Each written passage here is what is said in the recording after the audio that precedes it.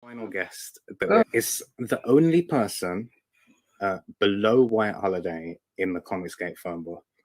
It's my favorite failed clone of Peter Sameti. The YouTube WyzGyz. How you doing, Conrad? Welcome to the show.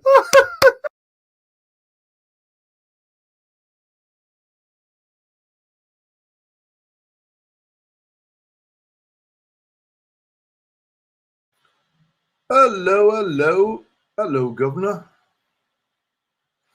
Hey, Jude, where have you come? Take a sad song and make it better.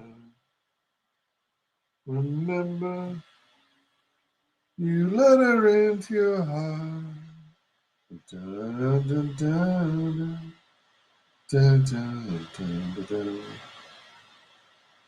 Hey, Jude, I checked my phone. Take this sad ringtone and make it better. Remember, you gotta make more content, or else YouTube will stop promoting your channel. Da da da da da da da da. Hello, hello, hello, hello. Welcome to WyzGyz Entertainment. No, I'll do this later. I was going to update my video drivers on this other computer I got going on, but I think I'll put that off till later. I've got a lot of serious work to get done, you see. Got a lot of work to do, she. A lot of stuff to do, she. So, you know what? Hold on. Mais respondez s'il vous plaît to the following.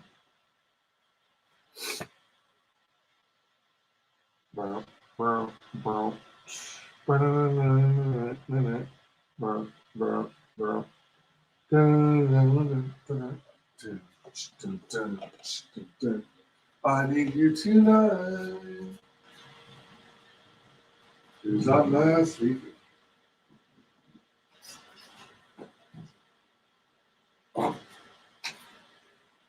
There's something about you, YouTube subscribers, that makes me sweat. I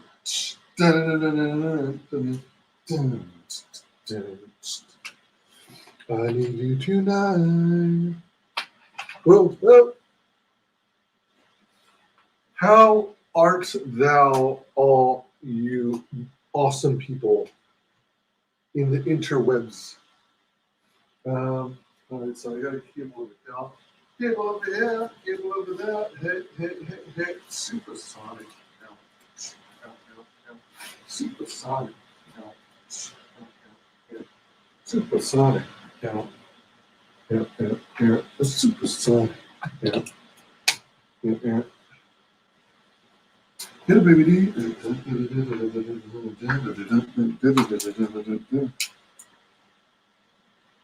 Okay. Just doing some setup. Yeah, I know if I were more professional, I'd already have it. Oh, you know what? For all you cool peeps out there, all you peepsters and peepettes, I'm going to go ahead and drop you the link. You know what? It just dawned on me. Hey, Matanui, how's it going? Hello. Hey, oh, anybody home? Eat and drink and money have I none. Still, I will be very merry. Hey, oh, anybody home? Meat and drink and money have I none. Still, I will be very merry. All right, so got some more sketch cards to do. These are going to be the most challenging ones. What? Uh-oh. Damn it. Uh-oh. What does that mean? Are you, I noticed that, what? It's like the Cotton Connection channel. Snowdub. There's this new show or segment that I think bounces between the different women's channels that literally just started a short while ago. And yeah, Saggy Melons, Eagle Rider, Piper, and I think her name is Andrea. Stephen Walton's wife, if I'm not mistaken. So I think that's going on.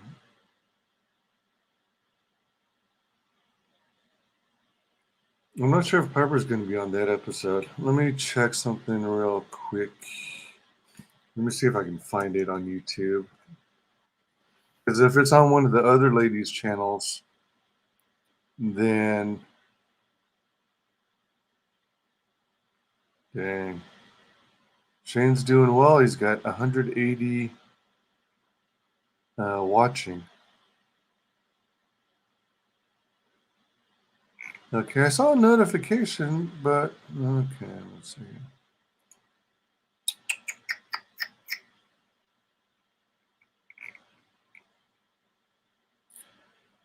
So am I going to be able to find it this way?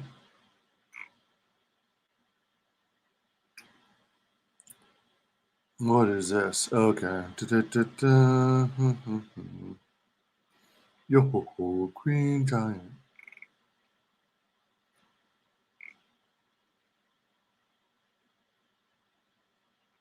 Treated me kind. Sweet destiny. Wait, huh? Cross Comics was drawing Slave Leia? Alright.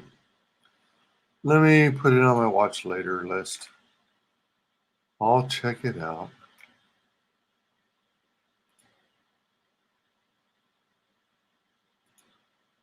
Yeah.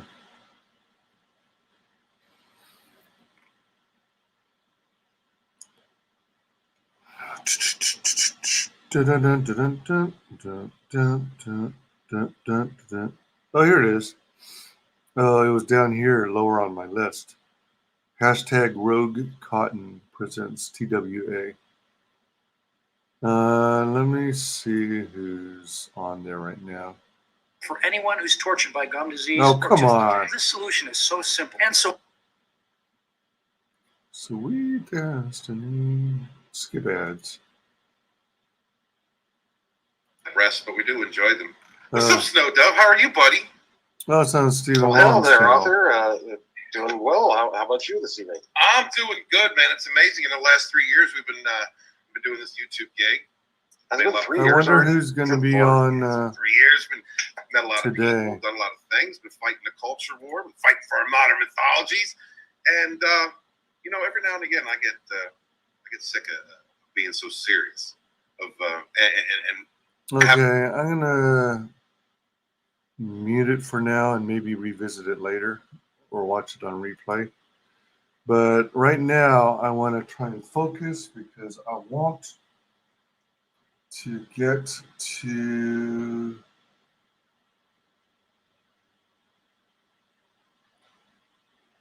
the peeps. No, what was I thinking? What was I going to say?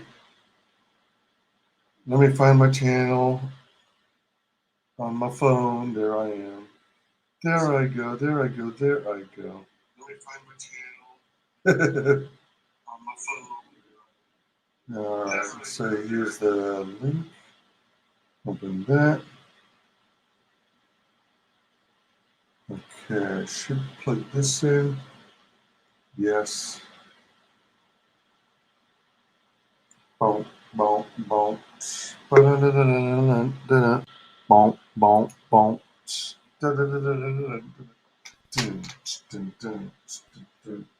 I need you tonight,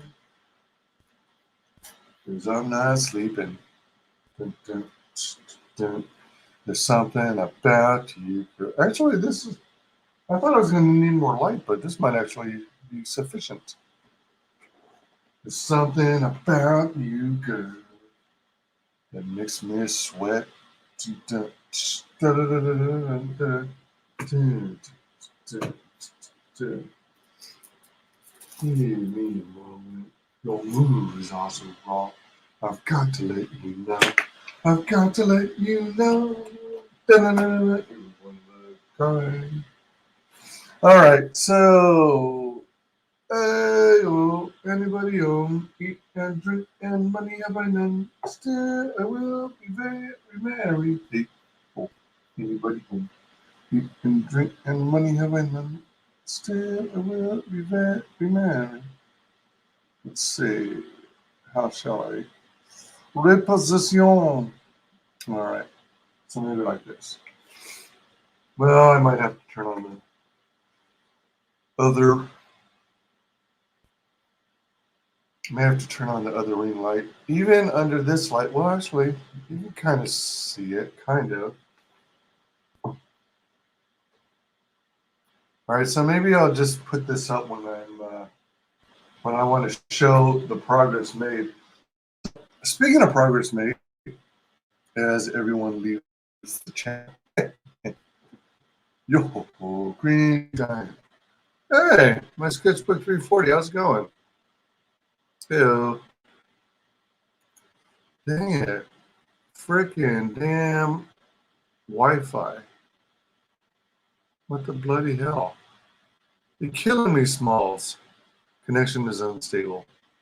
How dare you? Thunder, thunder, thunder, thunder, cats. Oh, you know what? Let me see. All right, I know playing the whole intro flags me.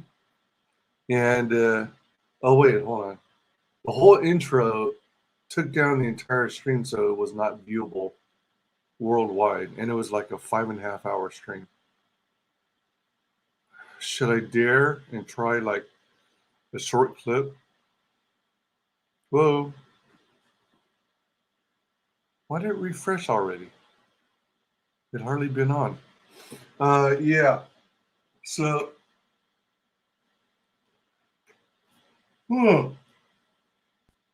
excuse me. Finally wisened up, and I added to the description in the stream the link to John Dillard's Boomerang Box Saga. So check out that video for instructions on how you can get an opportunity to win this beautiful prize.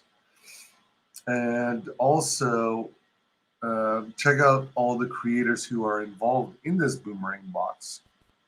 I don't know what the exact current count is, but I thought it was hovering between 13 and 15 creators. And we're about at the halfway point. It left Canada on Friday, and it's actually en route to me, which my present location is California. So it's on its way to California, and I'm supposed to be getting it within a week or two. Hopefully, I've got enough time to complete everything I want to complete so that I have what I want to contribute to the Boomerang box. But we'll see. Maybe after this stream, I'll work on the other pieces that I really need to get. I really need to get here. Anywho, so as part of my Boomerang box contribution, you know, the idea is to do something that represents your channel, and swag is appreciated. So I figured, well, I'm big on sketch cards and trading cards, so I'm going to do them as part of my contribution. And I went, all right, so how do I do this?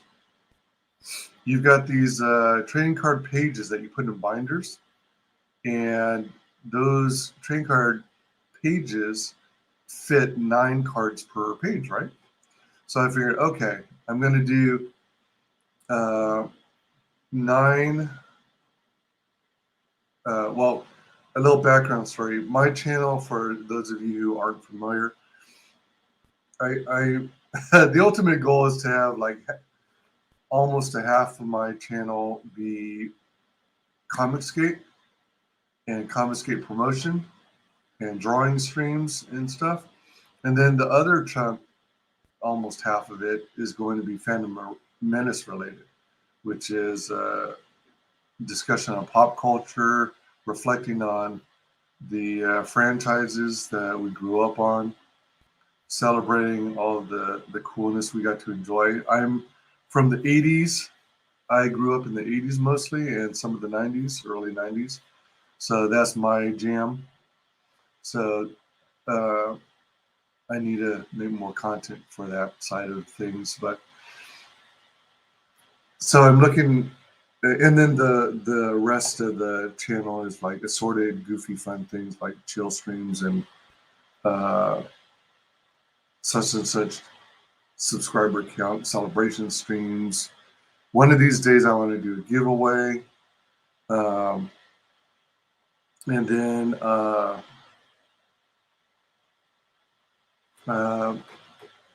then I do these tiny food challenges with Lola Meats. So that's usually every Saturday night. But I've been missing a couple, and she's been missing a couple due to schedule conflicts and, you know, offline family stuff, family related stuff. So there's that. Anywho, that's one of the things that constitutes the other part of it. So you figure you got 9 trading cards per sheet, right? The kind of sheets you put in a binder. And I'm going, all right, what would be cool is I'll do 9 Comicscape characters, you know, popular characters that people will easily recognize. And then I'll do 9 Comicscape characters. And then a final 9, making a total of 27 cards. And John Dillard, who's organized this whole shebang, is telling me I'm absolutely crazy for shooting to do 27 cards, but I like the idea from the get-go, so I'm going to do my best to follow through with it. I'll make it happen. It's just, I just got to push hard. So that's the idea. And further, just to add to the complexity, you know how if you insert all the cards in the page, the 9 cards, and only do one side of cards instead of doubling up on cards, and then you've turned the page over, you're looking at the back side, right? The backs of the cards. Well, what if when you place all 9 cards together, it forms one big image? Either a group image or some other character that isn't represented on the smaller individual cards. But so that I decided to tack that on too. So we'll see if I'll have time to do that. I don't want to hold on to the Boomerang box too long. There are a couple of creators, 2 or 3 creators previously, who had it for like a month and a half to 2 months, and I think that's too long. Let me catch up on chat here. Yeah, so I'll show you the Thundercats pieces I did. Never really understood why they bothered to even flag streams for trailers and intro music. It is all free advertising, just dumb in my opinion. I totally agree. Frickin' free advertising, man. I mean, if I one day create an IP that is loved by a group of people, I presently can't see really any drawbacks. I mean, as long as they're not like trying to make knockoff T-shirts or something like that and other merchandise, then I can't see why it would be an issue for YouTubers and stuff. You know, it's like, I grew up on YouTube. You think YouTube is your ally? I grew up in YouTube. So it's just ridiculous. Now, I can understand when they do a copyright claim and they say, all right, this is our content. A chunk of your profits are going to the creator, the owner of the IP. And yeah, I can understand it. But what's weird is I really do think that YouTube is pocketing some of that money too. I mean, they're already putting ads on channels that aren't even partners, that aren't even monetized yet. So they're taking advantage of creators and particularly original content creators' work, blood, sweat, and tears, and they are instead using it for their own personal gain, which I think is kind of wrong. Yeah, pop culture commentary. Yep. I think this is a good mix. I'm working on doing something exactly along these lines with a different format, though. Cool. Right on. More the merrier. One of the things that sort of sets my channel apart from others, and there were a couple channels, I think, before me that also, it turns out, had a similar format, is with regard to Comicsgate promotion. I promote indie comics, and I need to get back into that. It's just been my craziest schedule. I keep hearing voices. I think it's from outdoors this time around. I really enjoy long format interviews. I mean, there's something to be said about the short, brief ones where you've got 5 minutes or less to pitch your property. But I like to delve deep into the nitty-gritty details of a campaign and try and ask the questions I would have if I were to visit a campaign page cold turkey. You know, there are things that I'm thinking about that I'd like to know before I commit to backing this project, right? So that's my theory. Hey, it's Lipstick. Long time no see. Live long and prosper. Oh, yes, that is where I saw you for the first time on Lola's channel. Yeah, Lola's awesome. She is such a sweetheart. So very supportive. I also try to be a supportive force in Comicsgate, and I try and stay away from the drama because it doesn't seem very productive. Dealer just don't want you to outshine him. I think he might be concerned that I'll end up dust in the wind. All we are is dust in the wind. Ooh. Hey, Eric the Guapo. Heyo. I forgot about the boomer. The boomer box. Oh, that's awesome. I love it. Yeah, I mean, I'm kind of close to being a boomer. I mean, I'm Generation X, supposedly, so I'm basically a variable in algebra. That means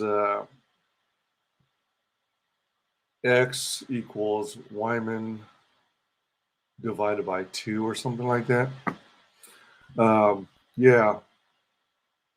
So I'm quite variable. I'm fluid. That must be laughter for the boomer box comment. Good to see you, Eric. I haven't seen you in a while. Oh, I mean, I see you in the streams. I've been seeing you in the streams lately. What the hell? Really? 5 people watching right now? That's a trip. Huzzah. Oh, by the way, thanks everyone for 403 subs. It was weird. like about 2-3 weeks ago, I was at 403 subs. Just hit it for the first time. And then, to be honest, I think it's due to YouTube's nefariousness.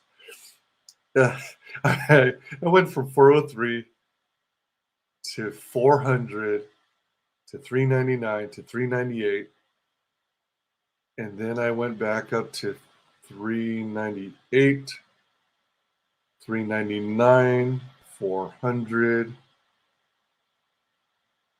401, 402, 403. It's like, what the hell?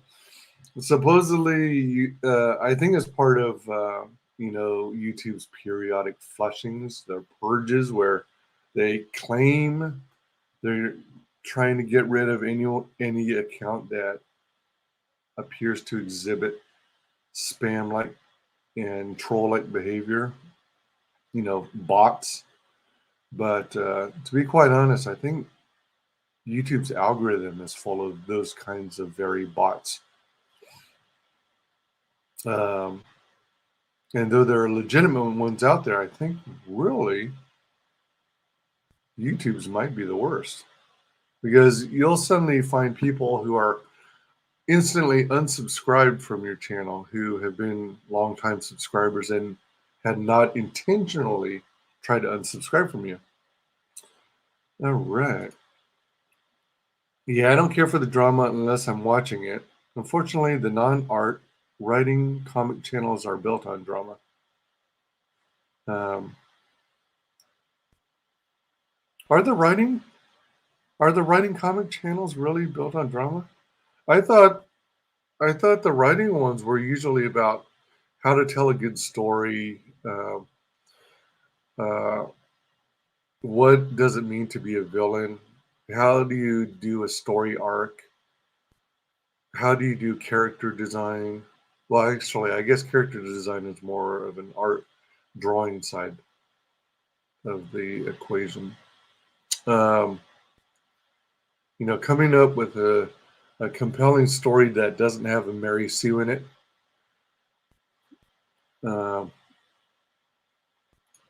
Yes, it is unproductive. Problem I have is that things that do need to be said aren't being said, all because the bigger channels and their fans tend to shut them down.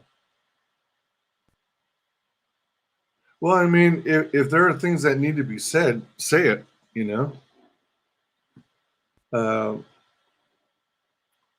one of the things that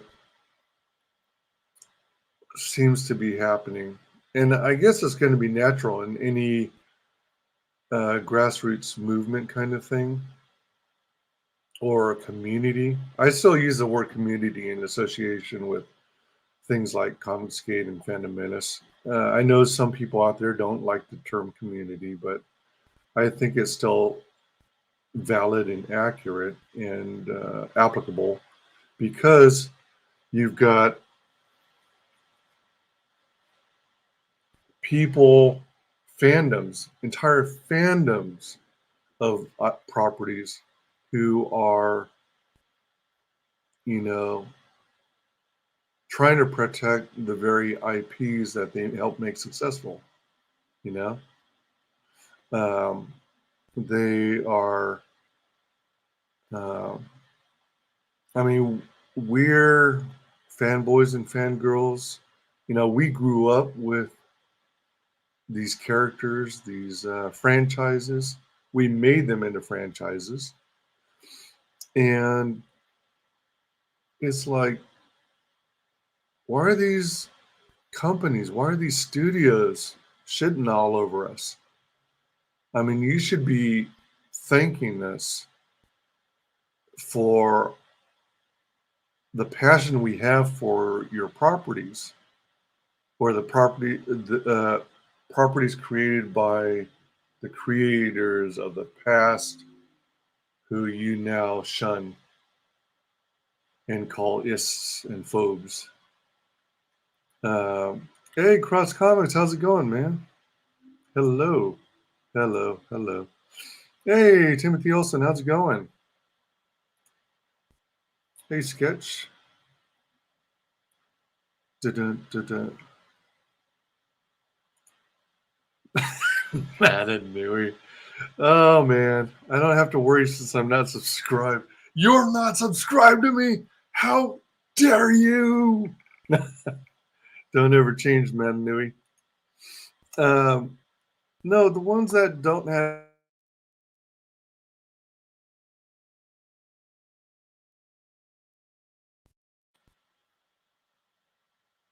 All right, you know what was funny?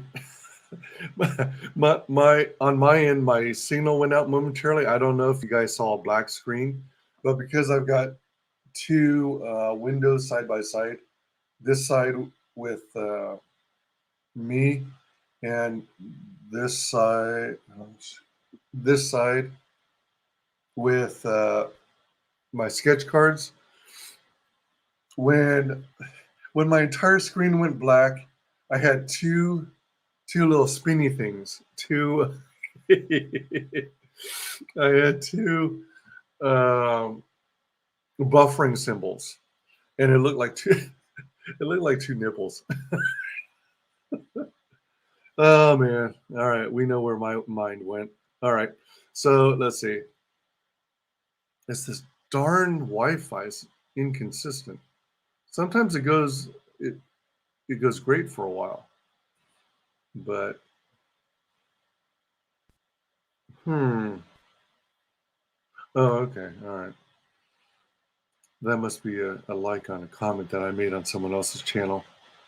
No, the ones that don't have anything to do with art or writing, the review or the review or Twitter theater channels tend to just breed drama. The review channels or Twitter theater channels? You mean where they SJWs try to remain relevant and YouTubers comment on the tweets that come out and all the quote tweets that come thereafter? Is that what you're referring to? What's up, Timothy? You can't sleep either? I use Scene. Scene. What is Scene? Is that a new software program or a new social media website that I haven't heard of? Not really. Hello. Fired up.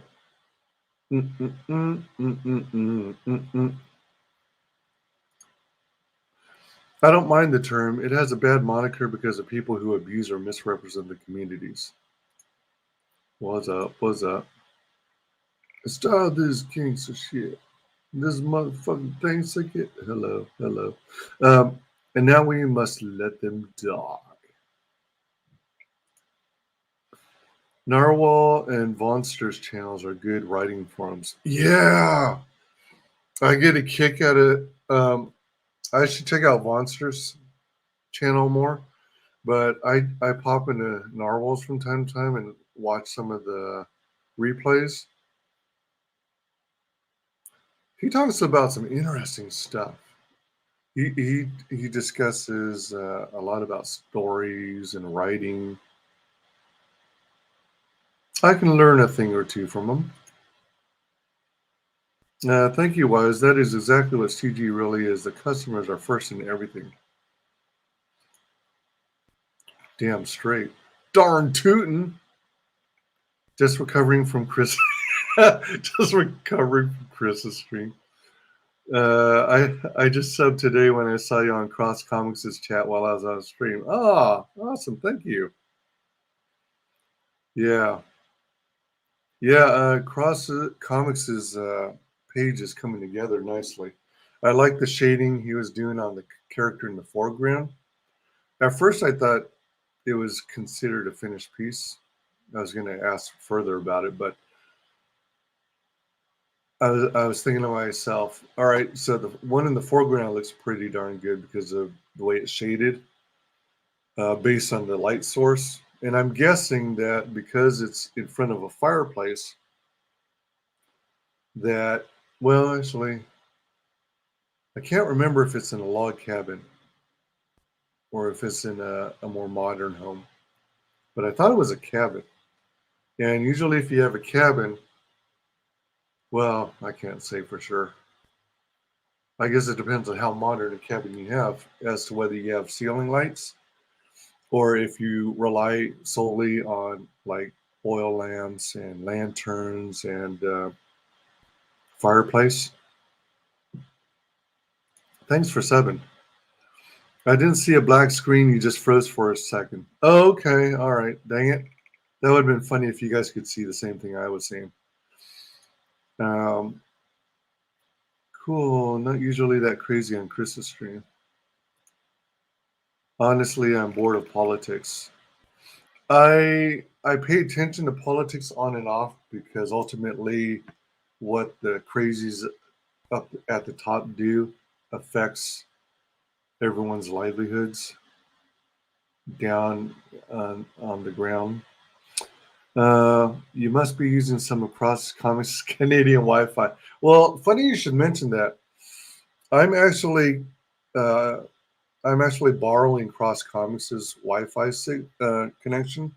I'm logged into his router, and then so I'm in California, connecting to Cross Comics' Wi-Fi in Canada, and yeah. So that's occasionally why things seem to go out. Usually, you mean Rick. Oh, did I get it wrong?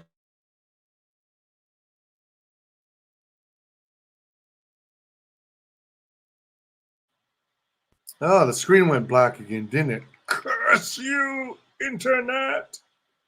Man, I wish I could figure out how to get the Ethernet working again. Dang it. The place where I'm staying, the Ethernet is rigged up really poorly. They set it up so that I don't know if it was whose decision it was, but it's stupid. It's so lame. Whatever is designed for one device to be configured to that Ethernet port. So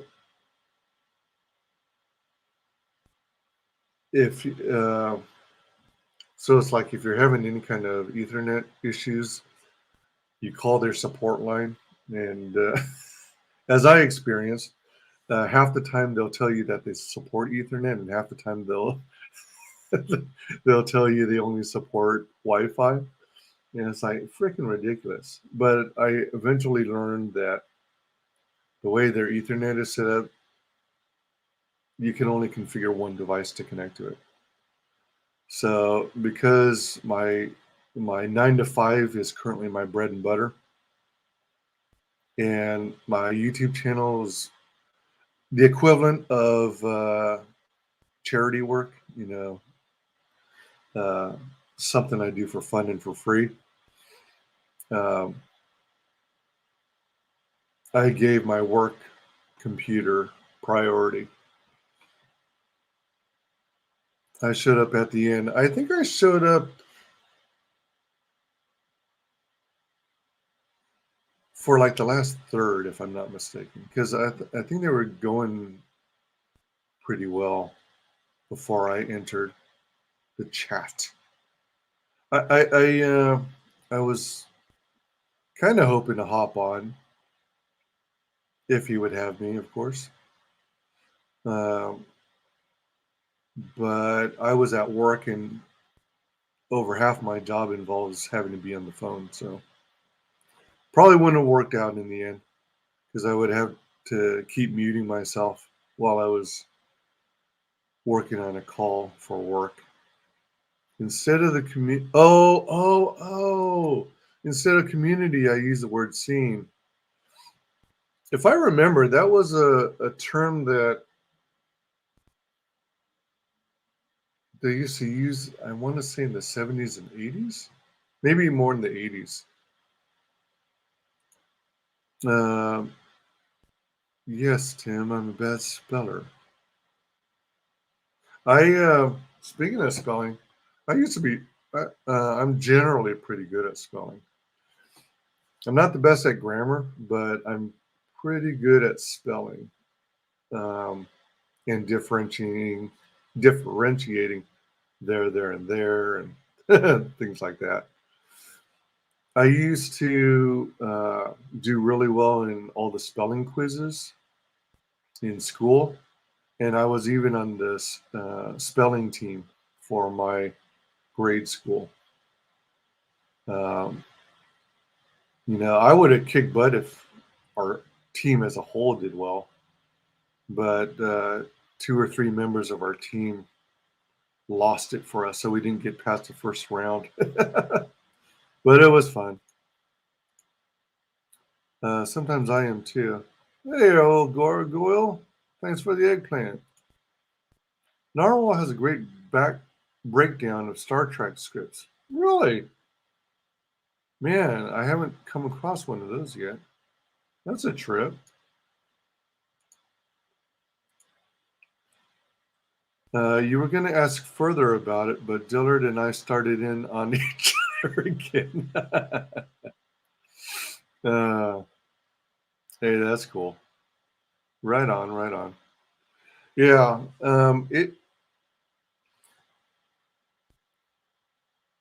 I like a little mix of everything. I like hosting streams. I sometimes like doing videos. I just don't like all the time I have to spend editing and getting it ready to upload. I do enjoy watching other people's streams. I enjoy watching replays. I enjoy being a mod in streams. But there are those times, of course, where you're just not feeling in the mood and you just want to enjoy the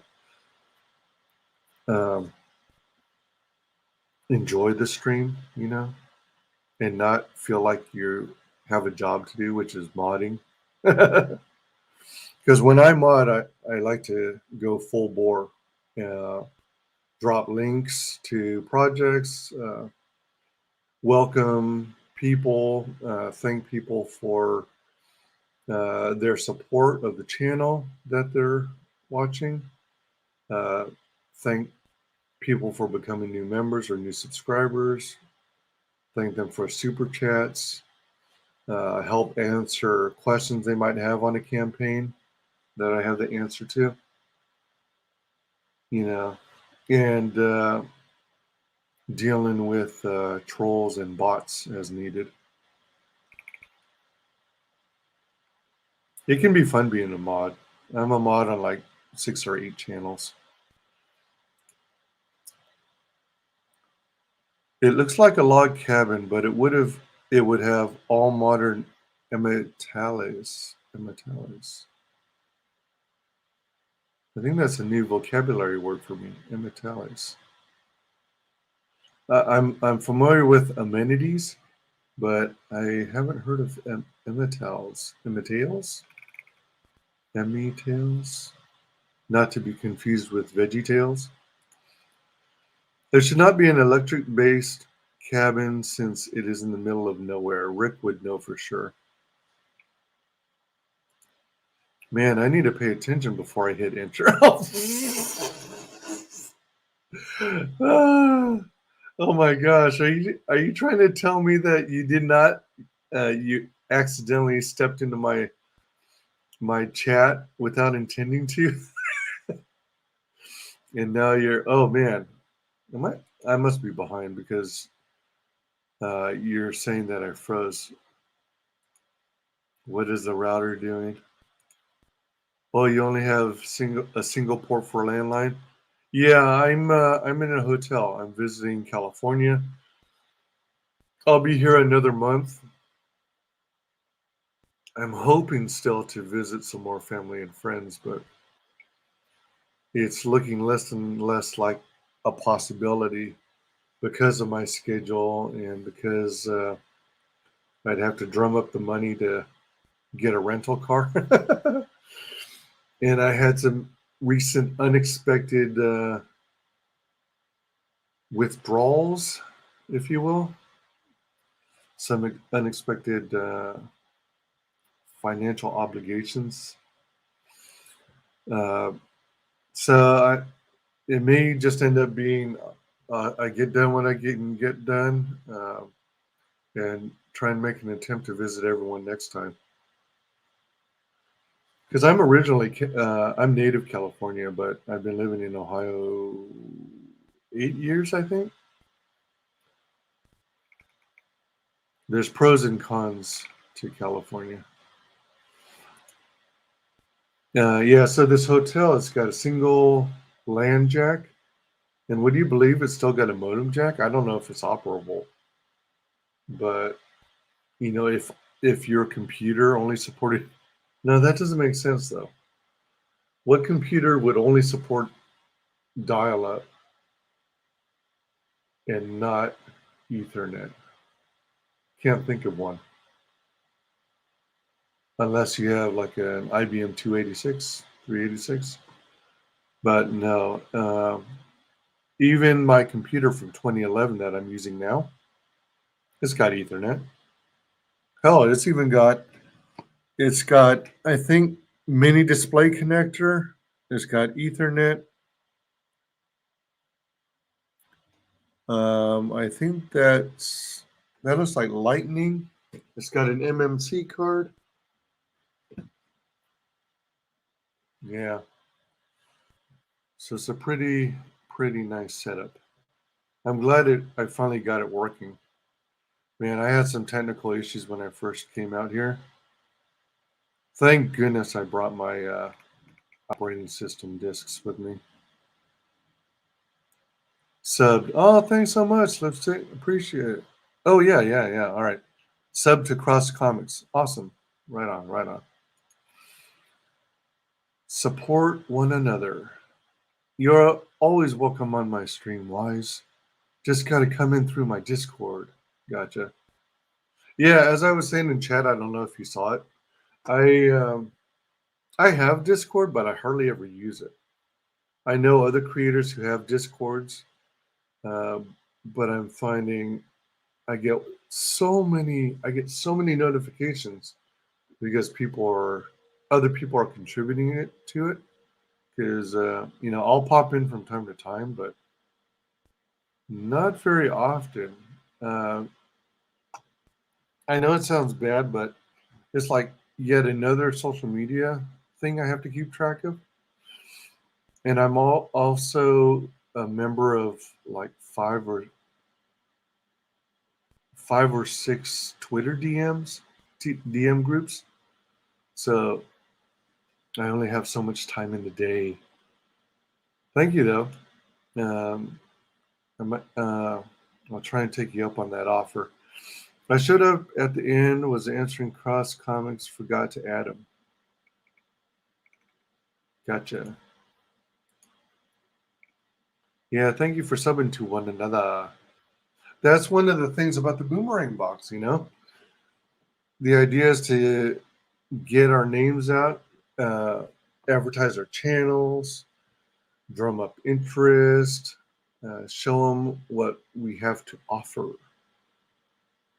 I was kind of hoping there would be a lot more participants in the Boomerang Box, but as it's turned out so far, it's taking longer than anticipated to get it back to Dillard. But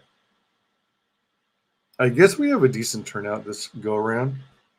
I think the original count was like 15 to 18 creators, but I think it's going to be closer to 12 or 13. And we're, as I might have mentioned earlier, about at the halfway point. It's on its way. It was mailed off Friday. Today's Saturday. All right, so it was mailed off Friday from Canada.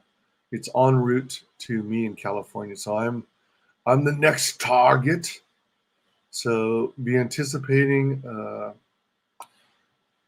Correct me if I'm wrong, guys, but I think you can choose between doing a live stream where you open up the Boomerang Box as is, and then also share what you're adding to it. That's what I'd like to do. I'd like to just do one stream and cover both. You know, open what's in there now, and then show what I'm contributing, then get the sucker mailed off to the next person. I'm hoping to do this efficiently, so I'm not holding on to the box for an extended period of time, because I don't want to delay anyone else. I'm watching The Next Generation as an adult. It is really good. Even though I don't agree with most of their politics and beliefs, the writing is on point. I did like The Next Generation. I think some of their stories were kind of kooky here and there. And yeah, the politics didn't really align with mine. But, you know, it was kind of cool. You know, I enjoyed Next Generation for the most part. I wasn't a big fan of Wesley Crusher.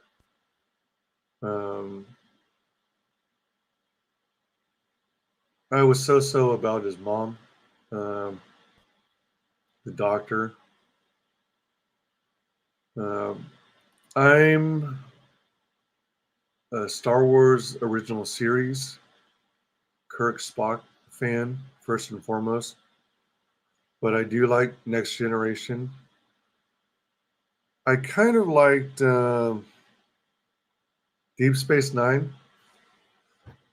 But what I didn't like about Deep Space Nine is that it felt so claustrophobic to me.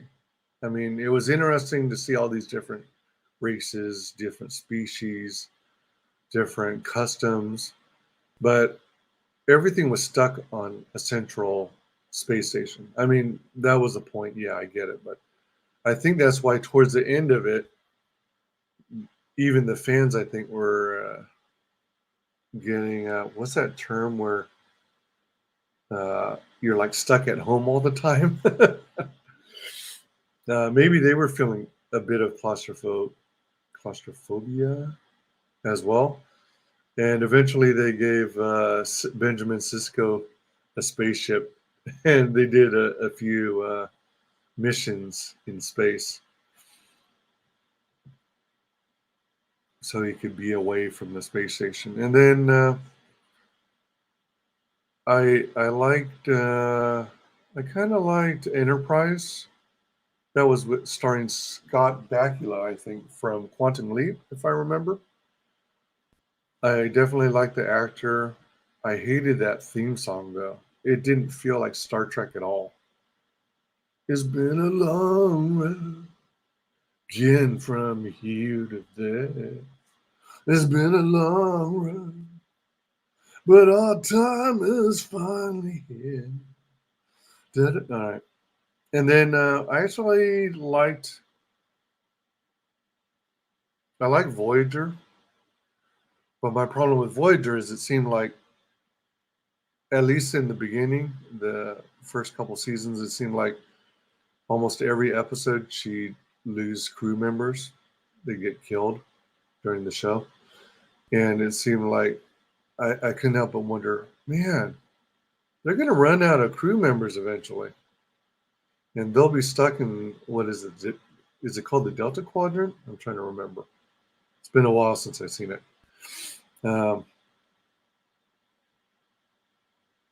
And I basically stopped at Voyager.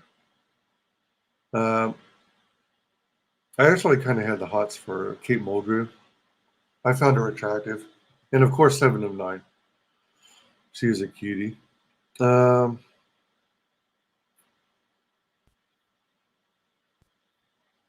actually, I have a DVD collection of, I don't know if any of you have seen it, but I've got a DVD collection of the original animated Star Trek series, all the seasons. I remember having those being pretty fun. I got to watch those again. Yeah, that's why I don't like to mod, because to do it right, it is work. Plus, I like to enjoy the content or be the entertainment. Don't like to babysit. Yeah.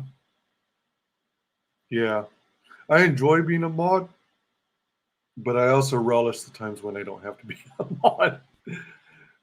Because, like you said, you get to just sit back and enjoy, soak in the entertainment. Entertain me. Dance, monkey, dance. Oh, I do that all the time. Ah, so you're not a resident of the People's Republic of California. California. Not right now. I was for many, many years. Many a moon. I lived in California. Much better writing in the next generation than in the new Treks. That's why the next generation will last the test of time and the newer Treks will fade away. Yeah. You know, they got to retcon those new Treks. I was kind of interested in Picard because I thought it had promise. You know, he could be an admiral or something, and be giving orders to like his maybe giving orders to number one as he commanded his own starship. I mean, I wasn't necessarily a fan of number one, but he was next in line rank wise, right? But it seems like Patrick Stewart's is, he's an amazing actor. I enjoyed him as Jean-Luc Picard, and I enjoyed him in. I don't remember the exact name of the movie, but he did like a version of Christmas Story. And I've seen him in a handful of other movies, and I like his acting. I don't care for his politics, and I think a certain side of him caters to the virtue signaling. But at the same time, I thought Picard as a series had promise, but it seems like he's just whipped or something. It's like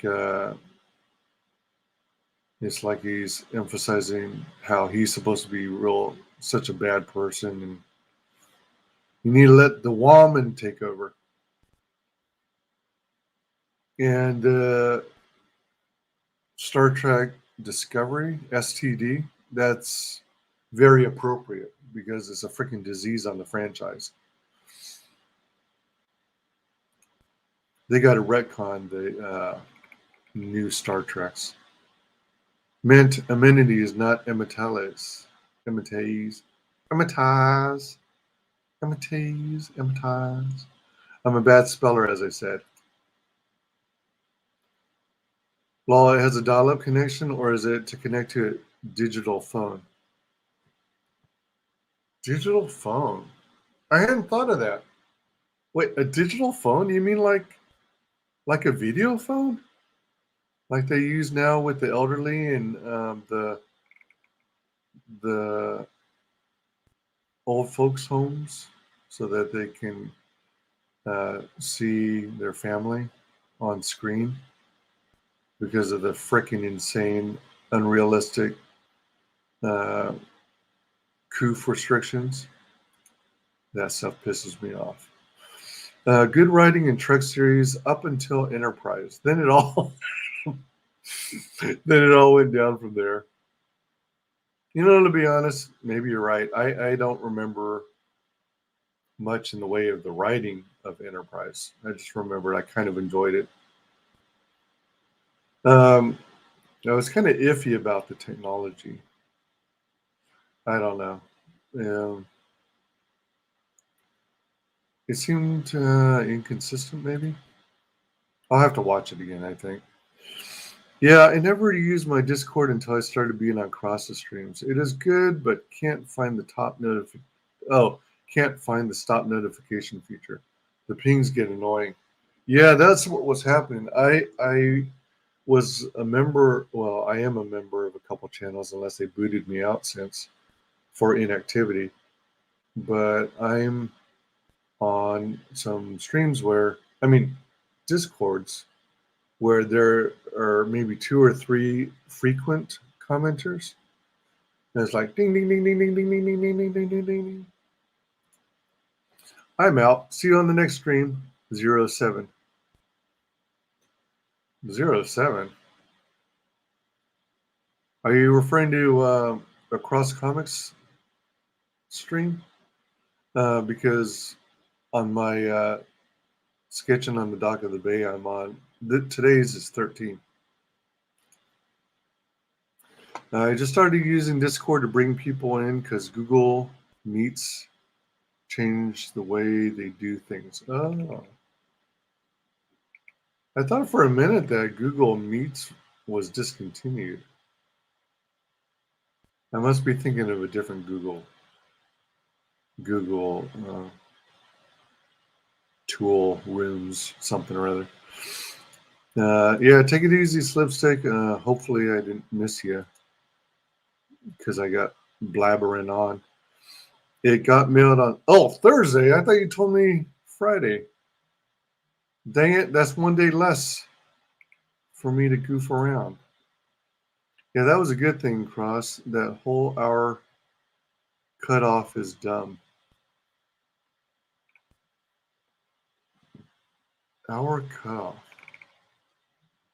I wonder what that was about. Why so much hate on Wesley Crusher?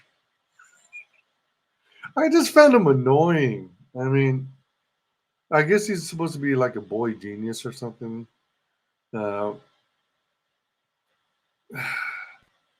Yeah, he's savvy in technology. Yeah, but I just found him annoying, and in some regards, it didn't feel like his place on the bridge was earned.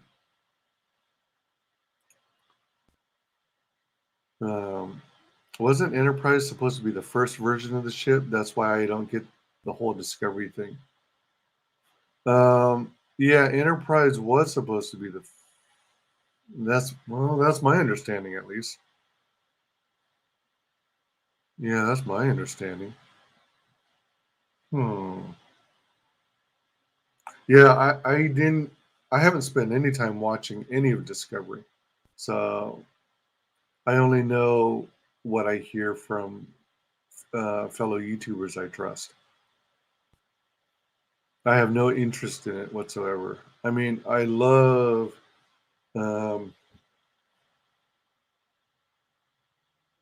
why am I blanking out on her name?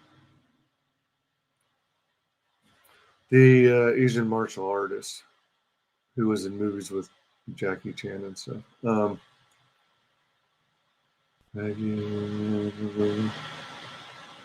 Oh, frick. I gotta look it up. Dang it. Shoot, what's her name again?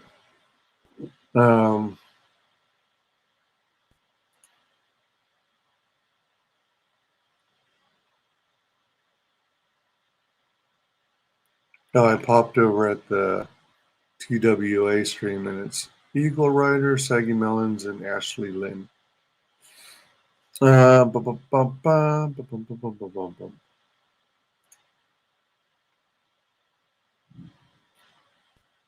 You guys know who I'm talking about, right? Let me look it up just so I don't have to be ticked at myself.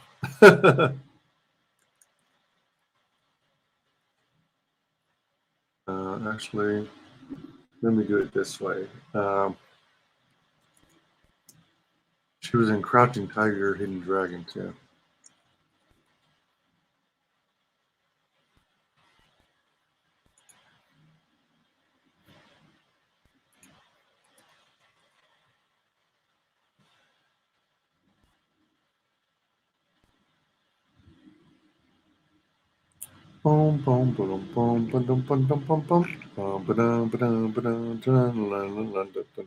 Michelle Yeoh. Oh, Michelle Yeoh. You would have stopped at Enterprise because it came after Voyager. Okay, all right. I had it backwards. Time-wise, for some reason I want to put Enterprise before Voyager. I thought they kind of overlapped a little bit. I got it backwards. Wah, wah, wah. So Enterprise is after Voyager.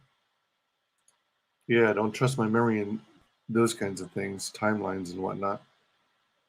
No, don't bother retconning new Trek or Star Wars. Just reset back to originals. Yeah.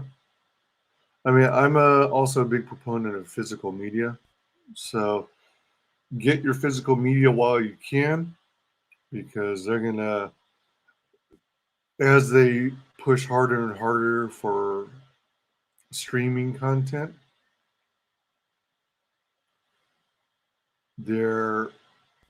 I think they're going to try and destroy the physical media market so that they can better control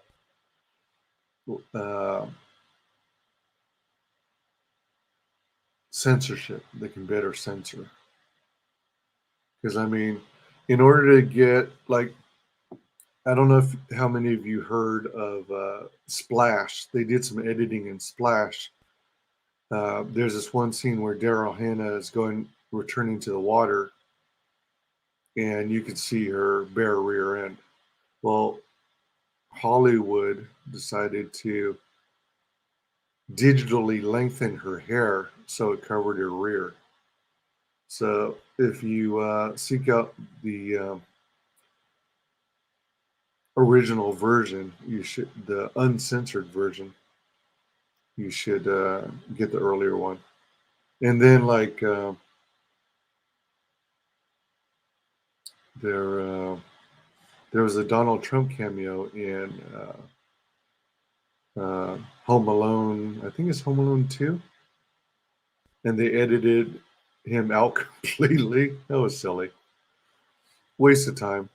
And then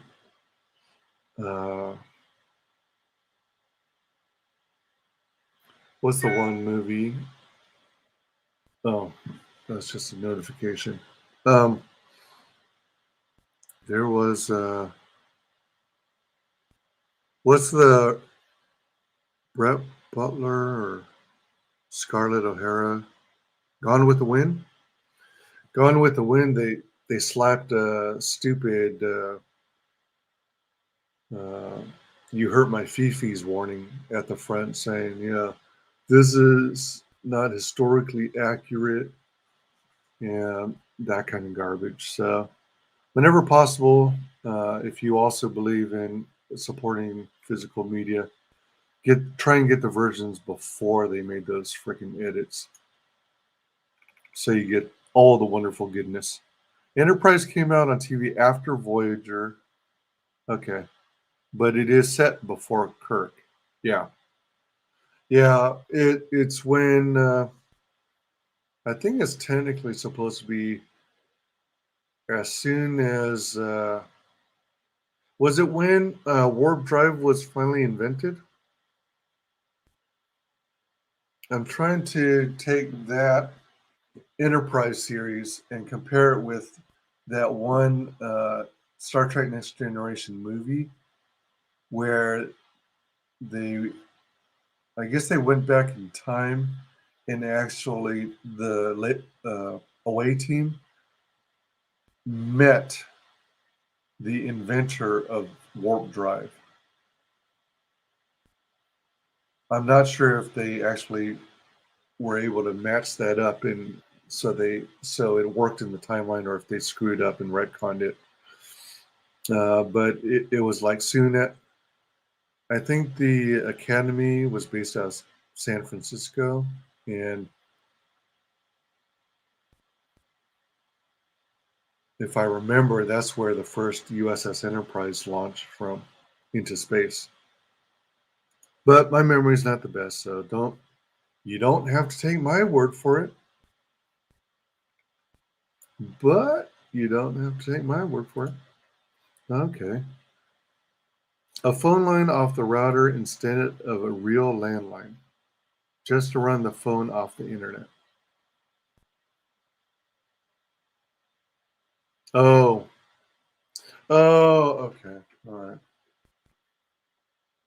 So if I'm understanding right, it's just a way of being cheap.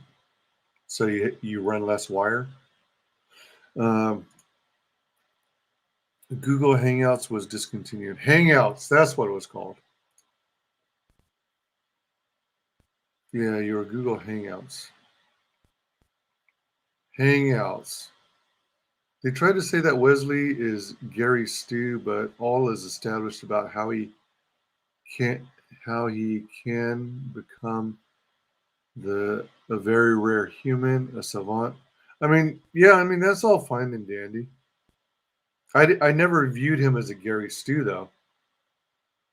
I mean, that's why I think Wesley Crusher is actually better than Captain Marvel. You know, Brie Larson's Captain Marvel. So I mean, he had some faults to him. He was skilled at his job. I just found him annoying. I don't know. Maybe it was his voice. I don't know. I know who Saggy is. I see her on the Place to Be reviews from time to time. Okay. She's also on Snowdub's channel.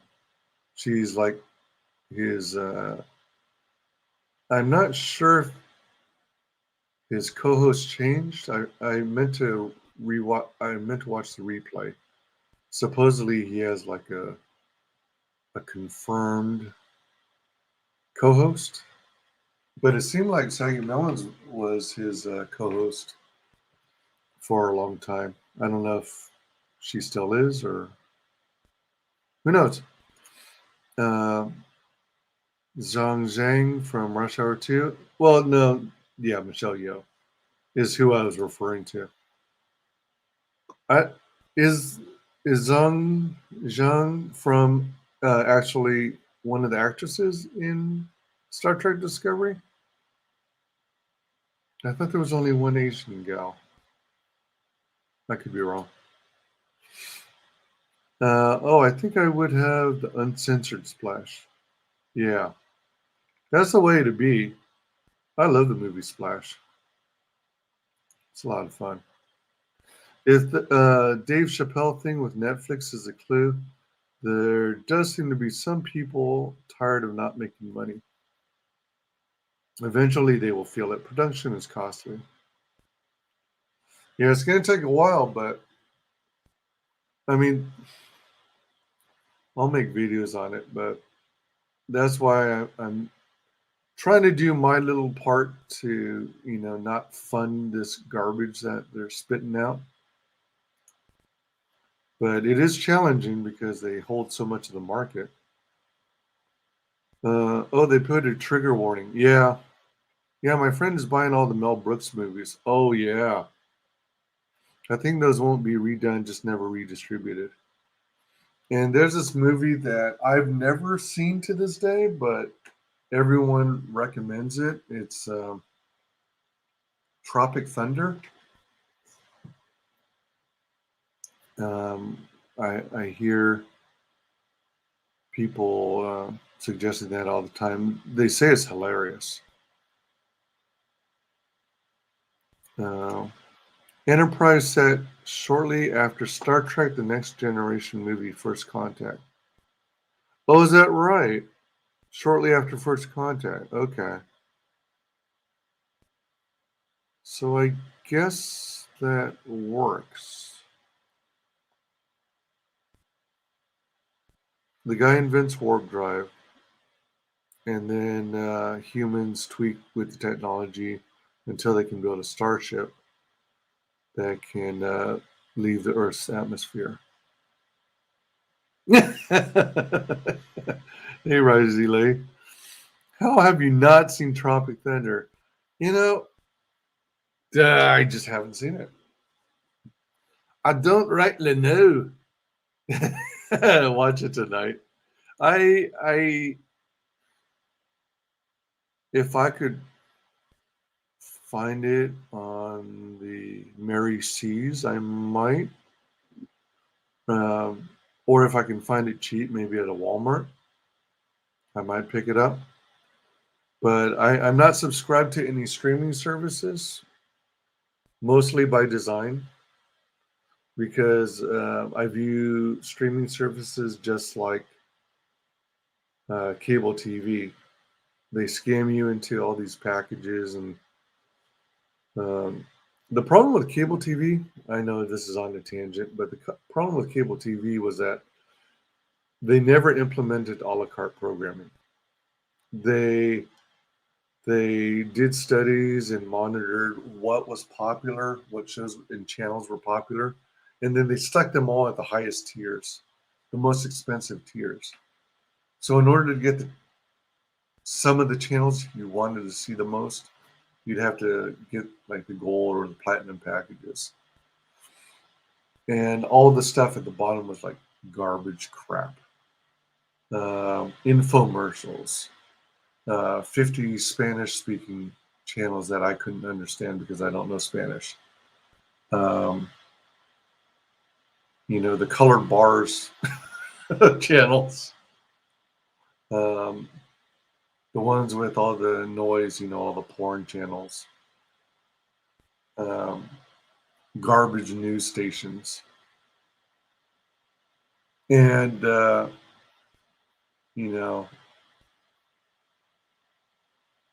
they never seem to listen to the viewership. They said, we got the monopoly. You're going to take what we got and be happy with it. And it's like, no, I don't think so. I don't think so, Tim. So I cut the cord about 10 years ago. And I don't really miss television.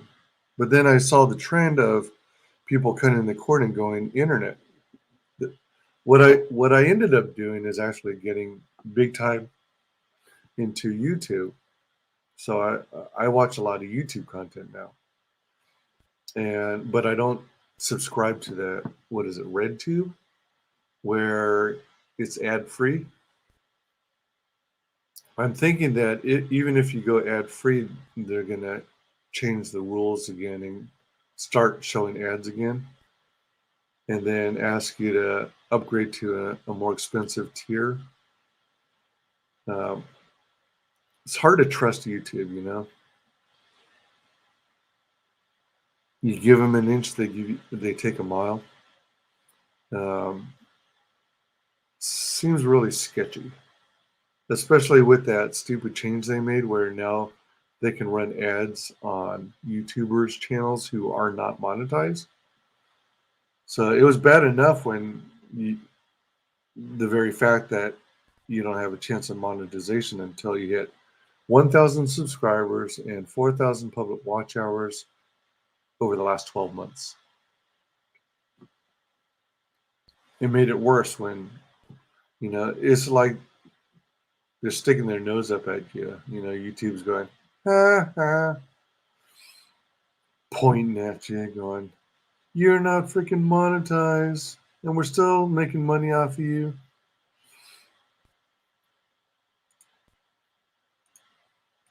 Yeah, that's why none of the sports channels are on lower tiers. Fortunately for me, I'm not a huge sports fan. So it was easy for me to avoid sports. And then, all that Kaepernick garbage and kneeling for the flag, the national anthem, that made it even easier to distance myself from NFL and MLB and NBA. Think Enterprise is about 100 years before Kirk and about 20 to 30 after first contact with the Vulcans, which the movie shows. Okay, all right. That seems right. Then they charge you for premium channels, which should be put on the packages because you already pay an arm and a leg for all your channels. Yeah. And then look at what they got. Oh, man. So with the streaming channels, they initially start off like seemingly low and affordable. Netflix started at around, $6 or something a month? That was back when they still offered physical discs that they mailed out before they went solely digital. Well, actually, you know what? I can't remember now if Netflix even has a physical media option anymore. But Netflix is garbage these days, especially since the cutie scandal. So where was I going with this? Yeah. And Disney Plus, they also went that route. They started at $6 or $8 a month, I think. And then they're increasing, then all the services are gradually increasing. I forget what HBO Max is. I think they were around 12 to 15. And then Apple TV, I think that's where you mostly, do you order by the episode or by the movie? That shows you how little I watch that stuff or pay attention to it. Oh, I'm going to call it a night later, everyone. Hey, thanks for hopping in. Appreciate your hanging out. They just gave everyone over 500 subs the community tab that you couldn't get till 1,000 subs. Really? The community tab, really? All right, so tell me this. What good is it, though? I've only seen the community tab used sparingly, even on the bigger channels. It's like, okay, here's another place where I can share some, drop some links for you. I mean, what does adding to the community? I mean, I thought the community tab was only valuable with regards to when you're monetized, so that you have kind of like a private room or a forum where you can speak specifically to the backers, so that you can give telling them all about the channel exclusives they have to look forward to. That's what I view the community tab as, and access to maybe previous live streams that were infamous or really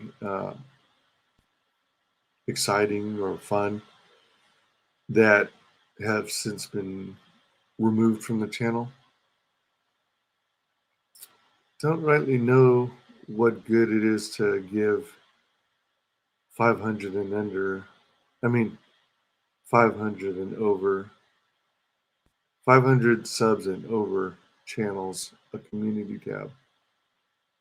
You can post polls, videos from other channels, and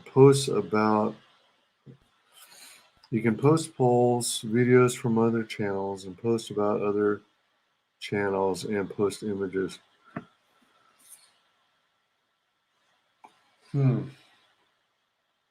See, I would just do all that in Twitter, at least while I still have an account. I mean, I might be shadow banned now again, but I guess maybe I'm short-sighted. Maybe I've got my head in the sand, but I don't see much value in the community tab. I mean, if YouTube was our only option and that's literally all we had, and we didn't have alternatives like Twitter, then it would make sense. But I don't know. Maybe I'm short-sighted. Maybe I can't look far enough into the future. Yeah, but your subscribers on Twitter and YouTube can be different. That's true. All right, there's an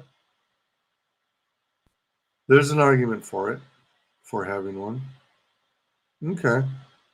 Have you been using that? Or, I forgot. I think you're over 500, aren't you? Aren't you, or are you already at 1,000? Huh.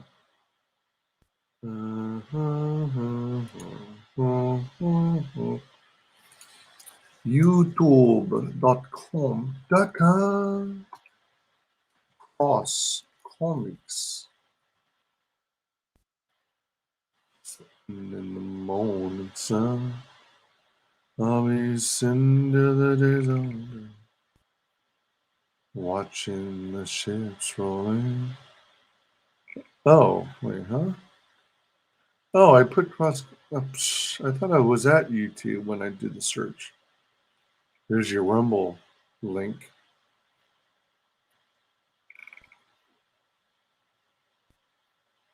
Sitting on the dot. Well, one thing I gotta say is if you do a cross comic search for in DuckDuckGo search engine, it immediately brings up your links. In my case, for example, it immediately brought up your link for your Rumble account. Then it has images from Cross Comics. From what I can tell, it looks like all your characters. And then it's followed by, oh, I don't know if this is yours too. I think it is. The homepage for Starcross Comics. And then you've got the Rumble link for Cross Comics.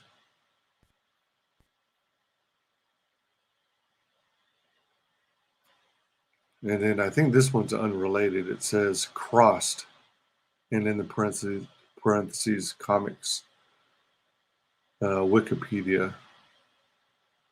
And then underneath that is crosscomics.ca for Canada, as I understand.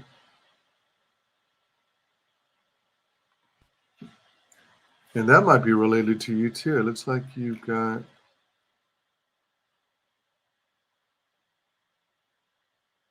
a web comic, don't you? All right. So a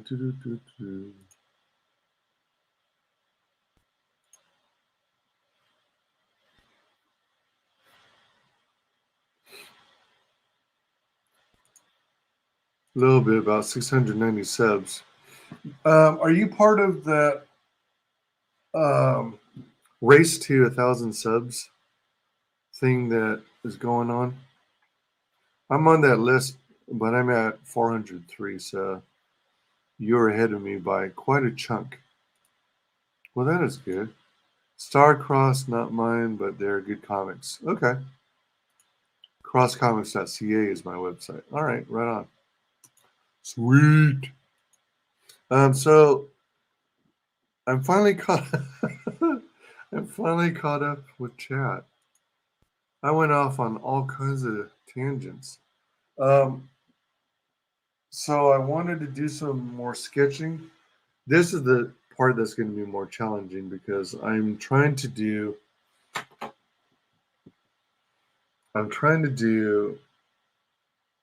Comicsgate creators, a portrait of them alongside a character and IP that they are most known for. So the easiest example is EVS and Cyber Fraud. But you could have like, I might do Shane Davis and Anatomic,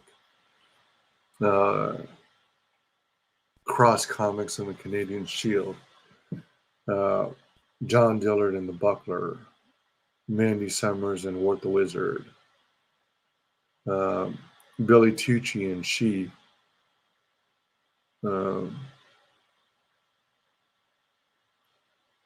I was trying to figure out if I could do one on Graham Nolan. I was about to say Bane, but he co-created Bane. So I don't know if... Let's see, what CG stuff has he done? He did the Chenille. Maybe I could do Graham Nolan in the Chenille. Yeah, that might be a good one. Let me write that down. Beep, beep, beep, beep. Beep, beep, beep, beep, beep. Feeling the kind, sweet as the name, and truly amazing.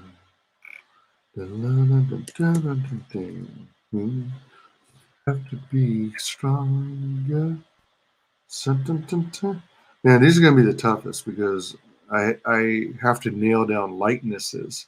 It's one thing to do a comic book character where you've got some freedom to interpret your version of them. I still try and be comics accurate when I can, but I don't always nail it that way either.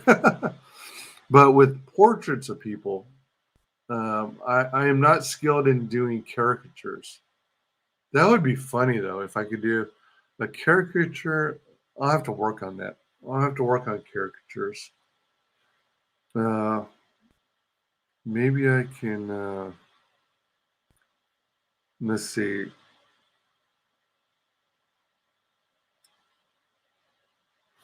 I don't think I'd be able to get their attention, but if I could get like input from caricature artists on, what do you look for, what makes a good caricature. All I know is you look for kind of like the overall shape of the face, the head, and then you pick out one item that seems larger than life, if you will. Like, let's say they have a large nose or a big forehead, and then you emphasize that. I had to play around with caricatures. That would be cool if I did like a caricature of the creator, and then a more realistic comic book interpretation of the IP they're known for. That would have been cool. I wish I'd have thought about that earlier. Maybe I'll work on that for another project.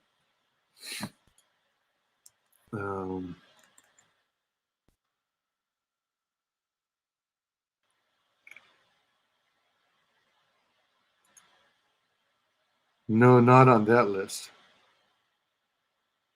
What are you referring to? Are you talking about when I mentioned Graham Nolan and Bane? Yeah, I should focus on their Comicsgate creations, not what they did in the past. Like, I'm not going to do EVS with Green Lantern or the Flash, if that's what you're talking about. Excuse me a moment. I'm going to turn on the fan. It's getting kind of warm in here. Oh. Getting old.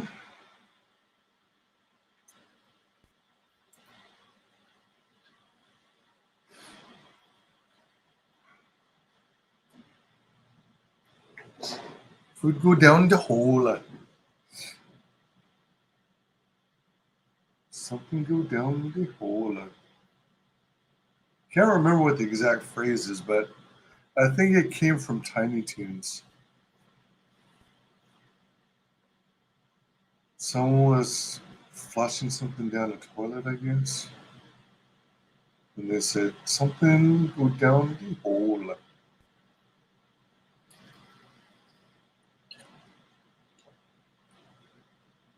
All right, so.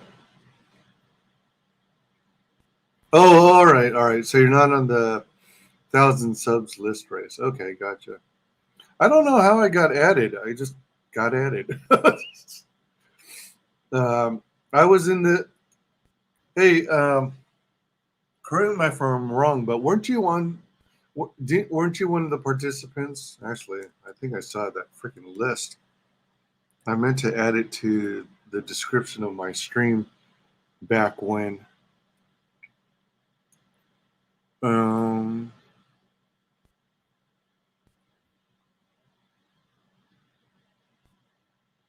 Oh, I don't see you listed there. we did kind of the equivalent of a pub crawl, except for YouTube channels. So it was kind of like a race to 1,000 subs, or at least earn a few more subs per channel. And a bunch of us creators would go. We started on Rosetta Allen's channel, and then we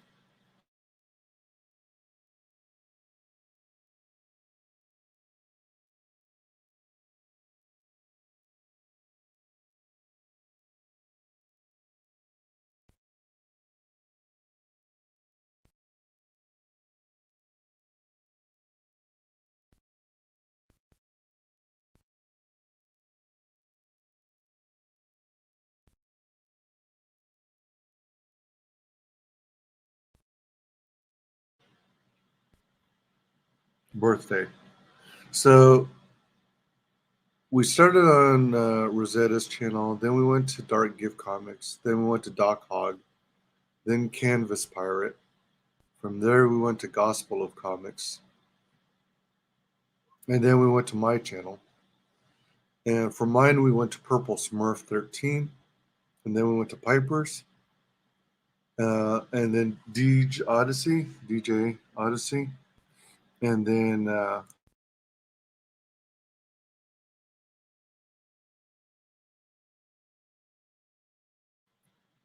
oh crap, really? Crab Puppies. Froze again. No! As Darth Vader said. Unfroze. Please get Mr. Freeze away from the router.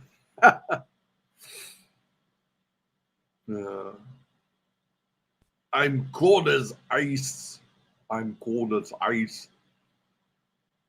Freeze. Take a chill pill. Oh, man. All right. So we did a under 1,000 sub crawl. That was fun. So those were the ones who participated. I'm hoping we do another one before the year is up. I think there were plans to, but I don't know if it's still going to happen. Maybe. But it's kind of fun to, like, fun competition to try and eke higher and higher. It's like motivation, you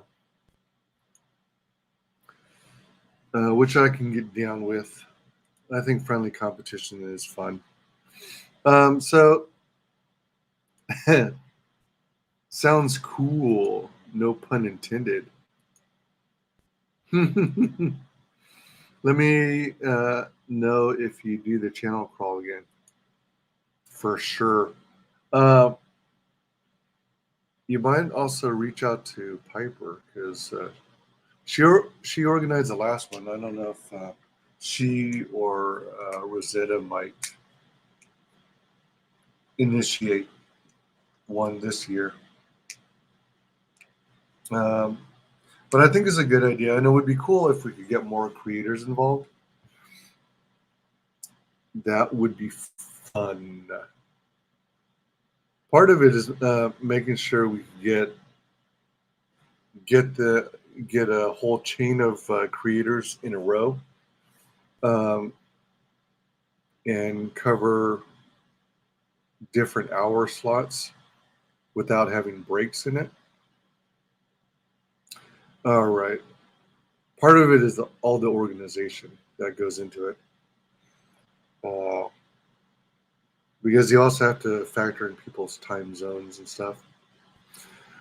Yeah, so all right, so let's pull up that other browser because I did not finish watching the rest. I did not finish the P.O. Box opening stream. I think you guys were coming to a close, but I think there was still like about an hour left in it. So let me see. get that. And it was over here, I think. Oh no, what happened? Oh wait, hold on. No, it's over here. All right. Wait, hold on. Wait. Oh yeah, it's the Capricorn. Wait, what? Please tell me it didn't reset on me.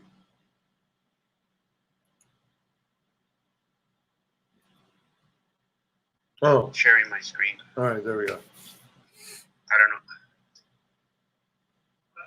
Do I have a fan art email? No.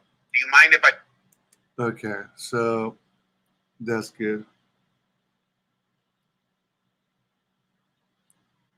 Reach out to Piper. What good reaching out to myself? You know what I mean. The other Piper.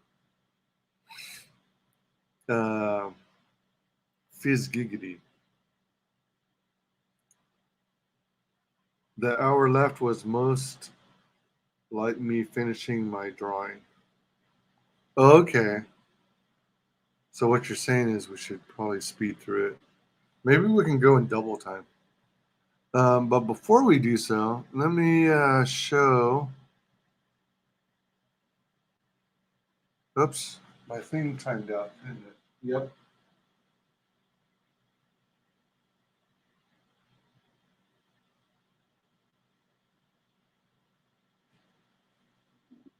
All right, hold on. Un momento, por favor.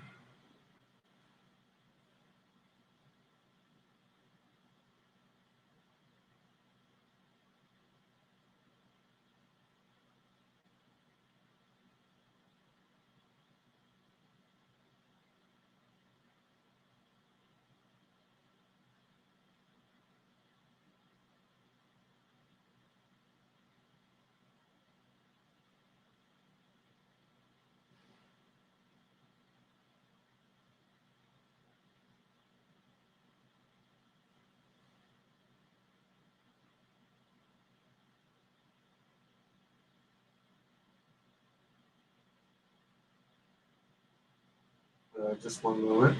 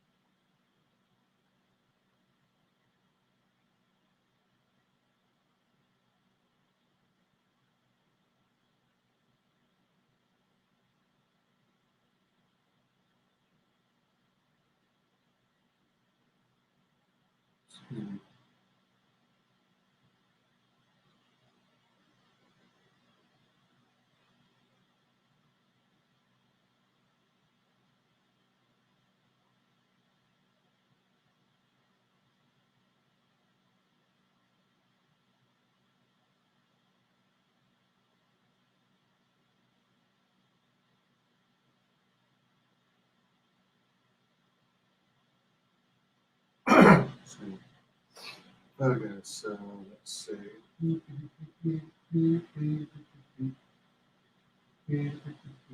Something went wrong. Dun, dun, dun.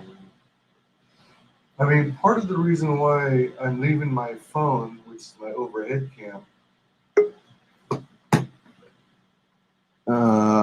on cellular is so that it doesn't mess with the. It doesn't mess with. Okay. Doesn't compete with the laptop, you know, for Wi-Fi signal.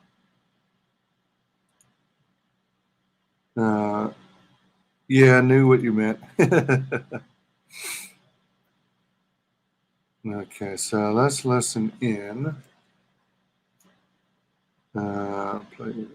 Oh, actually, before I did that, I meant to show the progress. Okay, all right. So Phantom Menace is done with the inks. Oh, I gotta get my glasses on. Blind, baby, blind. Get your groove on, get your groove on, baby. I can't hear you. Get your groove on, get your groove on, baby. So I got Panthro, Thundercats. Dun, dun, dun, dun, dun. Oh, you know what? Before I do that, let me see. Almost 3 here, so I'm gonna go get some sleep. We'll leave this on so you can get view time. I appreciate it, man. I could use it. I lost so much over the last few months. I think I was over 3,000 out of 4,000 total, and now I'm down to like 2,100 or 2,300, something like that. Suffered greatly because I haven't been producing consistent content. So I know it's my fault. And contrary to what YouTube's algorithm wants, I still thoroughly prefer live streaming over pre-recorded and edited videos. But I'm going to have to break down and make some eventually. Thanks for joining. Thanks for kicking it. Let's see. So made that. Yeah, dang Wi-Fi. Let me see. So which one is going to be shorter? I don't know. Man, I wish it would give me a little a length time count, a time length count. Thundercats!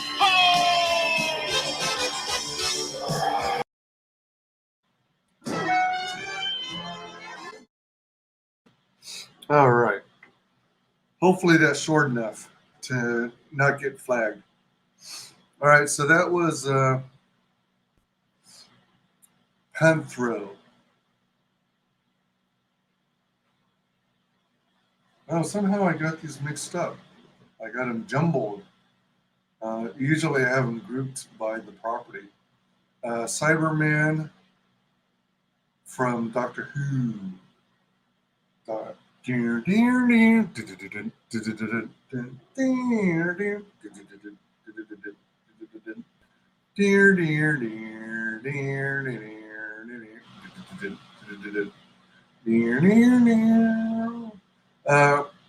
R2D2 Auto Daytona.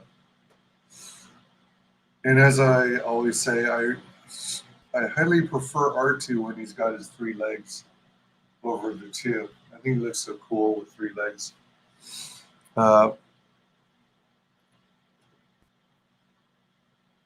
Somewhere superior, Constructicons inferior.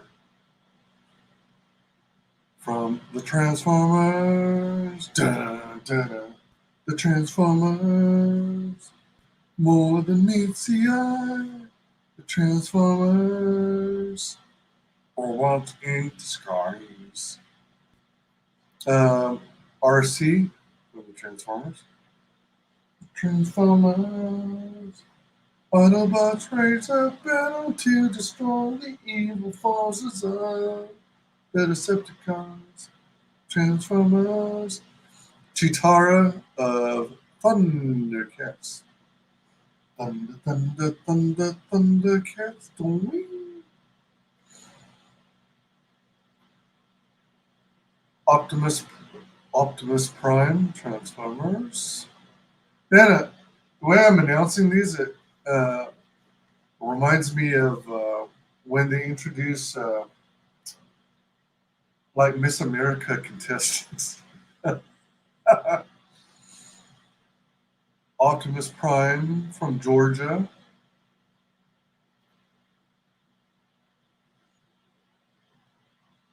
Luke Skywalker from Tatooine. Return of the Jedi Luke Skywalker in the black uniform. I am a Jedi, like my father before me. And I'm still pissed off at this because I didn't nail the likeness. It's way off. This is super cartoony. Yeah, this is supposed to be. I like what I did with her hair, but the face is all screwed up bad. I might try and white it out once more to try and fix it because it really bugs me. Samantha Carter from Stargate SG-1. So that's Fandom Menace.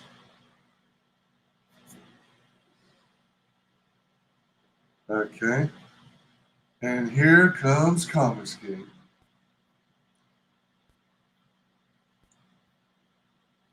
All right. We got Rebel from Sea Dog and codename Killswitch.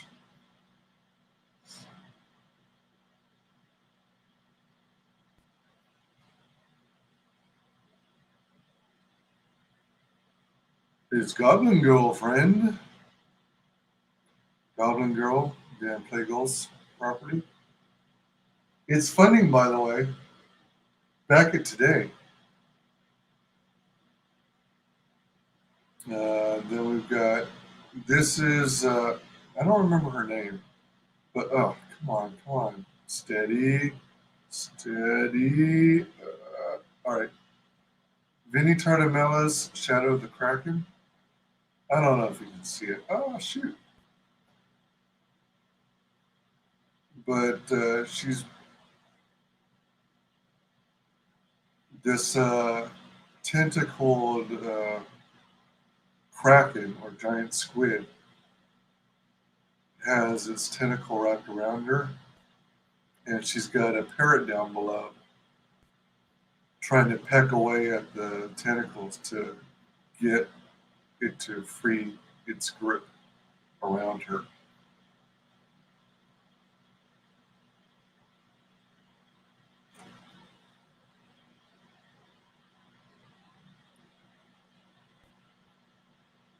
Blue Phoenix from Joe Archie.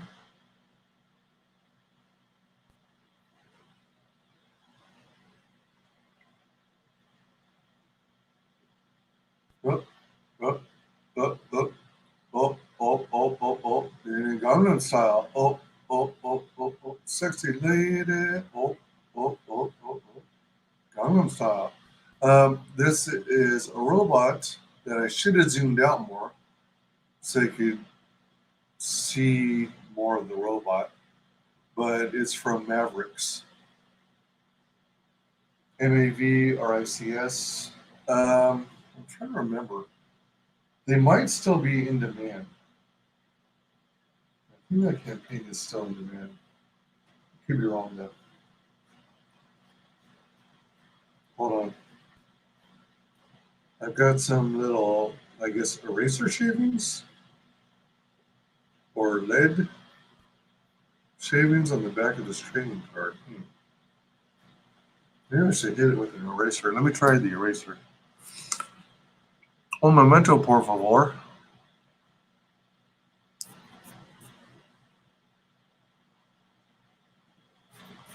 BCD, UFJ, H, IJK, LMNO, PQRS, TUV, W, XYZ, H, MBC, UFJ, H, IJK, LMNO, PQRS, TUV, W, XYZ. And that, my friends, is the alphabet. Say l'alphabet, say l'alphabet, say l'alphabet, say l'alphabet, say l'alphabet, say l'alphabet, say l'alphabet, say l'alphabet. The alphabet in French, sung twice. And where do I, what? Oh, all right. There they are. You know what? I need to, crap. I think I'm gonna have to add more inks to this one. This is a Tug, that umbrella guy.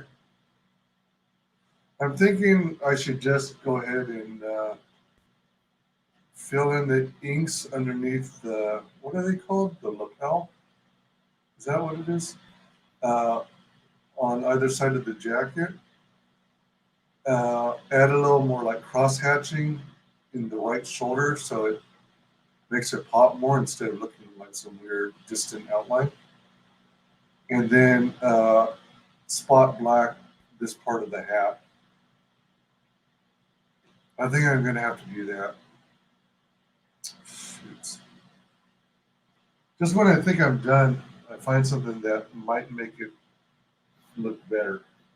Might make it pop, as it were. Not to be confused with Poppin' Fresh. Hee hee! This is the leading lady, the heroine from Michael Bancroft's The Lucent. So as you can see, she's kind of in a dreamscape, and she's surrounded by all these floating ginger roots. That's a nod to the ginger root hand lore. Whoa, shoot. There she goes. There goes the god. There goes the god. This is the Red Key character. I should have made him quite stocky. I think it's supposed to be more buff in tone, but oh well. This is oh man. This is the Red Key, created by Mike Murphy and done by Stefani Renee. That reminds me, is that campaign? All right, hold on. Let me jump to my other browser screen real quick because I want to see if the Red Key is on pre-launch, if it's funding, if it's in demand.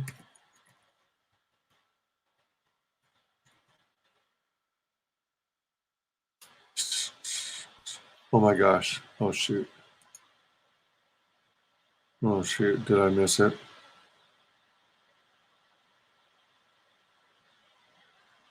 Oh, it's in pre-launch. That's right.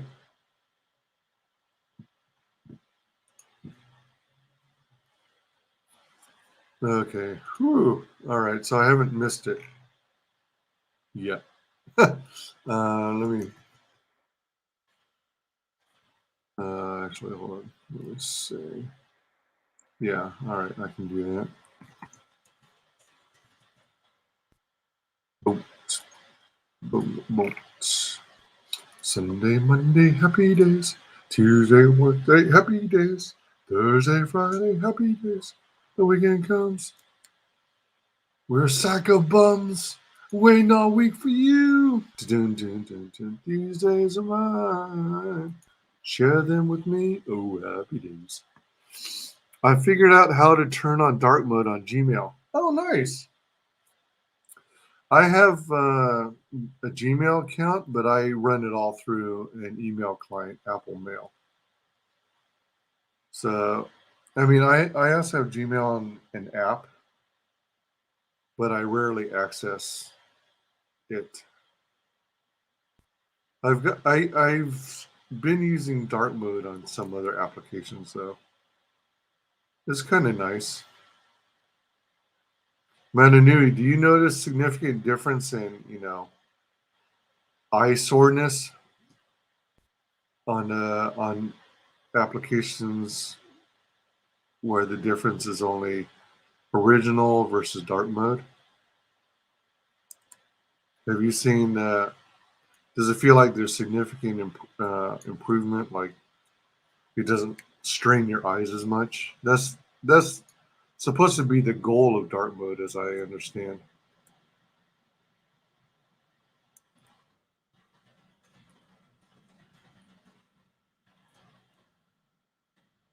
Let's see here. Let me check something. Beep, beep, beep, beep, beep, beep, beep, beep, beep. Beep, beep, beep, beep, beep, beep, beep, beep, beep.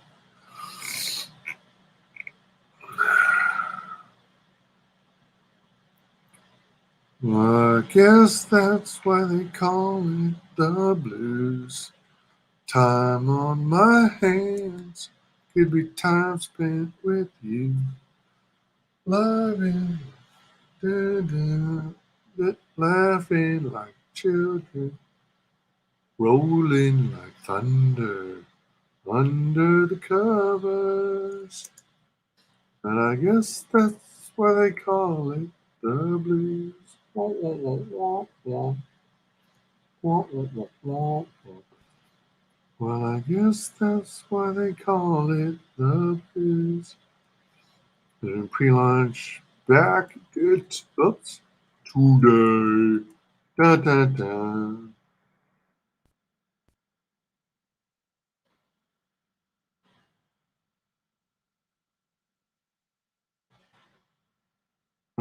All right, I have to keep it that way.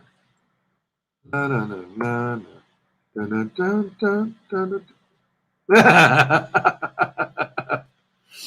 da. All right, let's see here.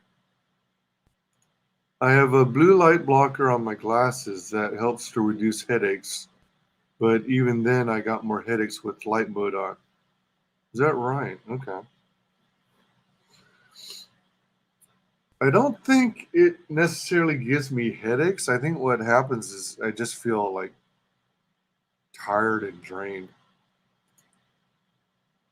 I swear Elton John follows me everywhere I go. That's a trip.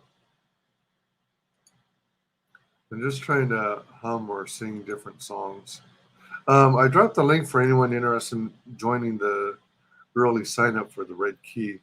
Again, that should be story by Mike Murphy and artwork by Stefani Renee. If I got it right, I think. Yeah. Let me update my little list. Wiggle it just a little bit. Wiggle it just a little bit.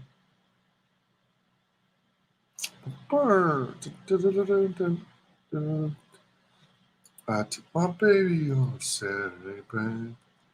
I had to tell her we are one and the same. I believe miracles happen tonight. Diddle-a-dun, diddle-a-dun. Can even be my brother. It don't matter if you're black or white.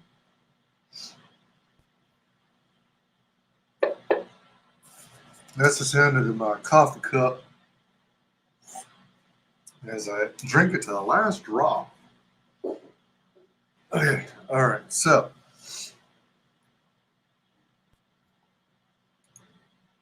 it's a joke about how I run into Elton John songs a lot.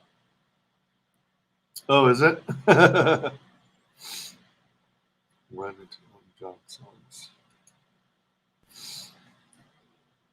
All right, so I want to add some more inks to Tug.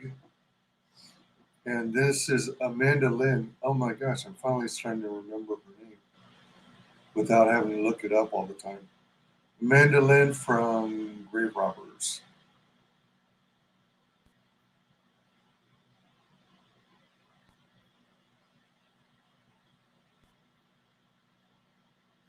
I wonder if I should have added. Yeah, shoot.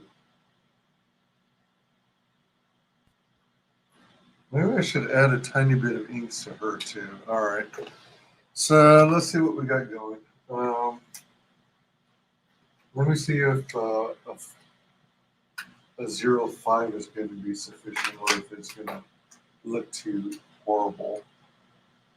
And then I'm going to need a 0.2. And then I'm going to, oh wait, no, not necessarily. Well, maybe. And then the 0.05. Excuse me.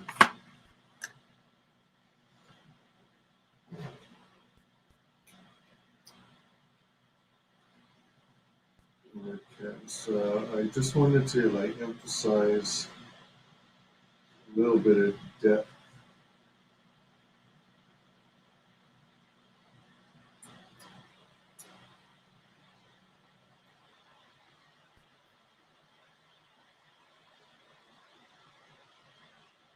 Okay. And then over here. Oh, let me take off my glasses so I can see better close up.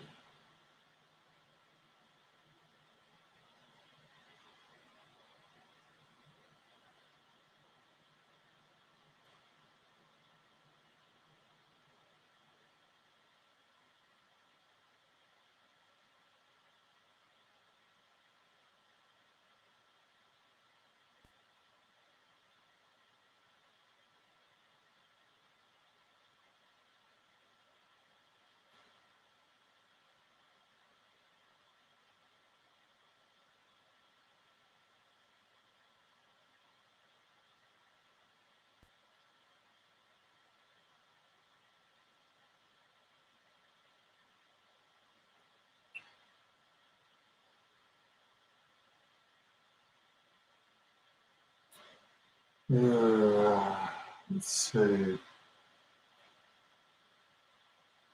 don't want to go too far.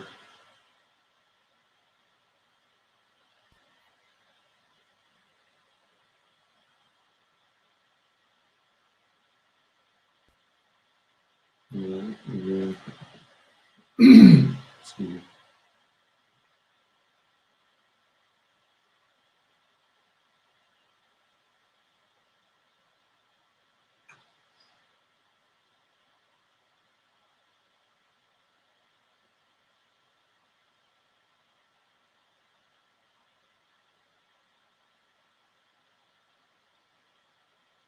Dun, dun, dun, dun, dun, dun, dun, dun, dun, dun, dun, dun, dun, dun, dun, dun, dun, dun,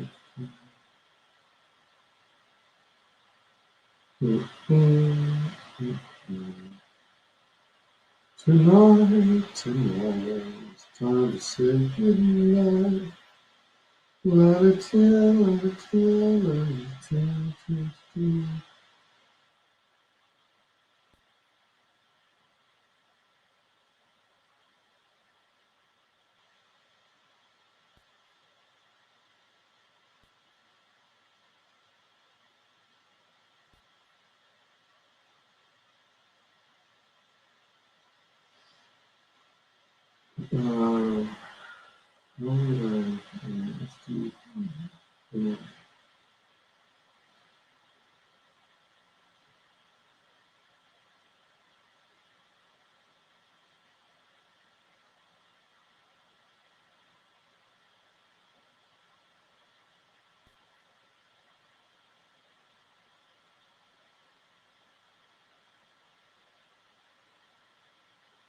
All right, I think. Uh,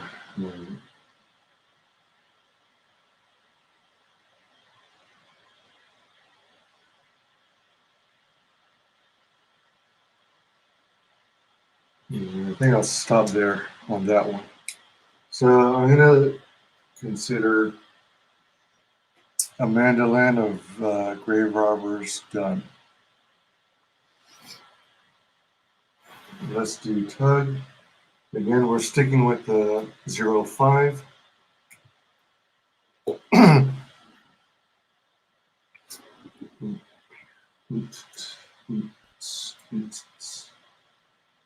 Monchichi, lots of fun with Monchichi.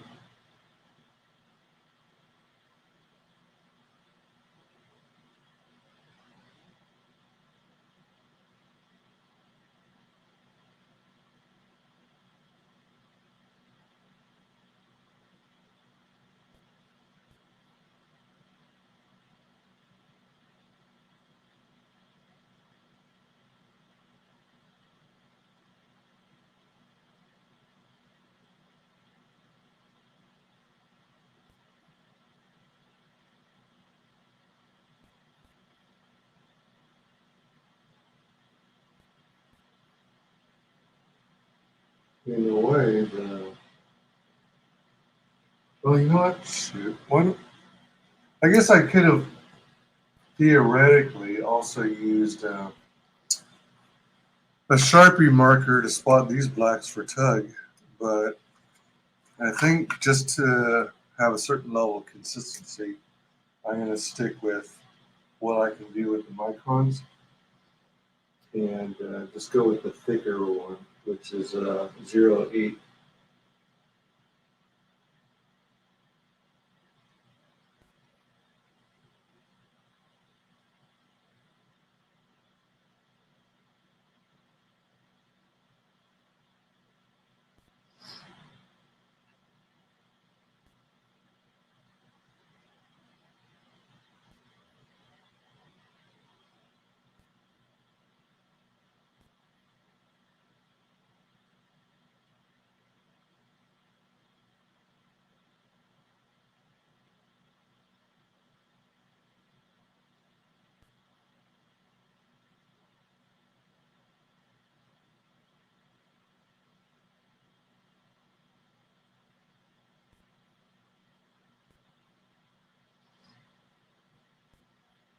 Yeah, I'm liking that. I'm liking that. Dun, dun, dun, dun, dun, dun, dun. Oh, wait a minute. What was I going to do with? Oh, yeah.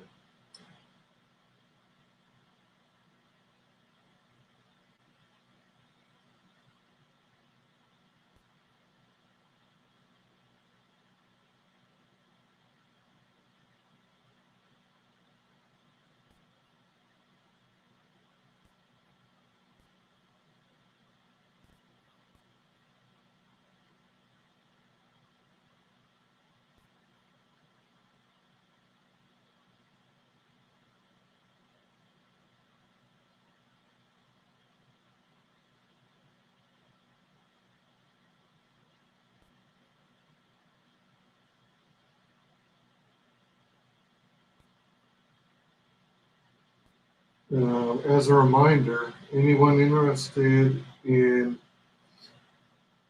winning the contents of the Boomerang box, check out the link in the description.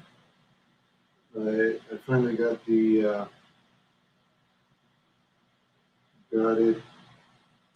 Got the link to John Dillard's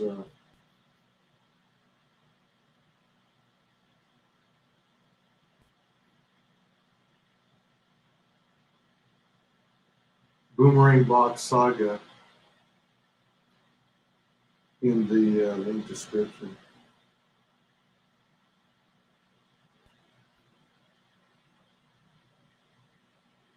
Excuse me. Alright, so then.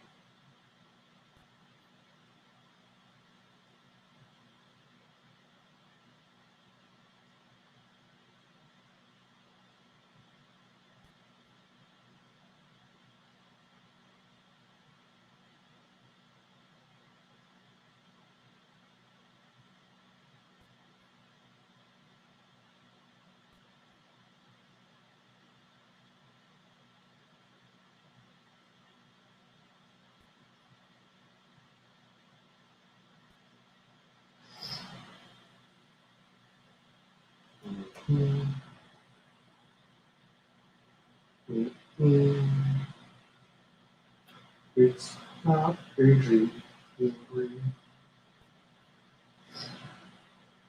Letting in with the flower and the tree. How I wish I could be some yellow, orange, blue, maybe pink, or something colorful like that. Man, I don't know any of the lyrics. Well, I don't know most of the lyrics, to be sure. Didn't do it justice.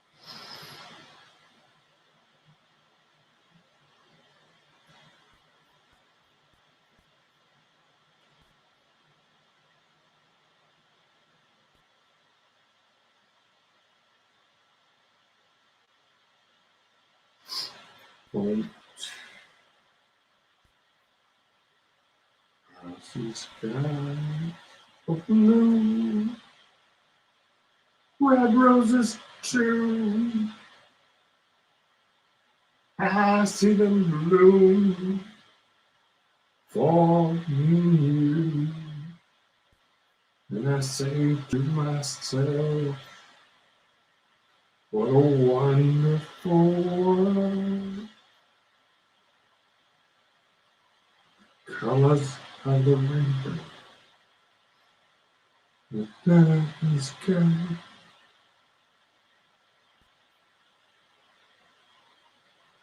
Joy, I see joy in the faces.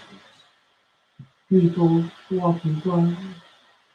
I see friends shaking hands, saying, how do you do?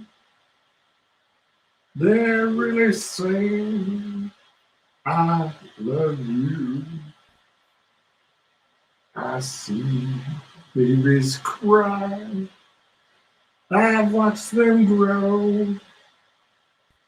They'll learn much more than I'll ever know. And I say to myself, what a wonderful world. All the colors in the rainbow. I'm done it in the sky.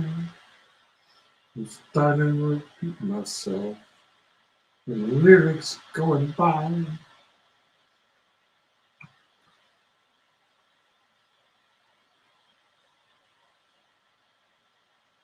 I know I already sang. There's several lines. I'm repeating them anyway. I don't remember the lyrics.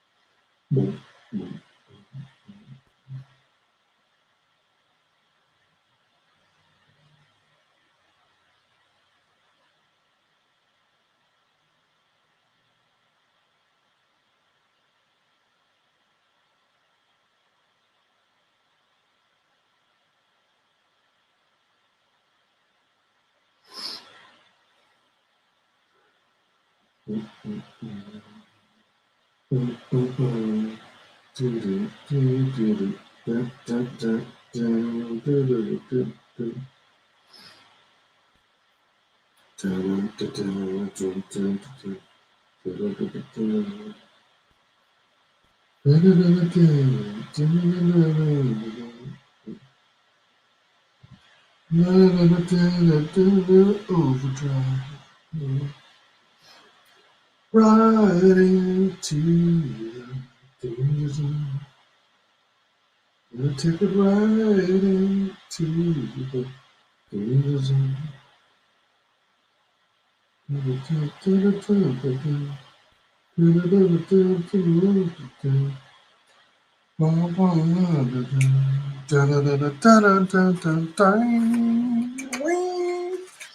All right. I think this worked out better. I'm happier with it than before. So it's kind of like doing reverse shadowing. Normally, if you were to color this, it would, the parts that I blacked out, spot blacked, would be the highlights. Where you'd have your lights, your whites, or what have you. Or in some cases, blues or purples, depending on how you do your shading. But if you're doing black and white, then you can sometimes get away with doing it this way. All right, so that's that. That's Comicsgate, 9 cards. That's Phantom Menace, 9 cards. Now I got to get to do penciling 9 cards of the creator with their IP that they're most known for. I'm trying to figure out if there's really even a difference between one side and the other of the card. Usually when I'm drawing, I like, it's kind of bent, I guess, a little warped. So I do it so that the I usually draw it so that the mound is like this way. So the ends are the parts that are touching the surface, and I apply the pressure downward on the middle part of the surface rather than have the ends of it curl upward. I don't know if that's right or wrong, or if it even makes a difference. So I got to figure out who to do first. And then I got, part of what I should have done is, as I was making my list, I probably should have found some like screenshots of these people. But maybe I can at least sketch in like, I'll do the character that goes with the portrait in pencils in the top right corner, and then I won't get overly detailed in the lower left corner where I'll put their portrait. Yeah, that might work. Okay, that might work. And then while I'm doing this research and study for reference, we will return to our regularly scheduled program, which is the Boomerang Box. Again, the description of my, let me see if I can jump up, dance, jump up, da, da, da, da, and feel my touch. Up. Da, da, da, da, da, da, da, night, babe, jump, jump, for my love, jump it, da, da, da, da, to make you happy. Wait a minute, where'd it go?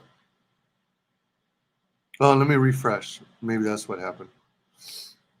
I have my YouTube live stream up in another window so I can monitor if I get struck by YouTube. But I should be able to see in the description. No! Why is it not in there? I swear I included. Oh, wait. Was it only on Twitter? Was it only on Twitter? My goal was to include the link to the Boomerang Box in my stream channel description. Arrgh, matey. What the frick? It's not there either. What? What? All right, let me check Facebook. What the hell? Did I freeze again? I just got a message from, I guess it was Facebook, saying that my internet connection was restored. Let me know if I froze again. Cross Comics. Actually, I'm done with the ginger root hand research. Done with the Lucent research. Done with Mavericks. Done with Goblin Girl. I still need Nephilim Squadron. Reference. Oh, you know, speaking of Nephilim Squadron, let's look at Nephilim Squadron Chapter 1 campaign.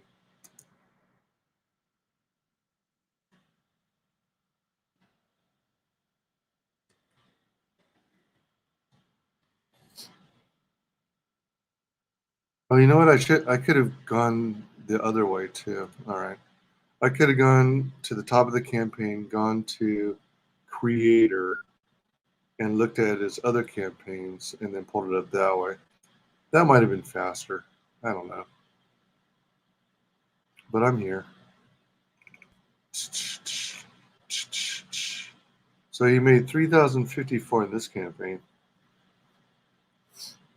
He should be able to. I forget where he was. Did he already? Ah, crap. All right, hold on. 3,054. This one has brought in. Oh man, we haven't passed it yet? Shoot. Volume 1 should have exceeded Chapter 1 by 2 or 3 times, I think. That's my theory. We got to exceed 3,054 at the very least. Okay, continue reading. I wanted to see if there was any reference to the, how do you pronounce it? Kiatai aliens?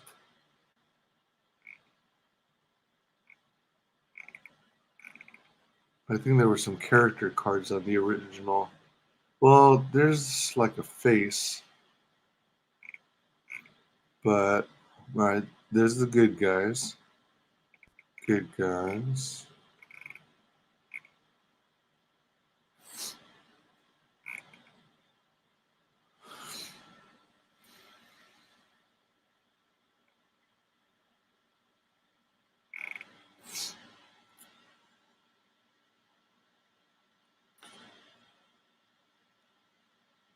Now this is the page from the volume 1. Okay. Is this showing on the screen? Yeah, it is. Good. Whew. Not that I noticed. Oh well, I need to sleep. Right on. See you later. Hey, thanks so much for joining, Matanui. Appreciate your hanging. Have a good night. Sleep well. Okay, so Nephilim Squadron. The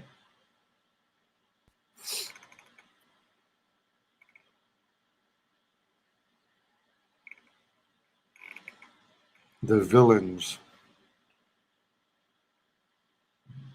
Haze.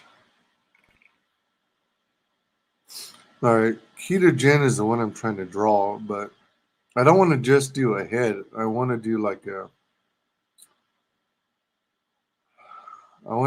3/4 or what is it? At least a torso at a minimum, or maybe kind of a badass pose of the full body.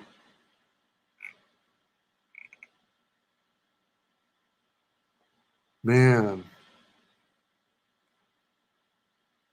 so many awesome trading card goals. First campaign got Simon Simpoitier, Passion for Drawing, Russ Leach, Comic Book Black Belt, Preston Acevedo, Jason Bascom of Unhinged Entertainment, Jason. Oh, we didn't quite hit. Wait, huh? Wait a minute. This exceeded 3,000, right? Yeah, it did. All right, so he didn't update this part, but also earned the Jason Krager one. Missed out on Nerium. Oh, we didn't get patches either. By golly.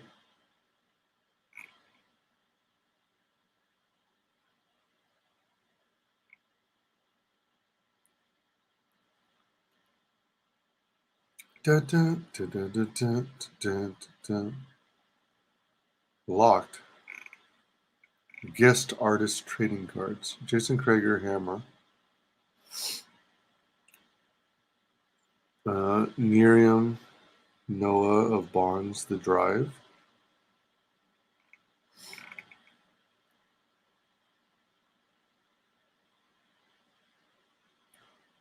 Jason, who did what though? I don't remember. Jason Bascom, Sam Poitier, Passion for Drawing, Russ Leach, Preston Acevedo.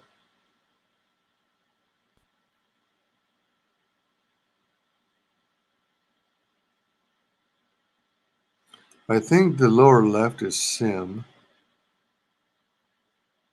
I think the center is Hex Allen. Huh. I think the lower right might be Preston Acevedo. Or is that a... Huh. Or is that a... Oh, that might be Jason Bascom.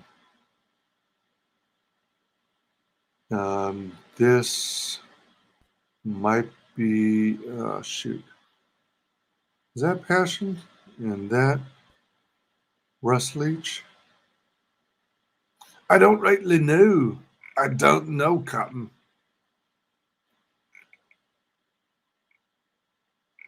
Who is Hex Allen? Why should I contribute? Works in progress. Oh, man.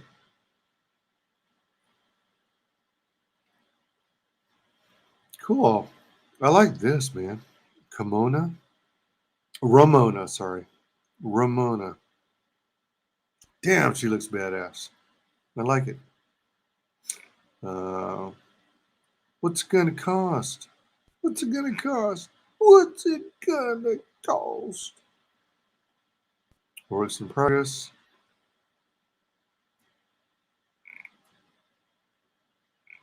All right, so much for that idea.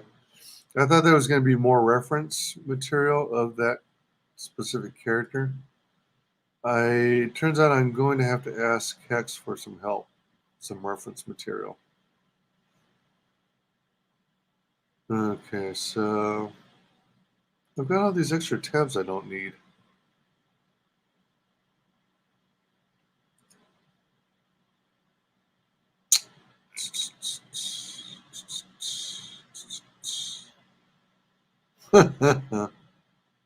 That's pretty neat. All right, so let me share that real quick.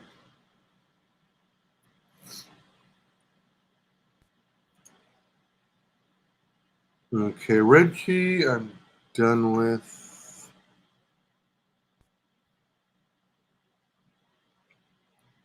Character probably could have been inked more, but I don't know. Blue Phoenix I'm done with.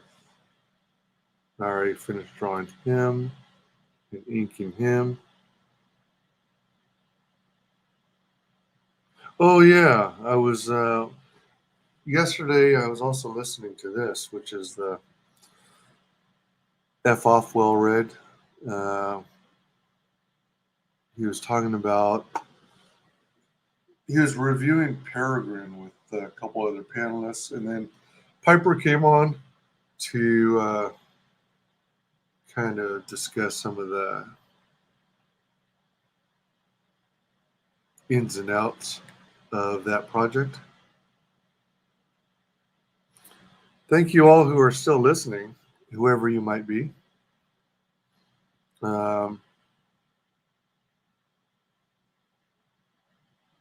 Two people from YouTube and one person from Twitch. I dig it. Welcome, welcome. I don't know how the link is missing. That makes no sense to me. Let me jump back to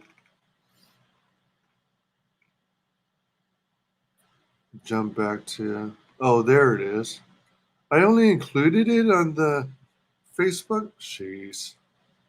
On the Facebook post, it seems like that's the.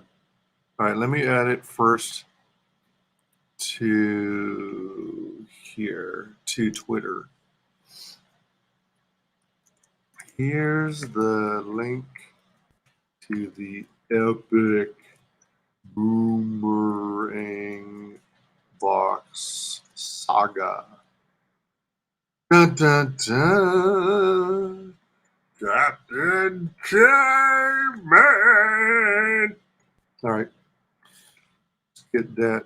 Tweedly, tweedly, tweedly, tweedly, tweedly,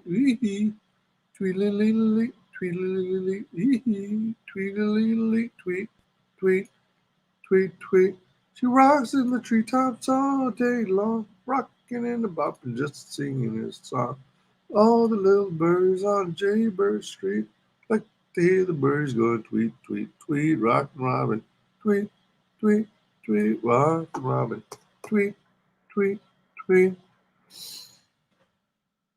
Go rockin' robin, 'cause we're gonna rock tonight.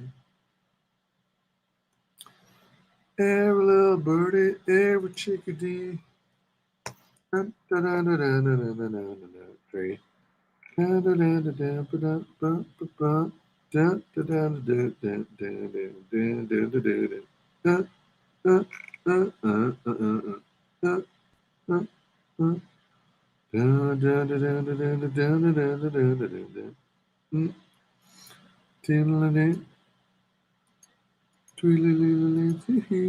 oh shoot. All right, I can't make changes after the fact. No. Oh crap. Oh well. All right, so I won't screw up next time. So he says. You know what? Let's do this.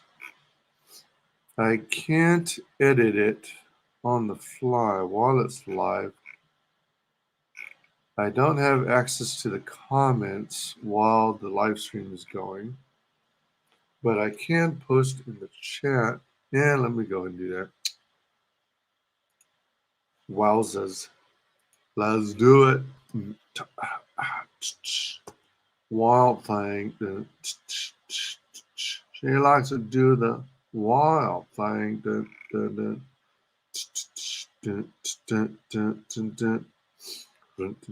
Working all week. I had to fight for my money. So when the weekend comes, I go get live with the honeys. She is bumping. Went into the club. Went into the dive to a club with jumping. Yeah, I don't know all the lyrics to that either. All right, so let's see. So I am. All right, let's switch to listening to this. I might go double speed since it's supposed to be him finishing drawing.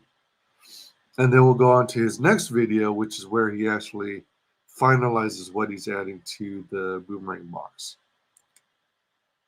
And then while all this is happening in the background, I'm going to try and find enough reference material to get started on these sketches.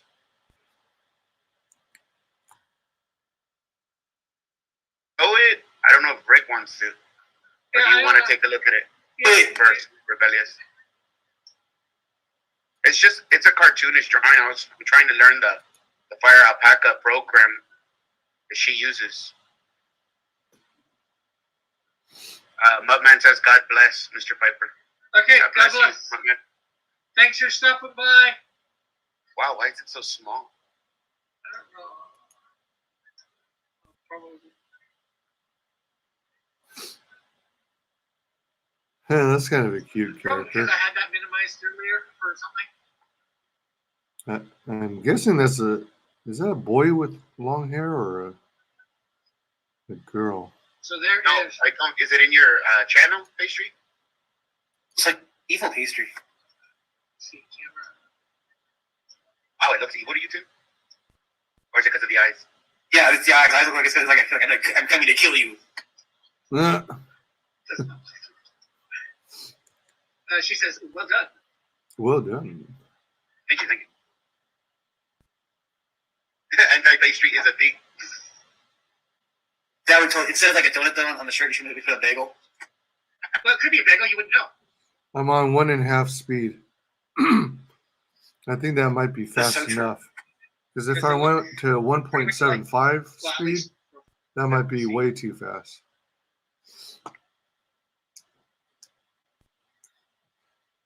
So what? I need to do something with the face here. I need to change the face.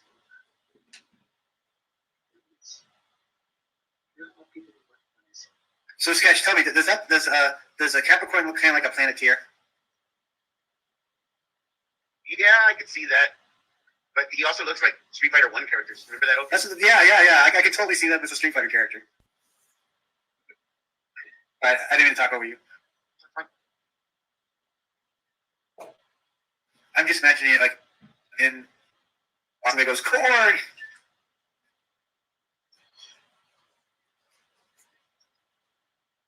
so I'm thinking I do want to redo this face. I don't know what. Could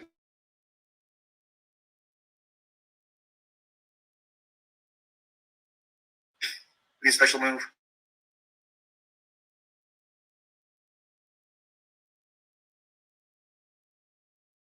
Of like harvesting fruits or vegetables. Yeah, it'd be like stuff that's like stuffed inside of it. They're just like you uppercut somebody and all that. Be like I don't know.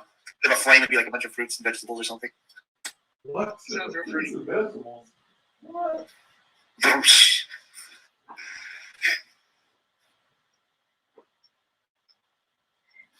How many pages in on Snowdrift are you?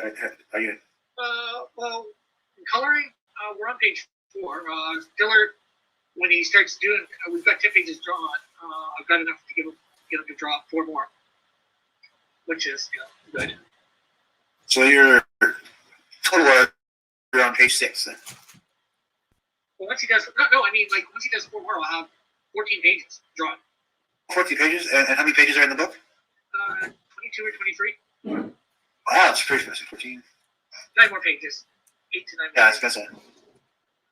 It's going to take a couple months to have the money to do it. So. I mean, but you're getting close to having the book done pretty quickly. Well, drawn anyways. Colored, well, that might be a different story. But then again, the thing is, I'm going to be working on at least 2 days a week, and it gives me time to color the pages while I don't have the money to pay Dillard. That way I'm not rushing myself too much on the coloring. I'm trying to find a positive in it, just like when at first with Crespo, it's like, okay, it's taking a long time for him to do stuff up. And actually, a couple pages. But yeah, when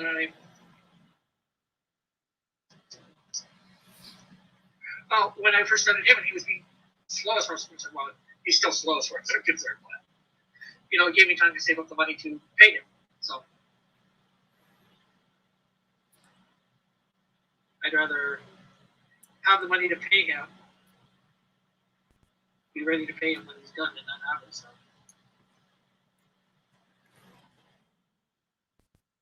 You know what I mean? Nothing almost worse than having an artist done what you want, and then you don't actually have the money to pay them. Yeah, I get it.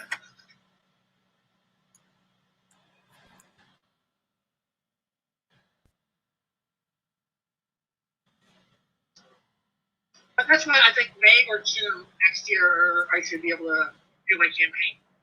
Hopefully January, February I will be putting up my pre-launch page and starting getting the people.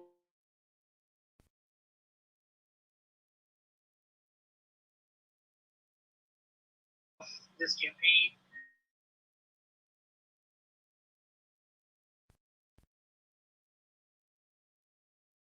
Oh, Whatever. dang Wi-Fi. She dipped. Maybe by the time the campaign is done. How's it going, man? And we'll be having campaign for Canadian Shield number 3, Snowdrift 2, and Flame number 1. How do you do? Sounds like you have it all planned out. Well, that's the way I'd like things to work out. Life rarely works out the way that you want, right? So I'm listening to Cross Comics After Dark. They, I am fine, thank you. I'm chugging along. I'm working on sketch cards because I'm participating in the Boomerang Box project. Excuse me, from John Dillard. You know what? I'll take a little break so I can show you the progress so far.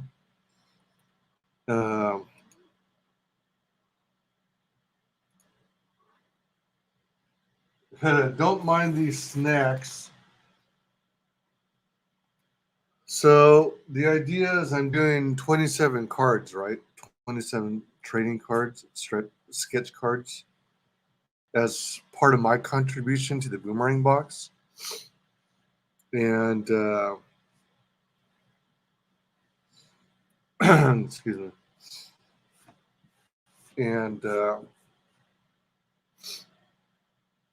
9 of the cards is going to be Phantom Menace. 9 of them is going to be Comicsgate. And the last 9 are going to be a Comicsgate creator, like their portrait, alongside the IP they're most known for. So, for example, John Dillard and the Buckler, or R.T. Bear in Black and White, or Dan Frega and a member of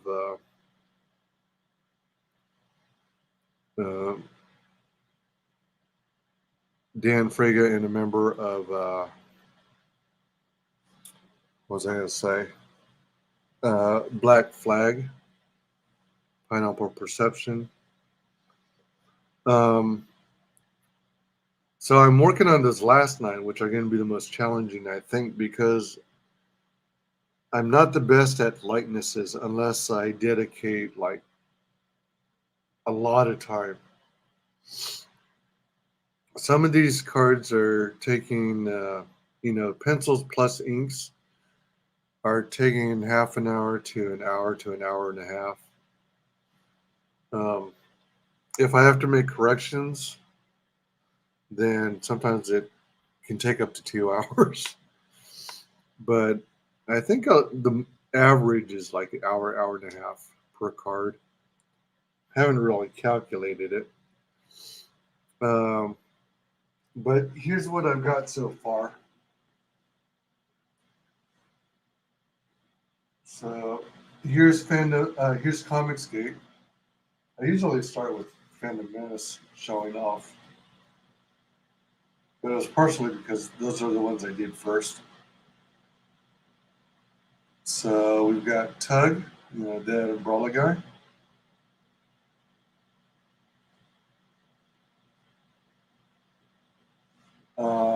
Oh shoot! Come on now. Amanda Lynn. All right, Amanda Lynn of Grave Robbers.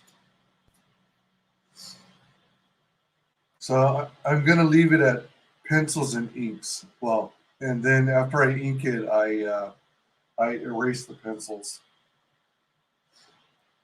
So this is the Red Key, created by Mike Murphy, art by Stefani Renee. That's in pre-launch. This is the lead character from The Lucent.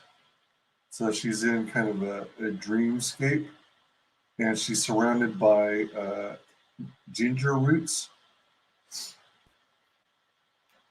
It's like a nod to the whole ginger root hand lore. See Michael Bancroft's channel for the background.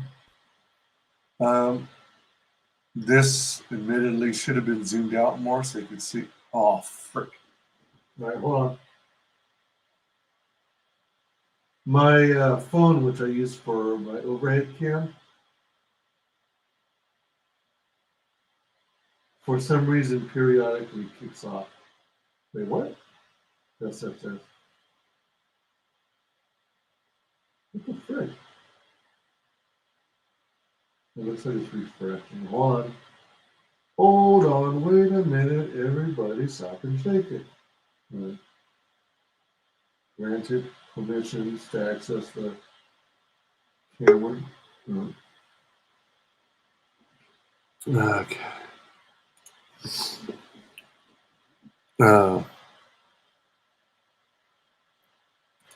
Whatever's oh sweet. Whatever's the best, man. That's nice. Thank you. Thanks, Daniel. I'll continue showing the rest of them. Hey, what about? How's it going? Hail to the wise one. What's up? What's up? What's up? What's up, peeps? I saw Anthony's line. Dun dun dun. All right. Is that like an uwu kind of? Wait a minute. That almost looks like a cat that's crying. I'm probably wrong though.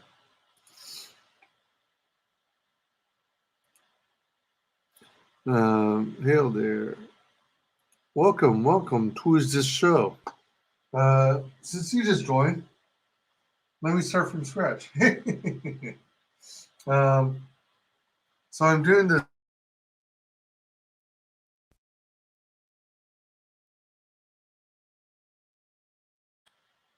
Really?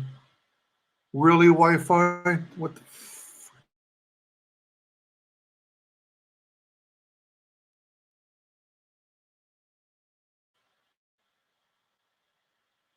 Really? Again? Really? Are you gonna do this to me? Really, donkey? Truly, really? Oh. Come on, donkey.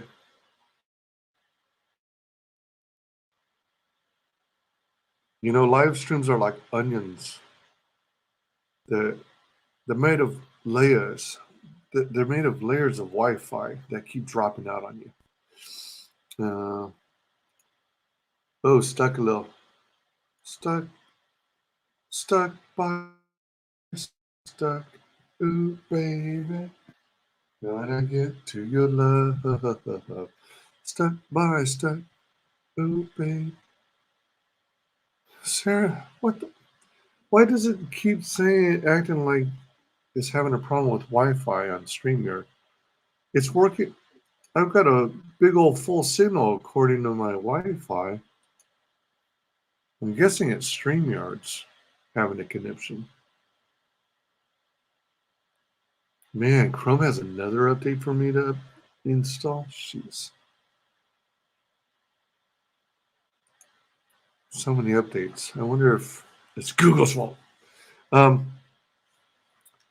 Stuck in the middle of you. Yeah, so John Dillard, aka Dillard Draws, started this Boomerang Box and invited a bunch of creators, YouTubers who were producing content. So somehow I got invited, and he said, "Hey, you want to participate?" And I said, "Okay." So I am, and the idea is to kind of include in a box that's being sent from one creator to the next until it gets to the very end when it gets returned to Dillard. Oh yeah, all right. So you're familiar with it? Yeah.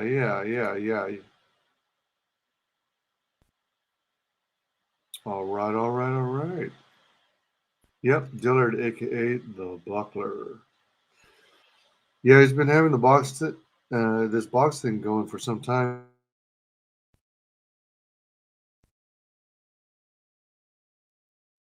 2 or 3.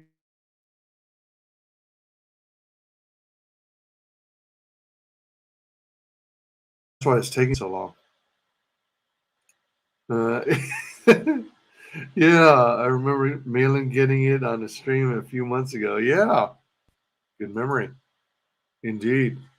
Yeah, I think Malin had it for like a couple months alone. I think Adam Post had it for over a month, if I'm not mistaken. I think Cross Comics had it for like a month and a half. But anyway, it as of Thursday, it departed Canada. It's actually en route to me. I'm next. So I'm scrambling trying to get this stuff done. There's a certain amount of things I'd like to do, but I started late on getting this stuff completed, so it's my own fault.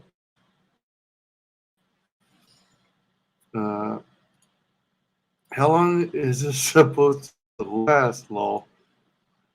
It last I heard, well, I think it originally was going to be somewhere between 15 and 17 or 15 and 19 creators participating, but I guess some of them have dropped out.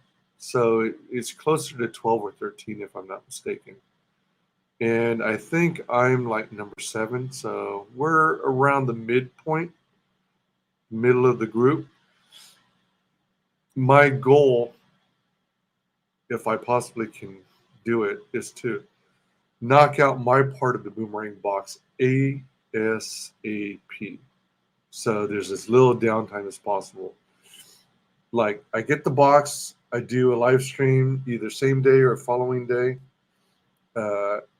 open it up, show what is in it, and then discuss what I'm contributing to it, wrap it back up, slap the tape on it, mail the sucker off to the next creator. I want it at my stop as short as possible so it can get a move on and get to the rest of the people. Excuse me. Cool. Yeah, I'm looking forward to it. Anyone who's interested in trying to win this box, I didn't get the link in successfully on the on the stream description. Even I thought I did, but I failed. Oh, you know what? Shoot. Let me see if I can. I don't think I can copy and paste it. I can only display it on screen. Let me see if I can find it again.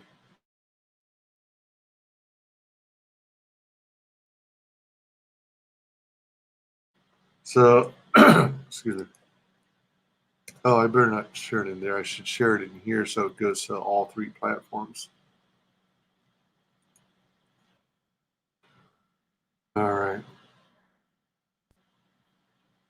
There we go. There's the link to John Dillard's playlist for the epic Boomerang box. The Boomerang box. Boomerang box. The whole saga, so you can catch all the videos one after the next. I did that on my Fragtober catch-up stream. I was listening to, I guess, the first 5 or so. And I think Cross Comics is number 6 and I'm number 7. All right.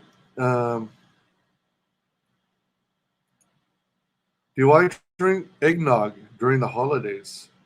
I love eggnog.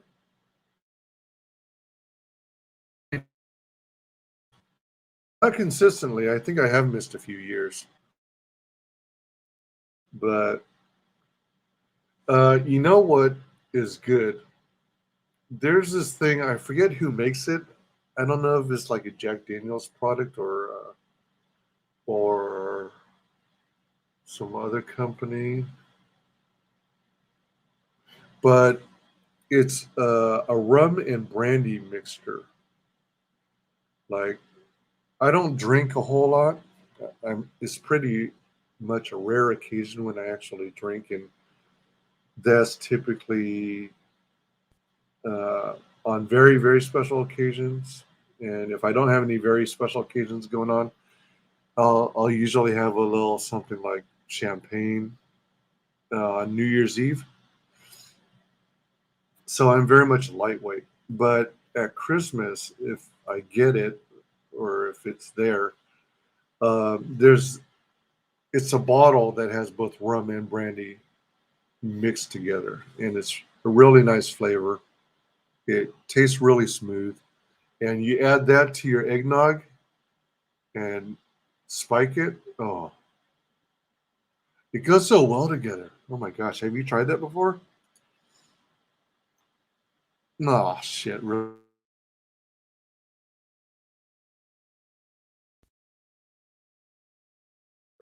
Let me reload on my. Let me reload YouTube.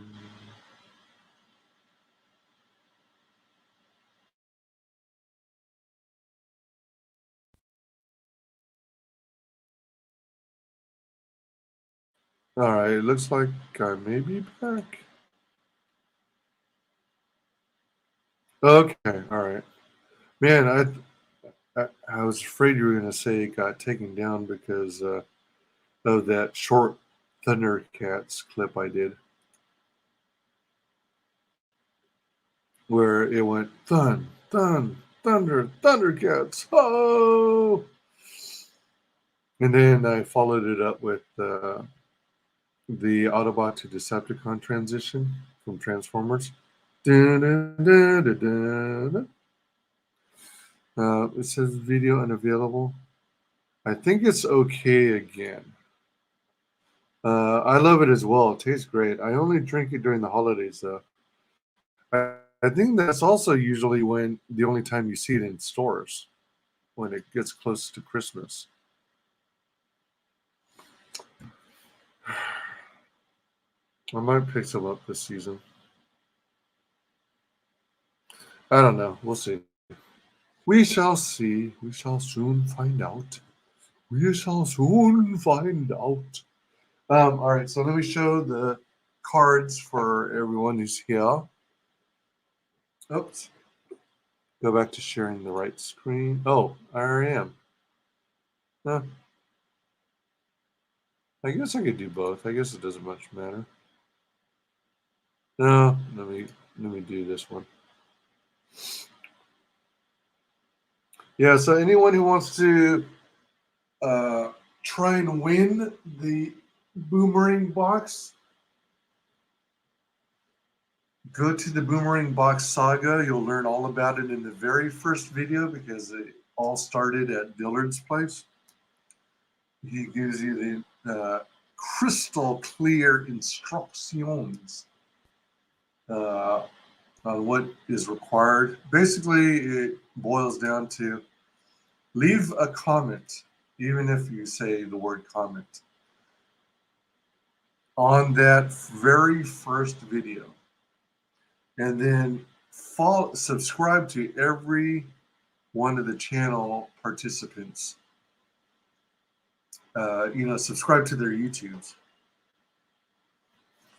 And then you'll be eligible. And, you'll definitely want to make sure you're there for the final.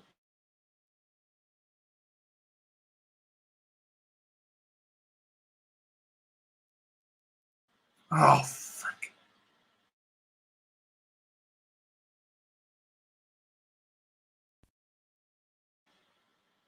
Shit, really? Come on.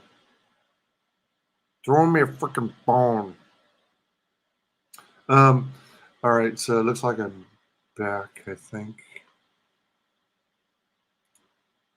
All right.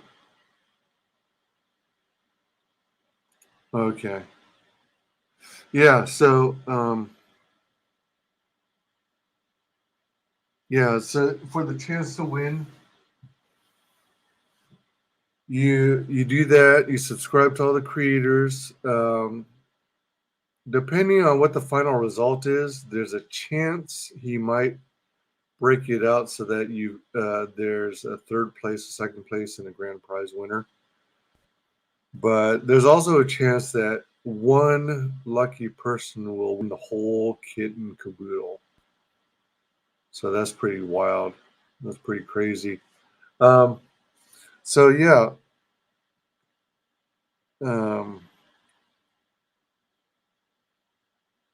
That's the idea. Now, one of my contributions to this is going to be the sketch cards, right? So I've got a plan to do 27 cards. 9 of them fit per page. And 9 will be Fandom Menace, 9 will be Comicsgate characters. And then, well, the Fandom Menace ones will be like popular characters that most people will recognize.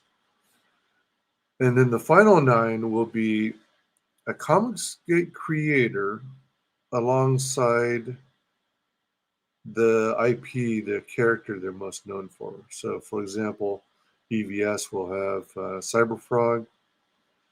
We'll have maybe John Malin with one of his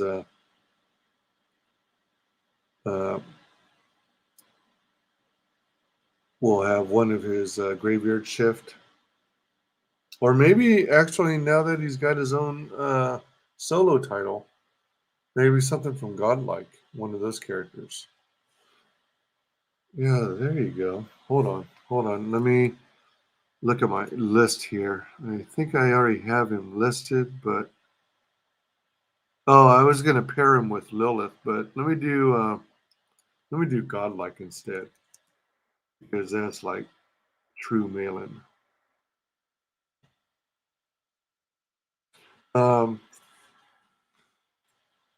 Mandy Summers and Wart the Wizard, you know, that kind of stuff. And it's gonna have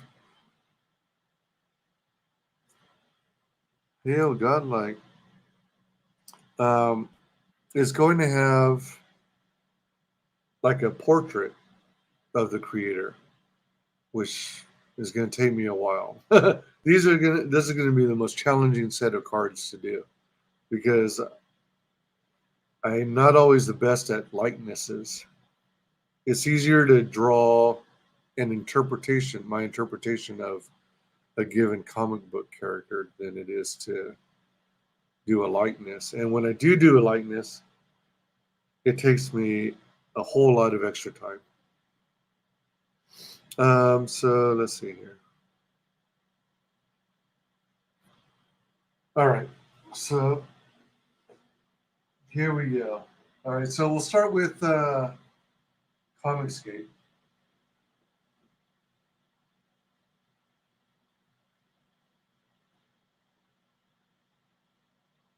All right, so this is, it's hard to tell, but it's one of the robots from Mavericks.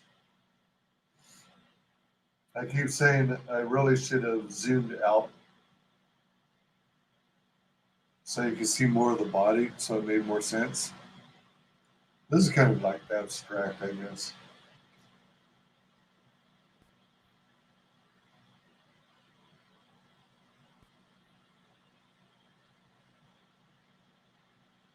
Joe Archie's Blue Phoenix.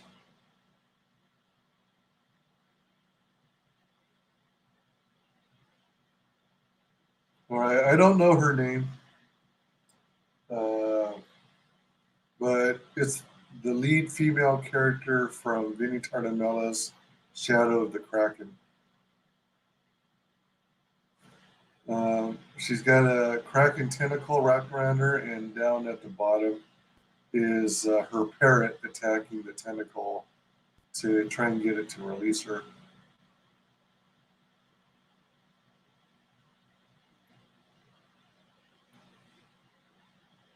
Dan Plagle's Goblin Girl. Hello, friend.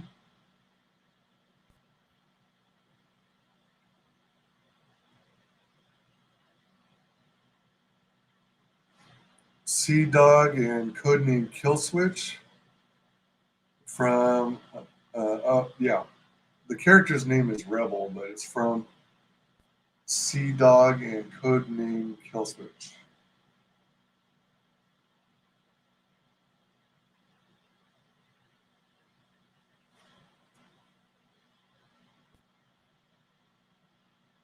And then we've got this. Man, I don't know her name either. This is the lead female character from The Lucent. And she's in a dreamscape where I don't know if you can tell, but she's got all these giant ginger roots floating around her. So she's surrounded by ginger roots.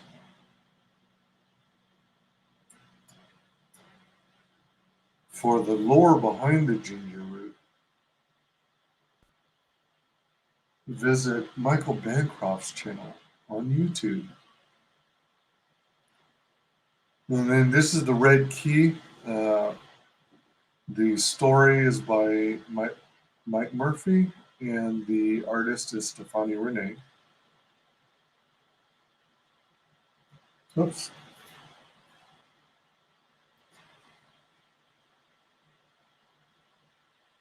This is Amanda Lynn from Grave Robbers.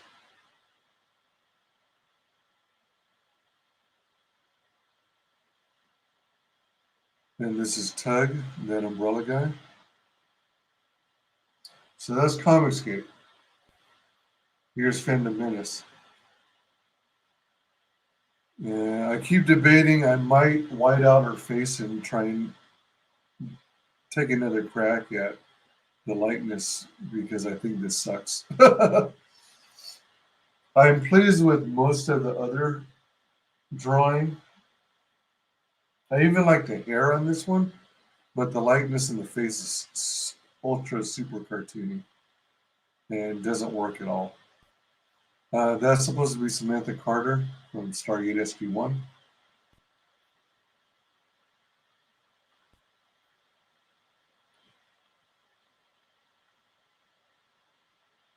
Luke Skywalker, Return of the Jedi.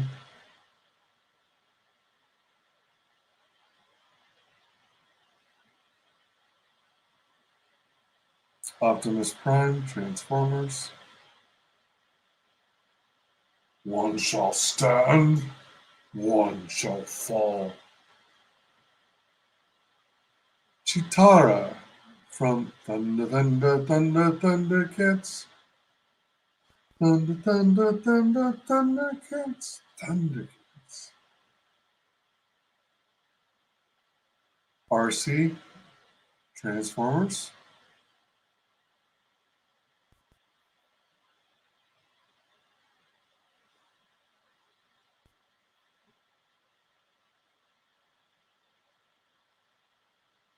Soundwave superior, Constructicons inferior. Soundwave, the Transformers. Da-da, da-da, the Transformers. More than meets the eye, the Transformers.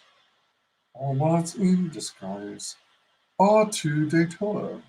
R2D2 from Star Wars. And I always bring it up, but I love R2 when he's got all three legs going on. I think he just looks so cool with three legs. I mean, he's fine with two, but I think he looks so cool with three. I guess it's partially because it looks like he's chillaxing in a hammock or something, you know? Leaning back. This is Cyberman from Doctor Who.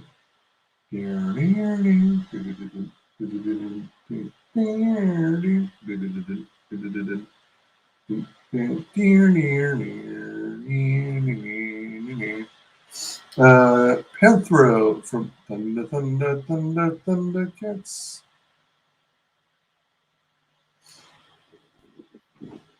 Ancient spirits of evil, transform this decayed form to Mumra, the ever-living. Excuse me. Indeed. So, yeah, those are the cards that got done. That's 18 cards, pencils, sketch, and then erase the pencils, leaving just the inks. Did LDG of Geeks and Joy actually, is he live streaming now? Oh, speaking of live streaming, let me I'm curious. Let me check something. I want to see. Oh, all right. I guess they're done. Hashtag Rogue Cotton presents TWA. They didn't have the whole gang today. Oops.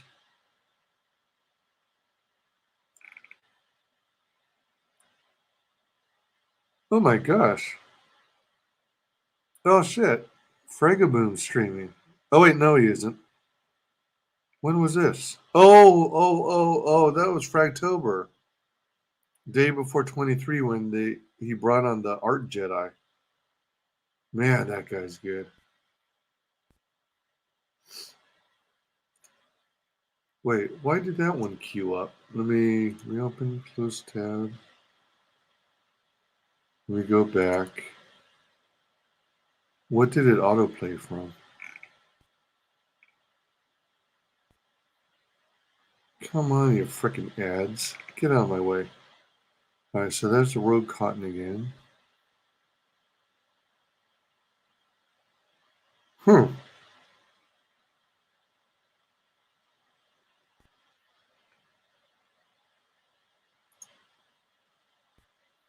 So, Camel Knights is on.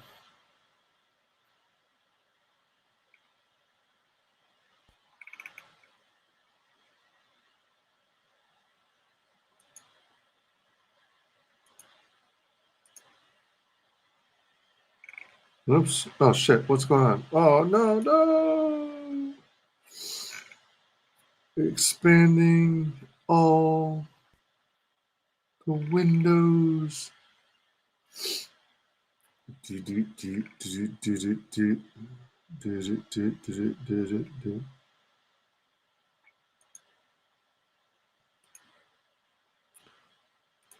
Man, I got so many videos in my watch later queue.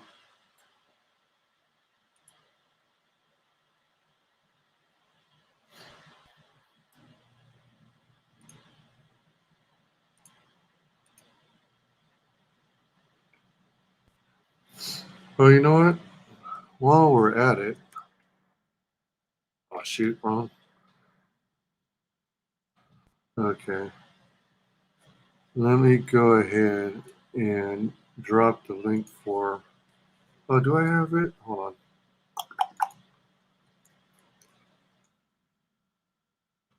on.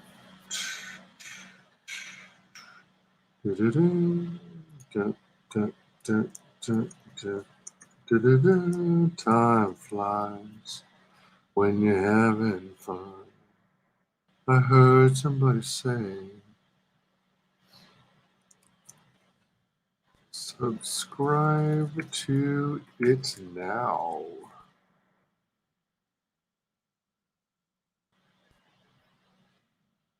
Today. All right, so let's show some love to Dillard.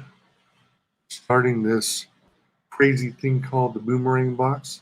He said he stole the idea from someone else, but I'm going to give props to Dillard for inviting me to participate. All right, let's see. So, all right, so close that.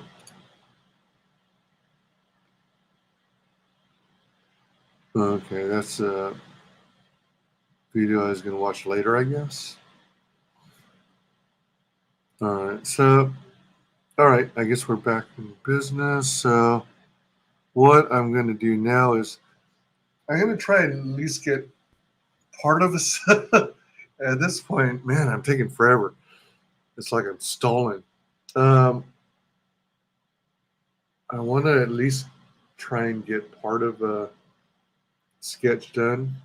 The one that I'm kind of drawn to right now is Graham Nolan and the Chenille. So, Portrait of Graham, and I like ultra realism, but it just dawned on me today that it would really be cool if I could pull off caricatures. But it's so late in the game right now that I'm going to have to save caricatures for another project down the road.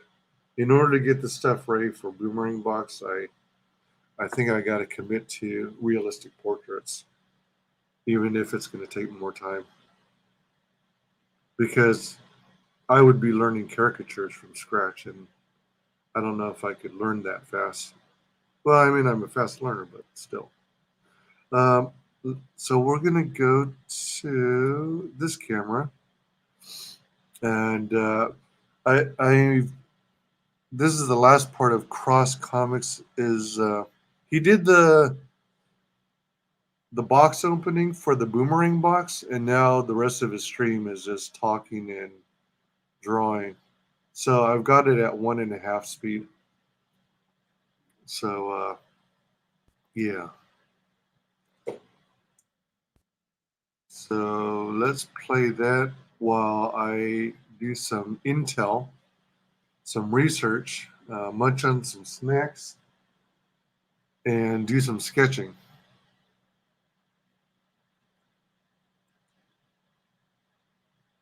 I might also, let's see, it's going at 1.5 speed.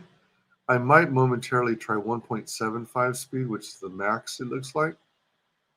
But I'm just concerned it'll be too fast so that you won't hear anyone. You'll just hear squeaks. All right, let's see. Let's play this. But at least I have a plan.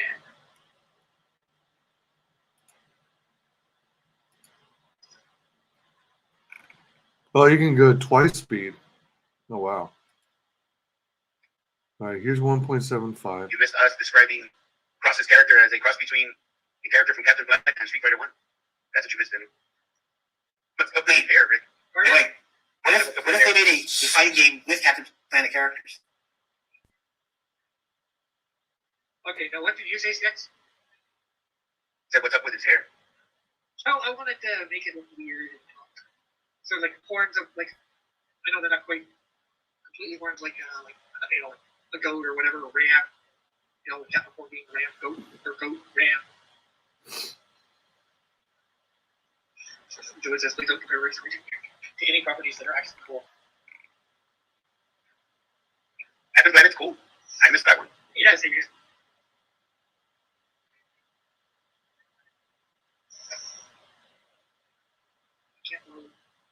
You can't load, please. I was reading some of chat. Dilla's in there going, hey, what the hell type of file format is this? I need a PNG. So Albert is a face thing. We're giving him a pass Oh, over his face. he's capping on There's voice lines. Capricorn character. I think in regular life, he probably have his hair down. I don't know how he slicks it up so fast. Go in. Captain Planet is leagues cooler than Capricorn, says John. Wait, is that the Capricorn astrological symbol on his chest? Huh. Thanks, John. Thanks. Let me see what 2-speed looks like 2 times. Saying my character's not cool.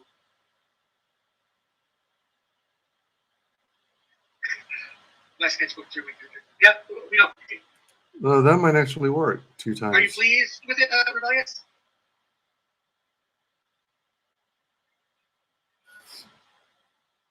So there's like an hour left of drawing. Hey, page me that other file. Is a fire backup file. I'm talking? Yeah, hello. With all the layers in it.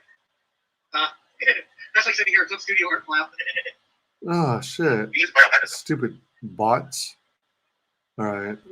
Well, this is playing. I'm going to do some admin work. So how many layers were in that file? 3. Just 3. You don't see them? No, probably one. Actually have them turned off. Just the sketch stuff. Yeah. Ah, okay. Right. That way you have it if you want to mess with it or anything like that. She says, oh, I'm not on that computer, not the left. Let me know if you make a video cutter or just take that. I'll go take care of some stuff. Okay, Good night, Rick. you too. You too. So this So, Rick, what book is this character from? his first appearance is I'll lay down the line, but it is Canadian Shield 11 that we first appeared. Oh, he's kind of also giving me those pit vibes, the tick show or comic book. Yeah. Don't worry.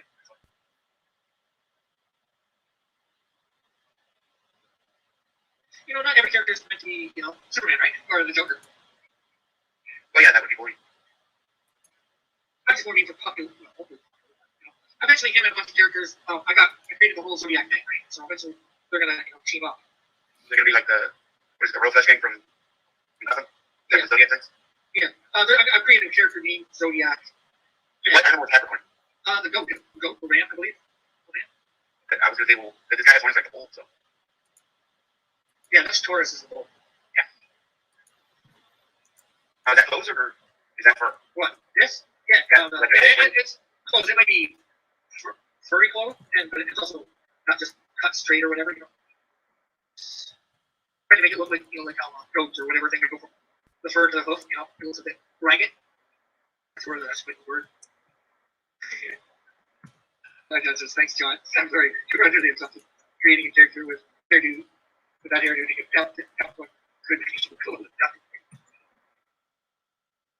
I don't know whether it makes it cool. The question is, how cool is Captain Planet? I never found Captain Planet to be that cool. And I laughed harder and I found out the original voice of Tom Cruise. I did not even know that.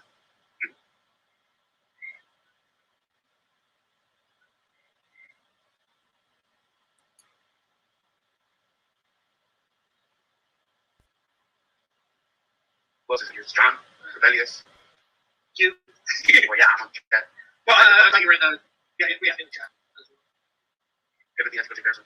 Where are Marsupial, Eagle, Elric? I'm in the middle. All right. Done with the admin work. They did it. According to John the scale, Capricorn is a 10. I'd say Captain Planet is about Actually, you know what? Capricorn is a 0 or a 1. Let's see. Let's jump forward. Let's advance to the progress.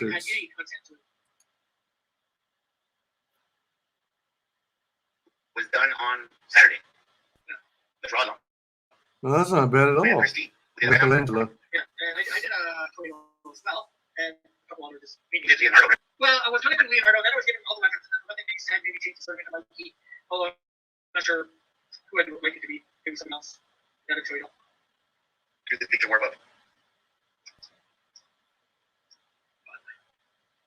Yeah, the Saturday draw on Rumble, and I'm going to be on Rumble tomorrow for high noon, coloring up the Canadian Shield #2. For anybody that wants to. No, that was not Diller. I don't think so. I bet Diller. I think I know who it is. I would have bet the hairy guy.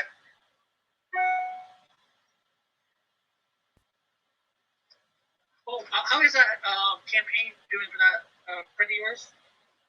Not that well. He's trying to reach out to more people so he can get more money. I think he may have to put like photos of where they broke in and maybe even part of the police report so that people could believe him. So a lot of people, you know, they try to just make money. Yeah. If you want to put the link for that in chat again. I'll let Rick read that one later. That could be me, but the private part is too small to be an accurate link. It's... Go back to the police report.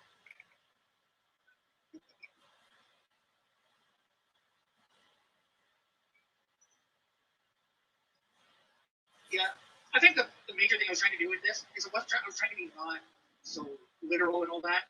Trying to figure out a way not to do what almost everybody else would do for Capricorn. They look like a rope goat or whatever. What other zodiac signs do you have? Oh, I have all.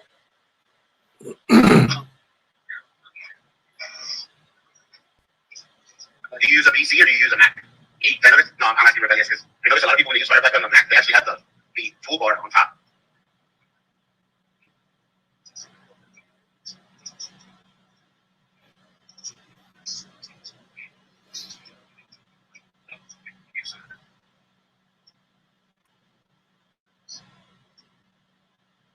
Just gave me the notification that you're on live. That's hilarious. No, it just said 12 a.m. Maybe live. Maybe I used up to my answer yesterday. You have like 3 things for that. Okay, so let's see. Yeah, so it has to be the goat.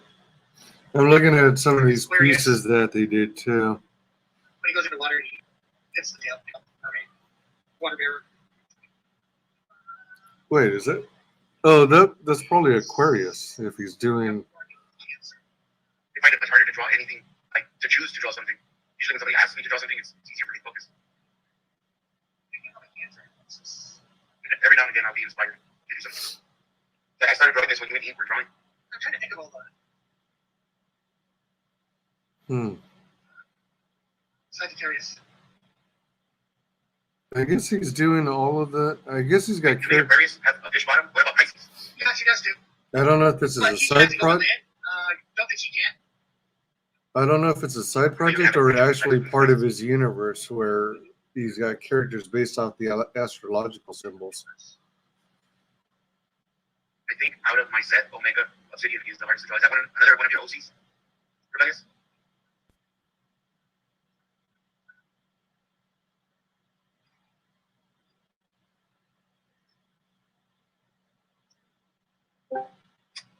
So you hey, John. Oh, did John join the? You can't have deep pockets. Deep pockets are for people who identify as male. No, not anymore because they don't sell regular jeans. You basically got to go to the Western store to get regular jeans now. I've always gone to Sam's Western where to get my jeans. Well, there's Cancer. Yeah, I was gonna say that looked like I will find it. they look like cancer since it had a crab claw. I used to wear silver ties. That was my favorite back in the day. I tried to shrink the fit for a while. I'll provide a factor so that you can mess with the layers. I mean, I only put 3 layers in it. Taurus. How was the party on Saturday? Taylor? It was alright. I don't know. I don't really. I kept to myself and my whole family then. You'd rather be fishing? Not that. I'd rather be anywhere than hanging around my brothers and sisters and mother, you know. I'm not fulfilled then. What's up, Amoeba? Hey, not much, just hanging. I'm trying to find pictures of my versions of the zodiac signs. That looks just like my character, Taurus. He also has horns. Boomerang. Boomerang I'm box. just trying to remember all the. Excuse me. And I even spelled it the exact same way. How was the boomerang? It was good, Amoeba. Or I said it was.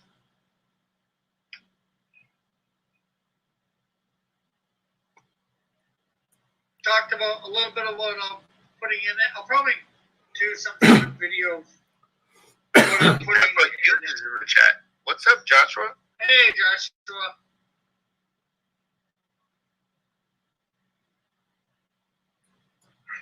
Okay, I need to write down all the zodiac. Yeah, I'm trying to get used to digital drawing.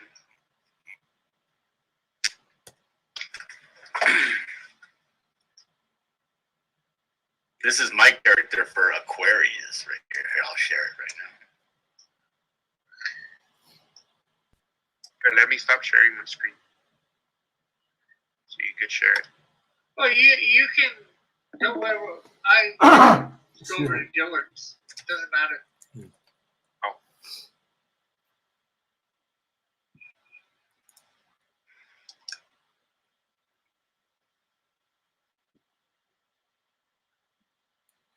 Question is, will it load up Dillard's?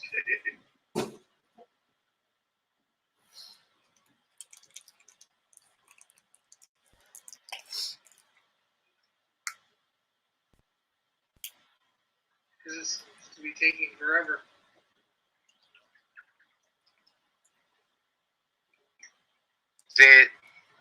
Are you using your camera, Dillard, or are you sharing your screen? Sharing my screen.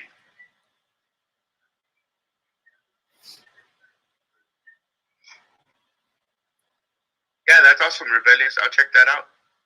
You gonna make a video of it, or are you just gonna send me the picture?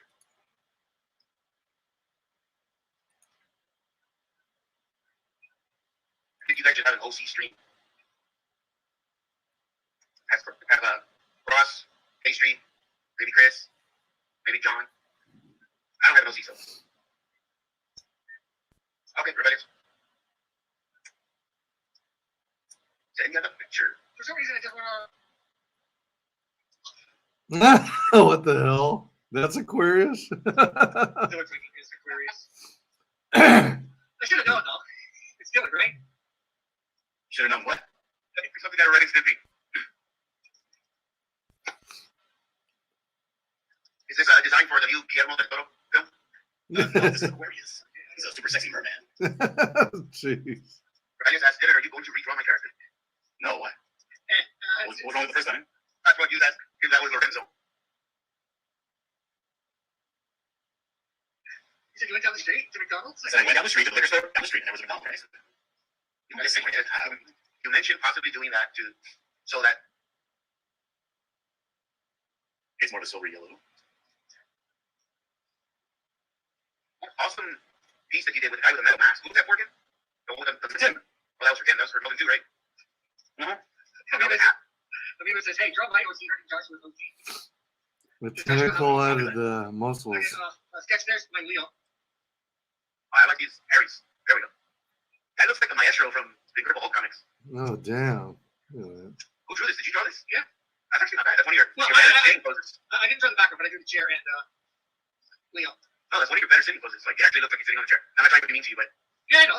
there was that one girl in the floating chair, and I saw her look like an action figure, like had been placed in it. I can try to tell you the chat. But I think Elric and Eagle were like all like having a nice little chat in there. Yeah, that's a good tentacle. Eagle was in here a little bit, I think. That's a good tentacle, Let me think of the other man. difference. I was gonna start using his million channels.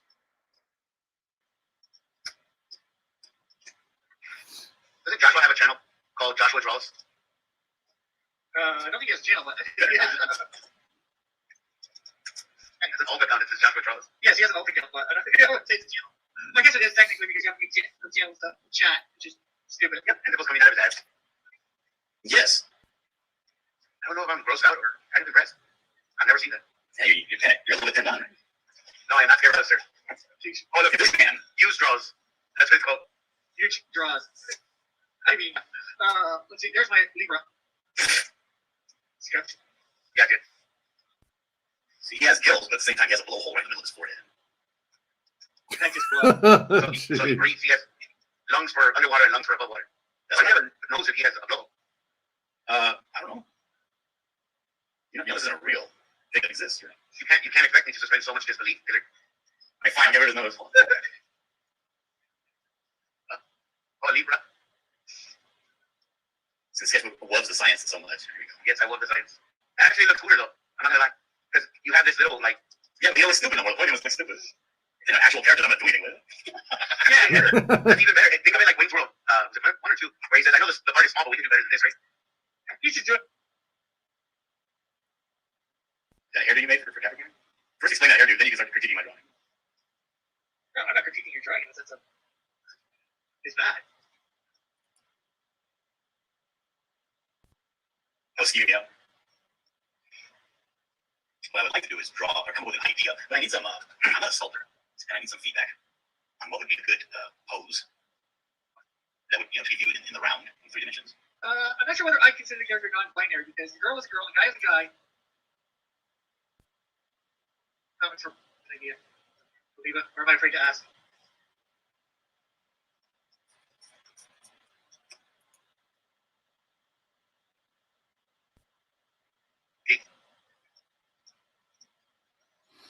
That's an idea. Like the Venom one, not like the not like this. Even though this is a stylized base, I think it's dumb. That's better. You know, the rock splitter is fine. Yes, it means that they took the time to literally sculpt an entire piece. Not sculpt part of a piece and then just create a base for it. Yeah. Like this, the other back is like some rocks. That's cool. I like that. Spinning his belt. Amoeba says you should have him first. I would try it. Buckle shoes.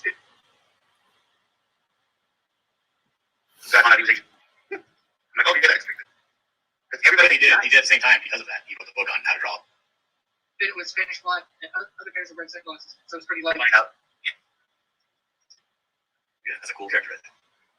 No, how did you not like Remy LeBeau? That's a good drawing of How Gambit. did you not like him? That's a good one. Yeah, I really like that. I like that style. I don't read comics. I have no idea. I think he seems like a little bit. Not completely. Did you ever watch the cartoon podcast in the 90s? I forget you're not our age. Oh, you're a little bit younger. No, that thing was on for like 6 months. My my God. Did he just quote the time to me again? Yeah, they did. He quoted earlier. So, John, anything you want to? Did he just leave? I think he just left. Anything you want to leave for once? Saturday draw on. Yeah, and watch it on Rumble. Yeah. And tomorrow, I didn't rumble. I didn't rumble. Have a good night. God bless. Love you. Okay, all right, so that's over. So let's like this one. Let's refresh this.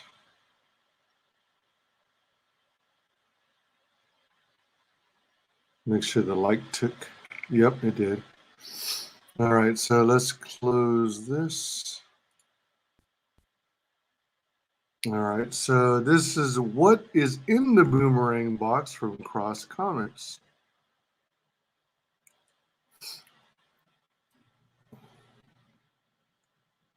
Oh, it's 6 minutes long. All right. That's really short.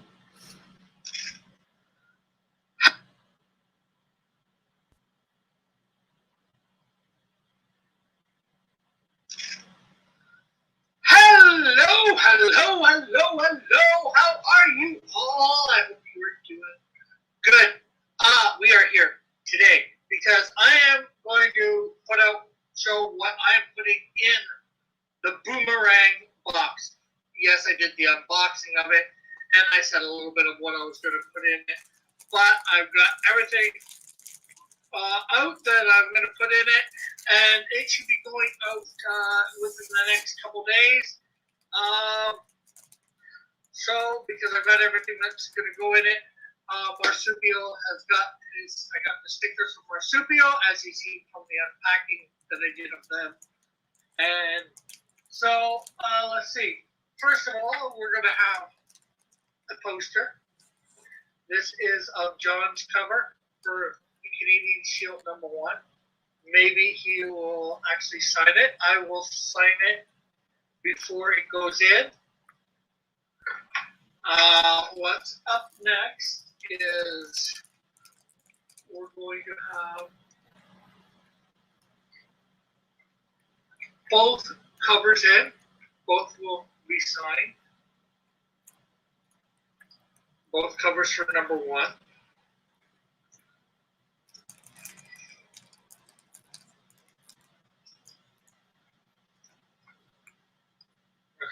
These things are falling. Trying to get them stay up.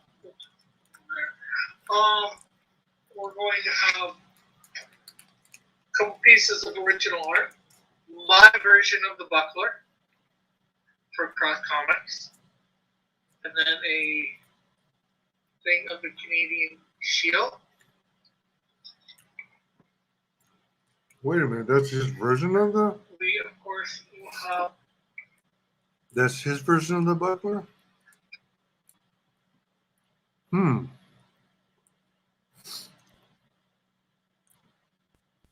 It sort of looks like another version of the Canadian Shield, though.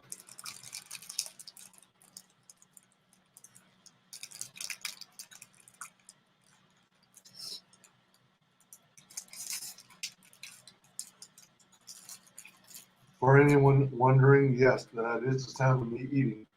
I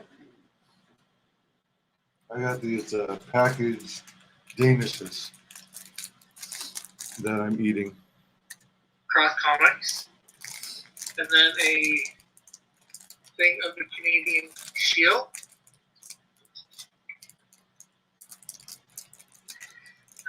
We, of course, will have the Cross Comics coloring book in there as well.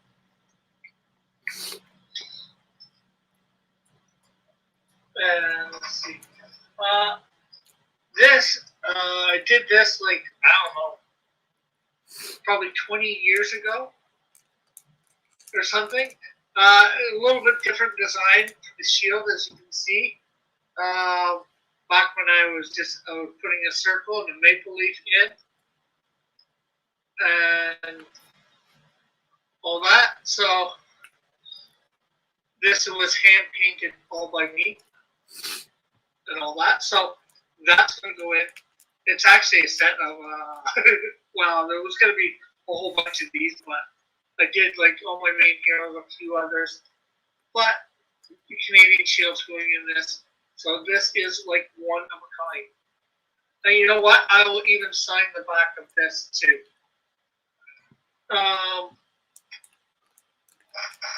And of course, we're going to have our mini shield statues like you see from the one right there. You can paint this yourself, glue the 3 pieces. It's in the separate pieces, that way you can paint them easily. Like if the cape was on here, it'd be hard to paint the back or whatever. Not that you need to paint the back because it's white, but it'd be hard to paint inside the cape, which is red and all that. And then after you get done, you glue it all together and have it up somewhere. So there's that. That will be in there. Let's see what else. We got a bunch of stuff here. We got a bunch of my regular business cards for anybody to take along the lines. My first business card that I did for Cross Comics. Nothing on the back. I got these printed. These were actually printed in LA at a Staples in LA when I attended Alpha Omega Con. So that was cool. Both of the fan art versions of the Canadian Shield by Evan Hotep and Elric. Okay, how you go? And of course, Welcome to everyone who's just joining. I'm watching this video here, in preparation for the Boomerang Box. Cross Comics has mailed off from Canada the Boomerang Box Thursday. It's actually en route to me. I'm supposed to be getting it in a week or two, he says.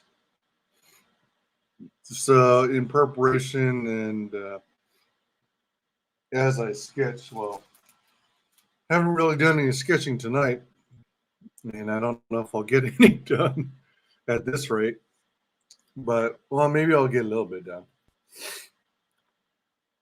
But in preparation for the Boomerang Box to arrive, since I'm next in line, excuse me, I'm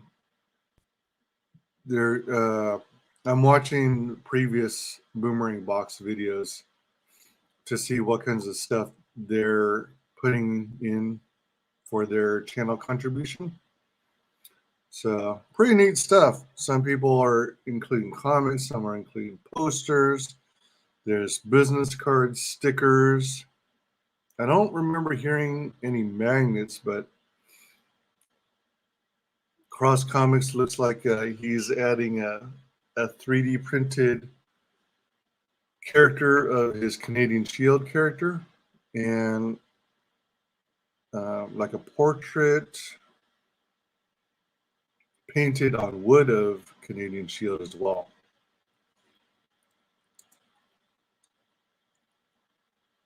okay. Canadian Shield cards that go together. There's the back of them.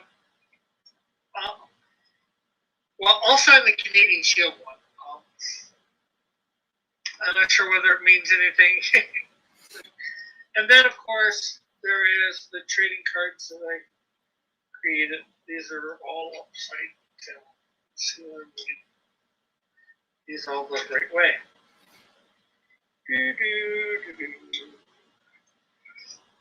Yeah, so all original set of creating cards. I'd like to get more for this set done, eventually. But these are the original 7, and they will all be signed as well. Wow. So, yeah, that's everything that I am putting in the box. Putting in marsupials stickers as well, but they've been shown off on their own little video. So that is what's all going in the box from Cross Comics being Frank Biker. So I guess that's it for the video. Thank you for tuning in. Bye for now. God bless. Love y'all. Have a great and wonderful day.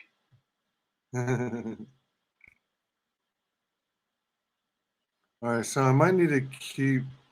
All right, so I think at one point I was going to do. So I guess that's it for the video. Thank you for tuning in.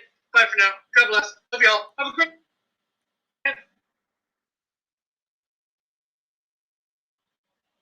I don't know if that's a good portrait. I don't know. Wonderful day.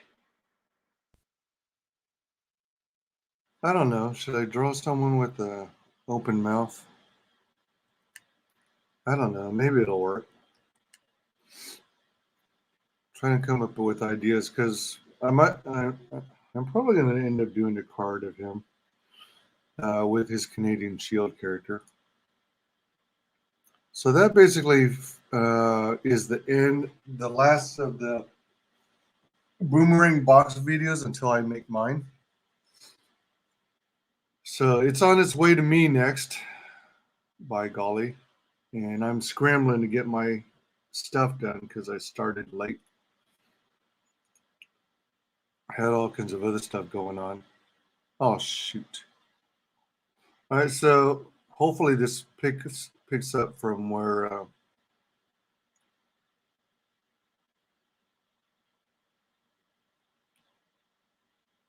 hopefully it picks up from where I left off.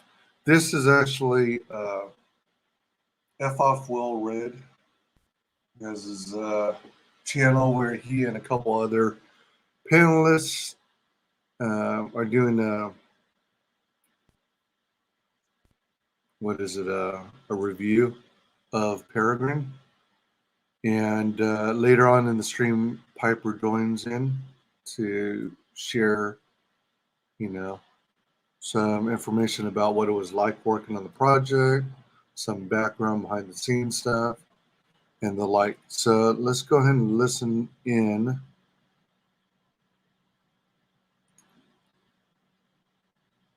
There's some suggestive scenes, like in the bar, you keep seeing her put like her hand on his lap, and it's like a crotch shot. You know what I mean? Yeah. Like, Well, I mean, they're leaving specifically to go back to his place.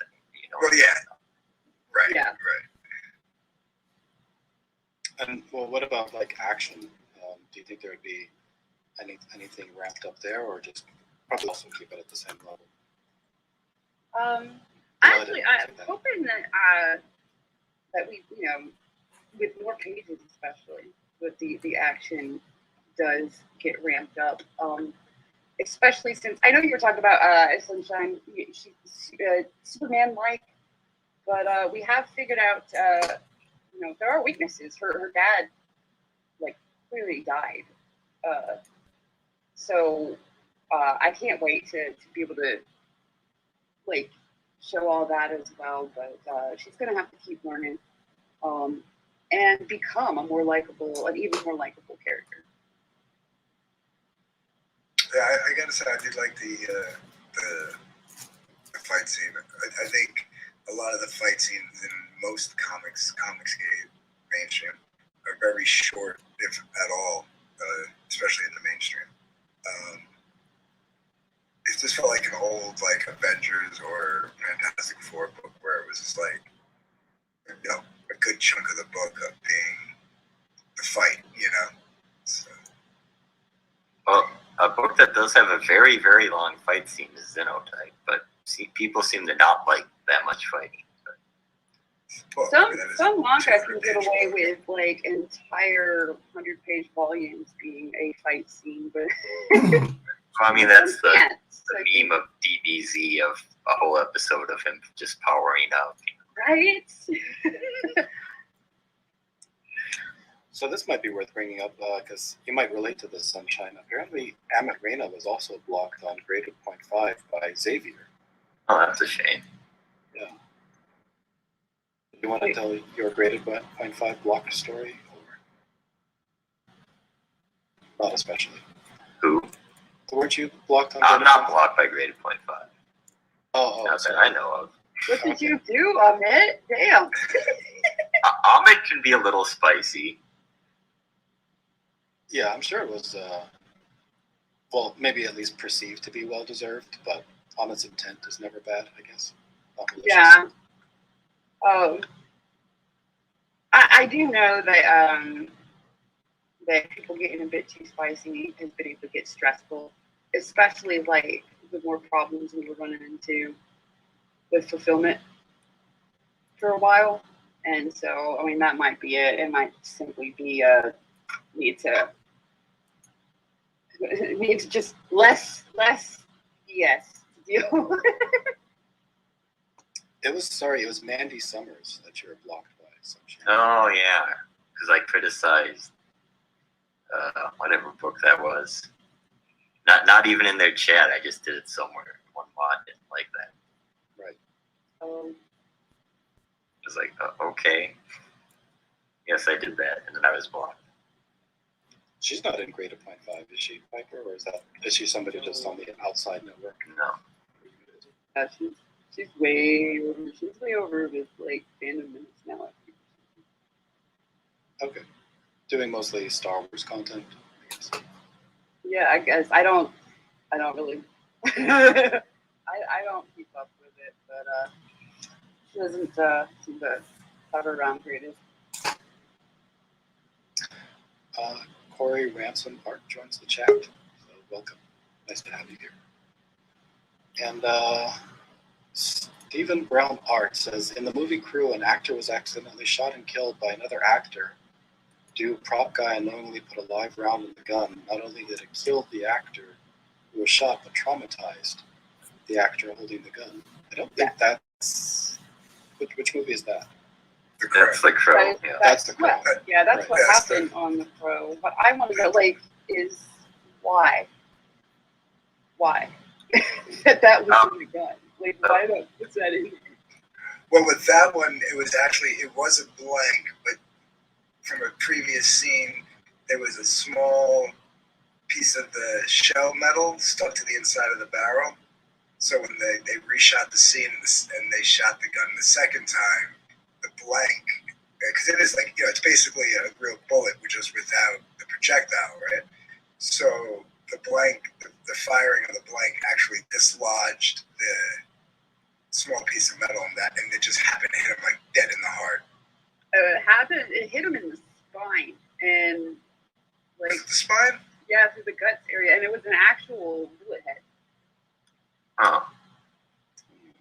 I don't know if that would. But there's two conflicting stories about it. There's one story where, there was just a straight up intact bullet in there, and for some reason, and that's when he got shot by. There's another story that they were taking bullets apart to make blanks, and they screwed up with that one or something. And that's why he got shot by it. But yeah, he got shot by a bullet. Either way, there's just a couple of different stories as to how, but it got him in the spine. Maybe it was the spine, but I'm pretty sure that the one story going around, or the official story, was it was just a lodged piece of the blank that was in it before it. Which would basically be a bullet, though. I mean, at that point, it's a piece of metal being fired at the same velocity as like a bullet head, Yeah. Well, I mean, the worst set injury story I ever heard was the one that happened on Jurassic Park with the cats attacking some of the actors. Oh, yeah, that crazy film. Yeah. No, not this. I have a clip. So this is quite horrendous. Young children, please go to the other room.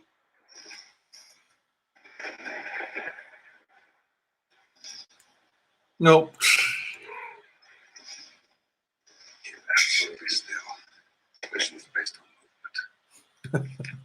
I just saw this today. This is funny.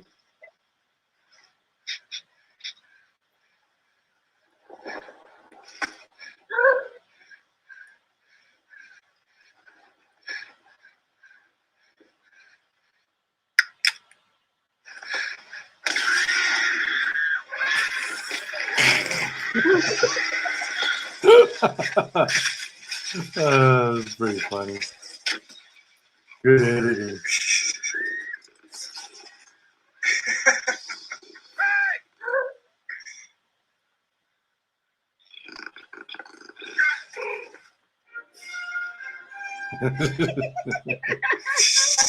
I thought you were talking about that film where he had like wild cats and he tried to film it and everyone was getting mauled on a stupid film. I forgot what that movie's called. The only one I could think of is Batman Returns, where Michelle Pfeiffer gets bit by the cats. No. No, there was actually a movie She gets licked by the cats. where Yeah, there were they had to several put deaths. stuff on her apparently, or it might have not even been her, but to get the cats to do that. So, I don't know. But yeah, that was far more horrendous than anything Alec Baldwin is capable of. So I thought I would share that. Thank you. Yes. Jack Stafford liked it though. Yeah, I thought it was pretty well done. That's why I wanted to read it. So, do you ever cover any Fandom Menace topics, Piper, or do you strictly stick to CG? Over on Graded, we were covering Fandom Menace as well, a lot of the time, but less the people in Fandom Menace and more just Star Wars stuff, or Fandom Menace as a whole getting attacked by freaking Disney and this and that. Graded's kind of still kind of on a hiatus because of fulfillment. Because they tired. Well, as long as you don't take a year to ship like some people are doing or have done, you'll probably be okay. Yeah, I think Graded will be back out of hiatus and wondering where our audience went because we already lost it. Like, because we've been in hiatus too much. When fulfillment, and hopefully, we're hoping that Optimus will be back and hanging out with us. Well, since you don't have that show, what do you think of the new Boba Fett series? The one that I think they're trying to do? Well, they have a trailer now. Yeah, it's right here. Have you seen this yet? Oh, the book of... Okay, so I have not seen the trailer yet. I think we can get away with playing parts of it and discussing maybe it. without the sound. I leave the sound out. Well, doesn't Disney Plus usually allow their trailers to get played? I don't know. Probably not. It's not my fault if you get the stream struck. Okay, you did warn me. So, are you a Star Wars fan, Piper? Did you want to watch this with us? And I am and or was a huge Star Wars fan. Yeah. This actually looked pretty good the first time I saw it. So I've been wanting to go through it and discuss it with somebody who also likes Star Wars.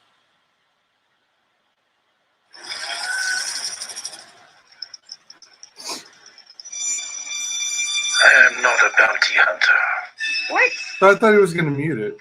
Or, You a little confused about the bug scene? no. That was... Yeah, like well, what that was- and I'm not a bounty hunter. I'm already like, what? They ruined him. No. I think that bug was in Jabba's tail or something similar to that. That was pretty creepy. In the background. See it, yeah. I've heard otherwise.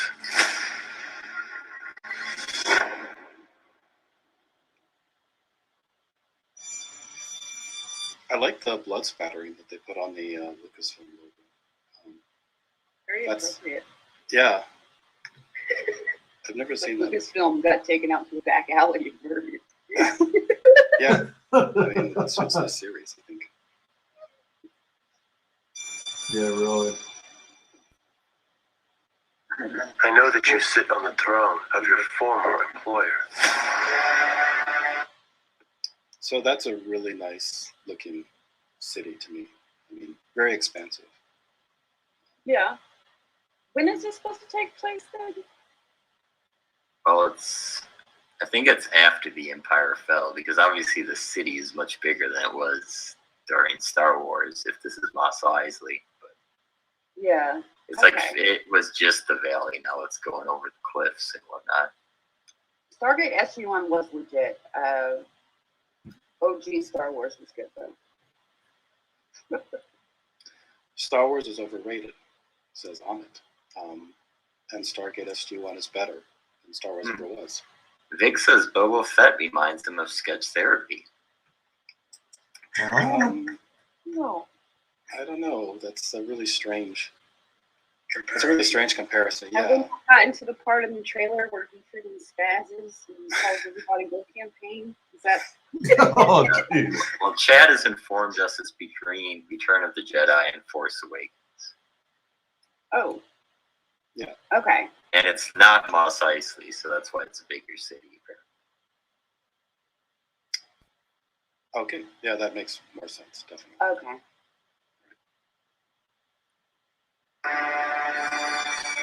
Jabba ruled with fear.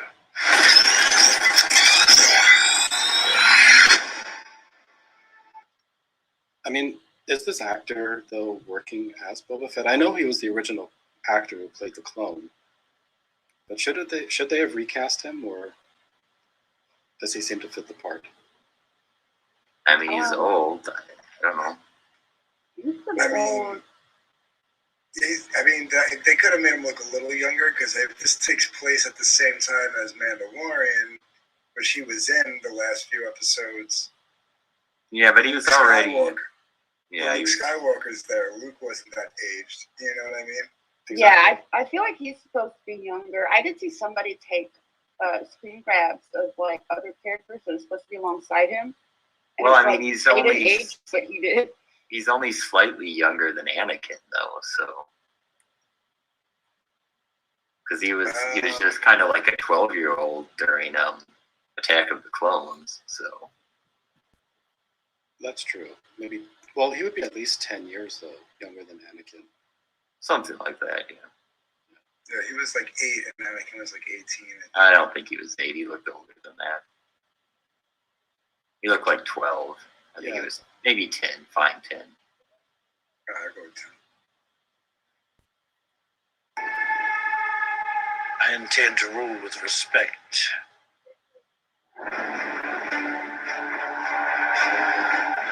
You were all once captains under Jabba the Hutt. I'm here to make a proposal that's mutually beneficial. So I really like seeing the old monsters. Yeah. From the first episode 4 come back. Yeah, I like seeing familiar species, I guess. Kind of nice. Yeah, it makes the alien world seem more like self-consistent. Yeah. Right. I'm here to make a proposal that's mutually beneficial. Why speak of conflict when cooperation can make us all rich? Yeah, these look a lot better than I remember them before, whatever this species is. Twi'lek or something? Right. Twi'lek, yeah. They humanized them. I think they had much more accentuated features before. Well, they used to be blue. I was going to say, for some reason it's unnerving seeing like the regular fleshy color. Yeah, the yellow one makes more sense. Yes. Twitter says, remember the mysterious masked bounty hunter? Let's show his face the whole time. Yeah, I know. Right? Yeah. It kind of really takes the Boba Fett out of Boba Fett. Like, it makes him less menacing, I think. Yeah. So here, JV is correcting us. He said, idiots. He's talking to us, clearly. Boba Fett is like 10 years older than Luke. Plus, he's been in the desert for 5 years. And he's Captain Kirk, so clearly he knows what he's talking about. Yeah, no, I know he's older than Luke, but... Yeah, we were talking about Anakin. Well, no, but because I brought up Luke in the last episode of Mandalorian, but Luke looks like it's like literally been a year since Return of the Jedi, and Boba Fett looks like, if you go by the math from the prequels to the sequel, and it looks like to be maybe only like a year or two after Return of the Jedi, he looks like he's 30 years older than Luke in this, you know, like, just looks a little, yeah, that's all I was saying. Well, he's been in the desert and in a Sarlacc, so. I'll give him the desert. That can leather up your skin a little. Especially if he keeps taking his helmet off.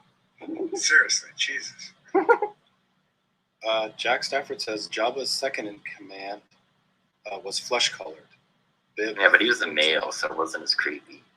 Yeah, I was gonna say he was a dude, and it still actually made it a little bit creepier than the ladies. Well, they gave him fangs and long fingernails, and he looked, you know. He looked very alien-like. Yeah.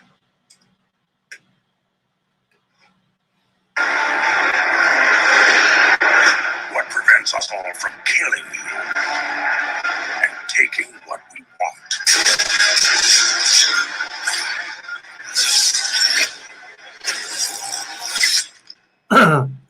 If you had spoken such insolence to Jabba, he'd have fed you to his menage.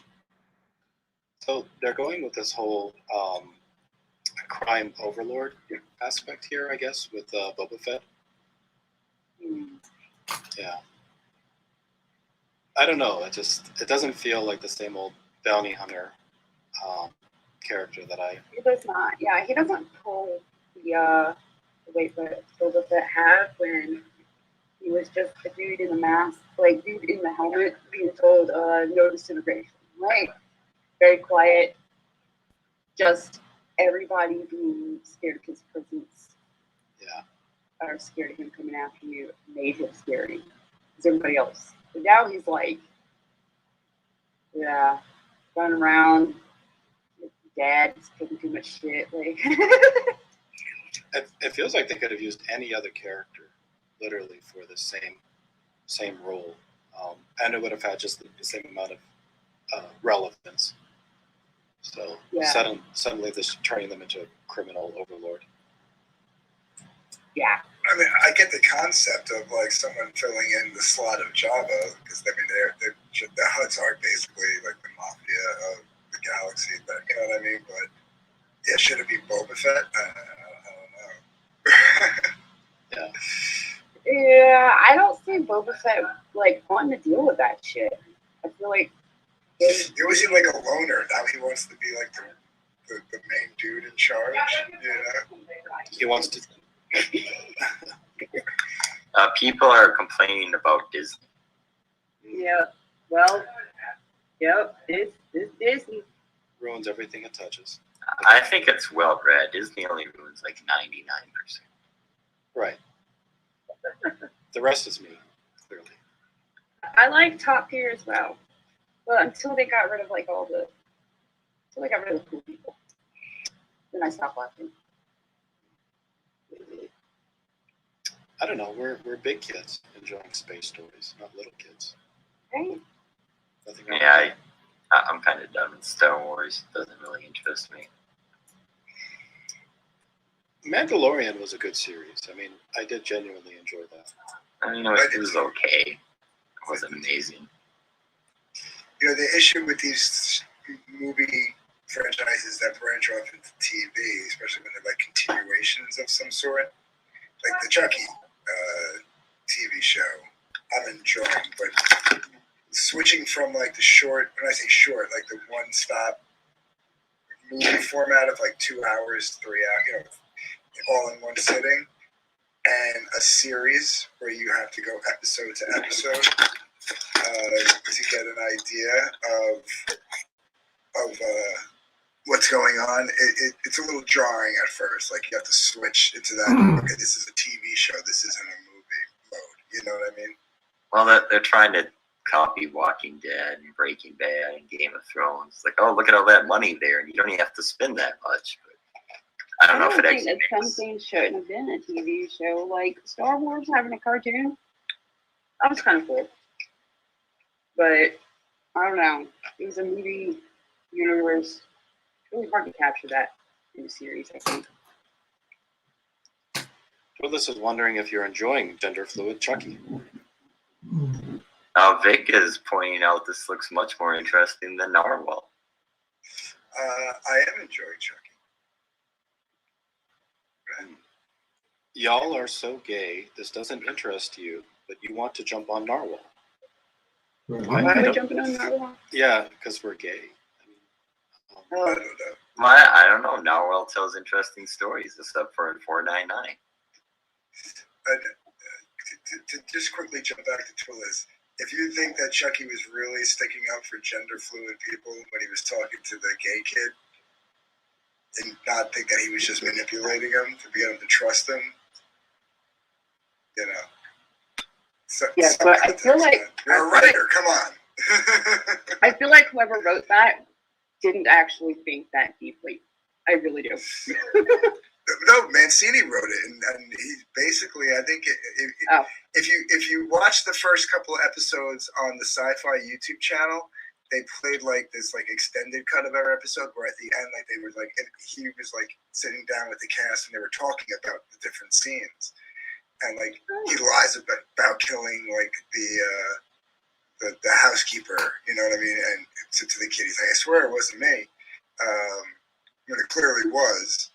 And basically, he's just saying, listen, we only kill people who deserve to be killed. We don't kill people just randomly. And that's obviously Chucky fucking with them. You know what I mean?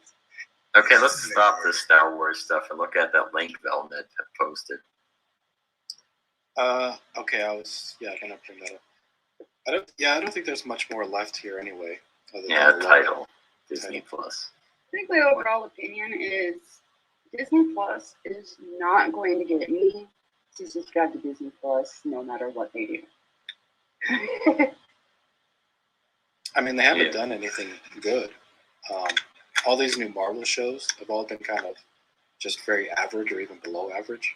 That what Disney has managed to make me do is make me lose interest in things that used to be my favorite things. That's all Disney has managed to do. Well, like what Red you said, I like The Mandalorian, and then when that ended, they went into the season 2 ended, they went into WandaVision. I actually enjoyed WandaVision, but then I canceled it after the Gina Carano thing, so I didn't watch anything else that they put out, so I don't know. Yeah, it's one of those that they had some stuff that I was like, man, I would like to watch that, but it's just not enough to make me go, I'm going to watch that. So you think Matt Krotz colored this or Narwhal colored this? Let's see if you can embarrass yourself, Will, right? Oops. Honestly, I don't know. I don't know what. Oh, sorry. Yeah, I don't know what how they're collaborating, like whose concept and who's writing, because both of them are multi-talented. You know, they both I'm gonna make your guess. This is Matt Krotz. I think there's enough tells that it's Matt Krotz, but I could be wrong. Yeah, I'm gonna probably agree with you because of that, whatever that is, that green hood with like the textured oil painting look. Shading I'm kind of leaning towards Matt Krotz for the colors. I think the inks might be Narwhal. Yeah, that looks like Kyrie, especially that bell. I am not going to embarrass myself. I'm not going to. Oh, come on. Make a choice. What is the concept here? I mean, it looks like just a straight spaghetti western, I guess. At least from what I've heard from those streams, is two guys have stolen something and hidden it, and now decide just being on the run because they stole something. They want to, like one up the other one, and either kill them and get the treasure for themselves. But the story might have evolved since then. Yeah, I'd be super interested in reading a Matt Krotz and Narwhal collaboration. Narwhal's other book actually looks really amazing, the Nosferatu. I could share some pages of that too. I have that as well, bookmarked. But yeah, he's got some really like amazing stuff coming up.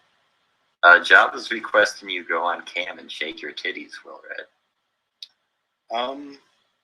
Only if Java promises to do 2 pages and not 1 for his nuclear samurai book. Are the fatties going to shake their titties or not? Yeah. Maybe later, Java. You know, once I get a little more frisky. But I can share his Nosferatu, and we can see exactly how he's approaching doing that character as well. So this is Narwhal's rendition of Nosferatu. Yeah. What were you going to say, Piper? Oh, you like it? Okay. I thought we'd get some controversy and you say, that's shit. But That's kind of cool, actually. It's interesting. It's I different. like that take. They kind of like make him look like a naked rat. Like Yeah. I was gonna say It looks like one of those shaved cats. Inspired from the film. He does kind of look like that. That's what I'm saying. Like he just took it a little farther, the rat parts, and took it a little farther because Nosferatu always kind of looked like a naked rat, sewer rat with like. I thought it looked more like a one of those shaved cats, you know, that people who have gander practical effects in like 19, what was that, 19? gander allergies. 18, yeah, the 18, 1920. And then there's the remake in the 50s or something. For me, it's kind of a mixed bag with Narwhal because I can look at pictures that are done like that stylized, but sometimes I can't follow stories that are done like that stylized, or I don't like them that way. But with Narwhal, I feel like it depends on the subject matter itself. Yeah, I mean, I liked his Foreign Agent a lot, so I agree. Like, looks sometimes good. There are Hey, things what that about? are very strongly suited to his style. Yeah. Like, calm down, Vic. We shared your favorite artist before, so we take all kinds of art here.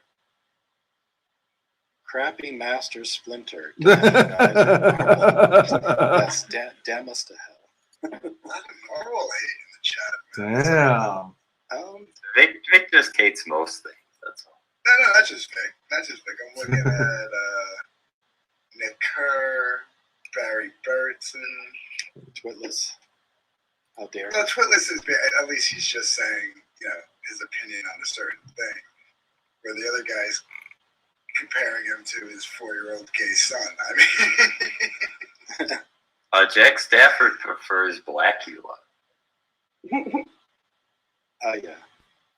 I can't believe you guys. So Velnet mentions the '70s remake. What about the William Dafoe version?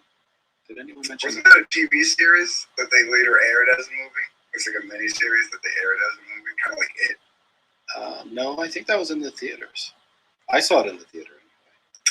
I'm thinking Salem's Lot. Never mind that. My bad. Because that was really good. Because Salem's Lot is like a quasi sequel to Nosferatu now. Vic is giving a compliment now. He says he gets Pokemon vibes from it. Pokemon. Make up your mind, Vic. Here's I mean, it actually says like Mew or Mewtwo. I can't say he's wrong. That's true because like Mew and Mewtwo also look like naked. They look like naked tribbles. Here's William Dafoe as Nosferatu. Oh shit! Why do I not remember this? Velnet corrects you and says the William Dafoe film was about the director. Okay. Oh, interesting. The director of Nosferatu. And William Dafoe. William Dafoe, he became immersed in the character. The character he was playing became immersed in the character of Nosferatu. So that's why it was really good. But yeah. Nikki Kerr pities Dafoe. Pities Dafoe. I think it's supposed to sound like I pity Dafoe. Yeah. Mr. T. I pity the fool. Yeah. I don't know. Narwhal's Nosferatu looks really, really good to me. Anyway, so, but I don't understand the narwhal hate. That's not my thing. I'm actually a narwhal admirer. So, but to each his own. Maybe it's scenes like this, though, that turn people off. So I think this is also from the Nosferatu book. And maybe this is what drives a lot of this hate. A little girl petting her cat. Or is it a dog? I can't quite tell. I hope that's a dog because it's got a really long face. It looks like a Really dog. bad cat. Okay. It's wagging its tail. I'm gonna say it's like a coyote, like I don't say maybe not a coyote, but like a wild dog. Right. I think I read cat in like the Twitter thread for this, so that stuck in my head. But yeah, he likes these kinds of scenes that are very plotting, and they want you to reflect a little bit on the story being told.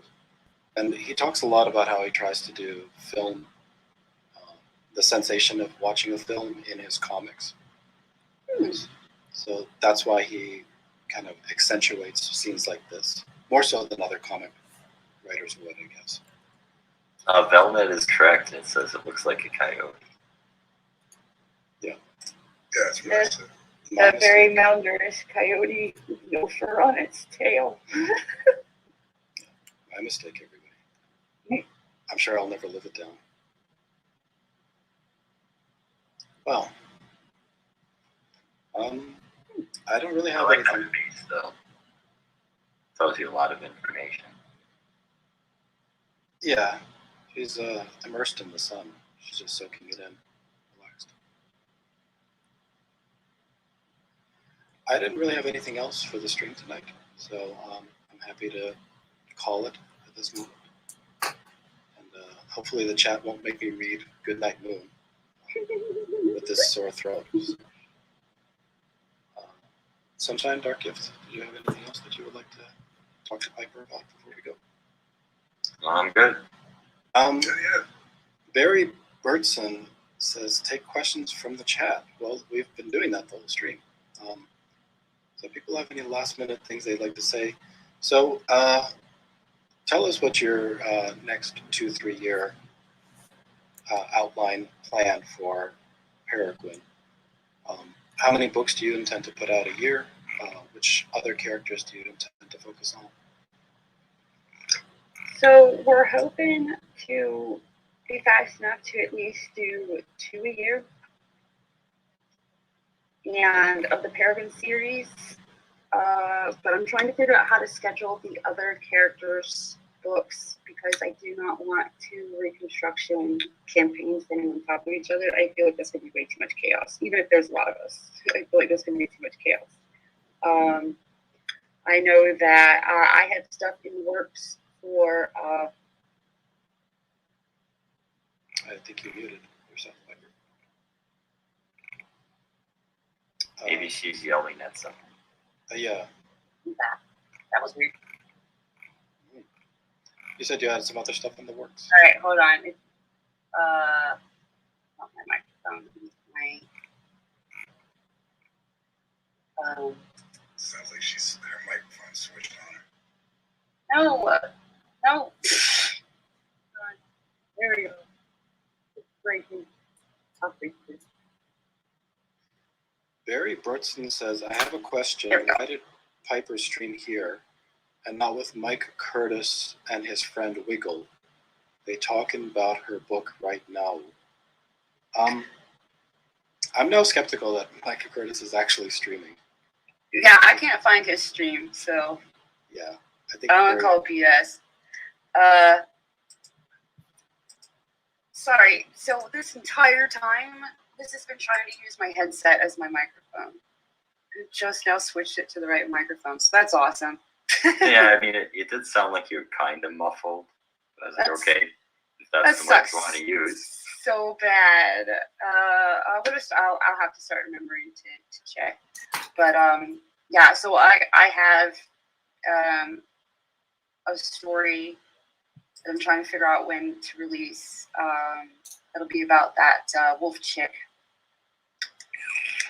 Dang, what is it? What's wrong with my eraser? Okay. Having trouble. Sorry. So yeah, but we're at least going to try 2 reconstruction books a year, at least for Peregrine. And are you thinking of doing other things outside of the Peregrine universe, or are you just going to stick to that for the next few years? So we do actually have Graded has some stuff that I would legit just be editor on outside of the reconstruction verse that they're wanting to do, and something to do with like a tortoise tank or something. something to do with a depressed suicidal submarine. Yes. Okay. So keep an eye out for that. And then I have at least one story in me that would not go in the reconstruction verse that I will later be trying to figure out how to do the next couple of years. Now wait, I have one more question. Is Lupa in this book just because of you? She is in this book because they said that they were trying to come up with characters for the team. And I did my usual, what I used to say to people whose books I was promoting, you know what your book means? A sexy werewolf. And they were like, yeah, sure. And I was like, okay, I'll find a way to make it work. So her stories get neat because hers is sci-fi. Her whole werewolf thing is a sci-fi thing, not a fantasy thing.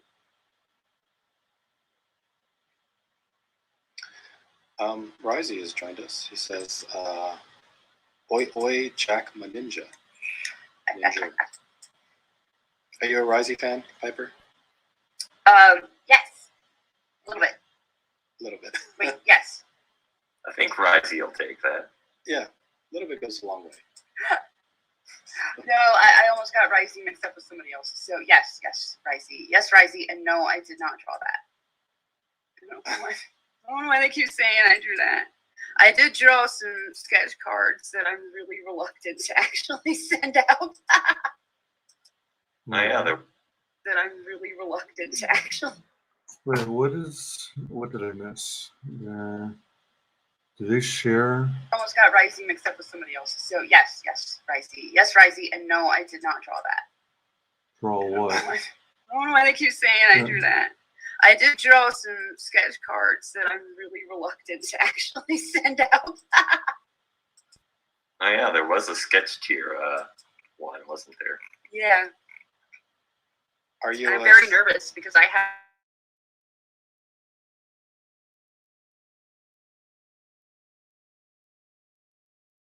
stuff instead of doing art and Illustrator and crap. So I'm really nervous because I'm really out of practice. Are you a sketch there? Oi, oi, Jack my ninja. Are you a Ryzy fan, Piper? Yes. A little bit. A little bit. Wait, yes. I think Ryzy will take that. Yeah, a little bit goes a long way. Asking if Yellow Flash talk about it, and if I can buy the book because Piper draw it pretty good. It took me a while to realize that your chat is like half trolls. Yeah. I'm really slow tonight. I'm so tired that like for the longest time I thought that like all these people were legit. No. This is a colorful cast of new characters tonight. Yes, new. Yeah, exactly. You brought out the new trolls, Piper. Oh shit! They went and made new names just for me. Yeah, Velvet says half. Yeah. I'm being generous. I don't know. I just know that I was legitimately trying to answer some of these questions early on, and then I was like, wait a minute. Yeah, I think Steven Brown art is new and serious. Yeah. So he hangs in my chat too. He's actually got a book that he's got on Indiegogo. Nice. He's having a hard time promoting it, so he sent me the link. I haven't checked it out yet. So shoot. Yeah, he sounded legit. Vic complains, well, Red, why didn't you highlight his comments saying Piper was the best at promoting her comics? I didn't read all the comments that what's his name, Barry Burton typed. So. But Vic's asking about his comment. Oh, his comment. Sorry, if you want to retype it, Vic, I'll highlight it. So. Yeah, Vic isn't a troll so much as just Vic. Right. Yeah, Vic's been around. He's usually in Mike's chat. He's got a reputation there. So. Vic's cool. He's I differentiate between like the ones trolling for fun and the ones that are like resident. Well, this is a troll, but can someone buy Peregrine if they want it right now? Or is that not possible at the moment? Because I know the campaign's closed. That is good. The campaign is closed. Once we finish fulfillment and we know what we have in overprint, I believe we're going to work out how we're going to make the overprints available. But also, the first book will definitely be available on the second, like the campaign for the next one. There you go. Krieger Lou Bunsen is now in chat. We're racist, apparently, reading comments. And even Krieger Lou is joining in. He says, if you're not reading comments, can you be said to live up to your name? I suppose not. Although I do try to read well and not just read everything. Yeah, so Vic, I don't see him following up, so maybe he doesn't really have any other questions.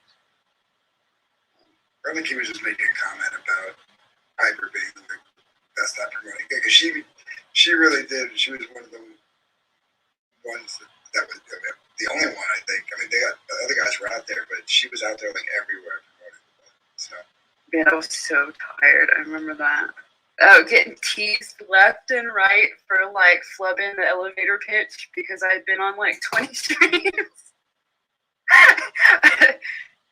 Sometimes I wanted to just go, yeah, just read the campaign. It's all there. That's the worst thing about doing it. That's why I just started just staying on my own stream. Dark Gift suggests giving a synopsis of your book in 2 hours. I do not. I'll make a video and it'll just be the elevator pitch and that's it. I don't know, Dark Gift. I cut it down to 5 hours. Best launch stream of a comic book ever. I love that. I was laughing so much. Hey, how's it going? Jedi Knight Lego, how's it going? Yeah, this is so F off well read or well read user has this channel where he and some panelists review Comicsgate books. I don't know if they do like all exclusively CG or if they also do crowdfunded comics in general. But yeah, I'm watching a replay actually. I'm not watching the live stream. This was like 2-3 days ago. So basically, he, well-read user, and a couple panelists were reviewing Peregrine, Wings of the Falcon. And then about a third or halfway through the stream, Piper came on to discuss it as well.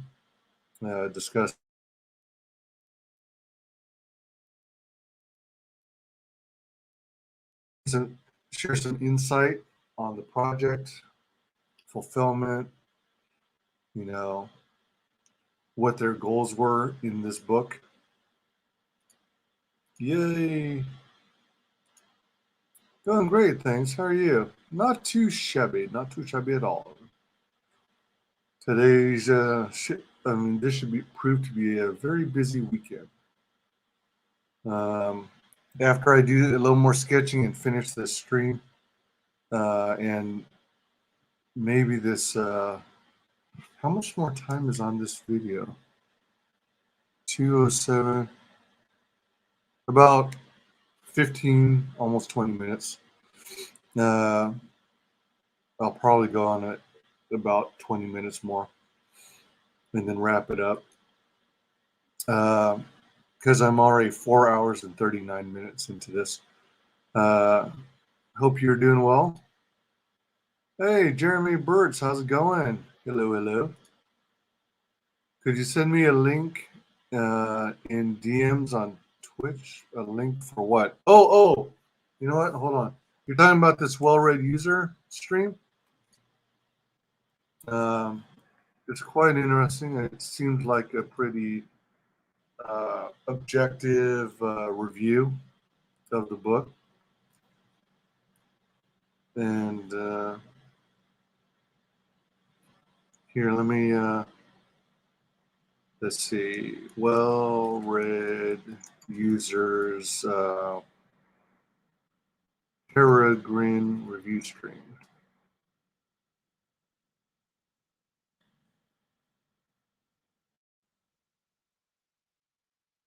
There we go.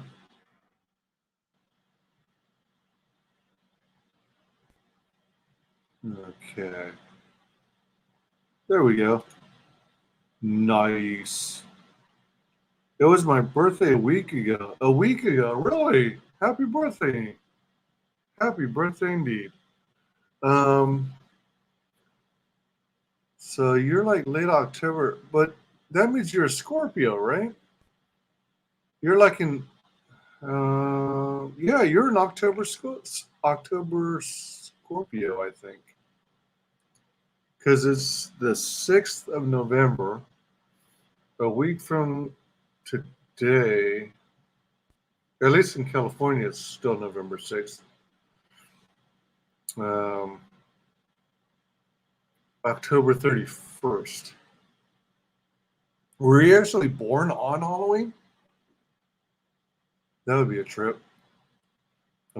Your birthday a week ago. Happy birthday. Yeah, I think that makes you an October Scorpio. Mine is the 15th. Just because, Piper, to be honest. Hey, I don't blame you. Thanks. Be right back. Don't forget, be sure and check out Piper, aka Fizzgiggity. She's on. She's got a YouTube channel every Wednesday night. I want to say 6 or 7 p.m. I want to say 6 or 7 p.m. On Wednesdays. And then after she does F It Show, which is about 1.5 to 2 hours as of late, sometimes longer depending on her schedule. Then she often hops on the Twitch. Sometimes she is the Fun with Friends, FRENS, on Twitch. She's got a Twitch channel where she does gaming. Like the month of October, I guess. She was doing she was playing all kinds of Doom games. Lately, she's been playing. Oh, she was also with the Graded Point 5 team. They were playing. All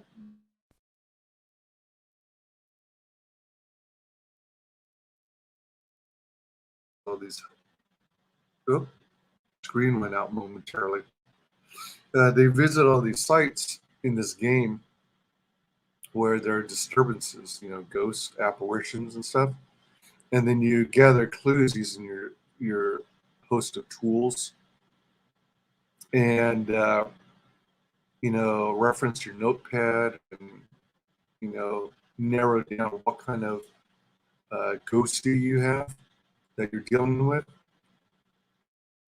and then get the hell out of there as soon as you find out the information you need. It's an interesting game.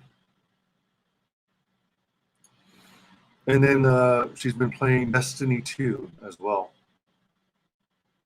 Thanks, my birthday was great. Sweet. The 30th. Not the 31st. Okay, all right. I'm off by one. Sub to Piper already. Yeah, make sure you're sub to her Twitch as well as her YouTube. Adventures of Piper. And I saw you in Fizz's chat. Yeah, on Twitch. Yeah, I hop in whenever I can. Whenever I get notifications, I try and hop in. A lot of the times, I'm actually at work by 9 to 5, if you will. So it's like when I hop on and hang out and listen to the Twitch stream, my job requires I be on the phone a chunk of the time. So I have to quickly mute myself, mute the Twitch stream, so no background voices can be heard while I'm on the phone. And when it comes to the effort show, if I can't make it due to work,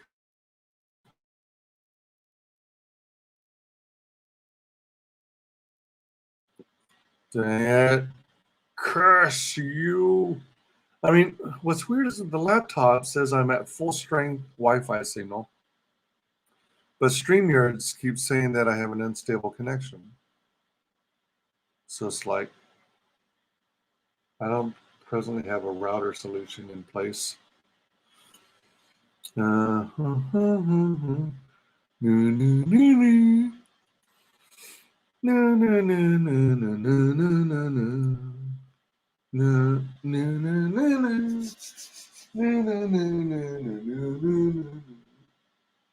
right, so let's finish off this.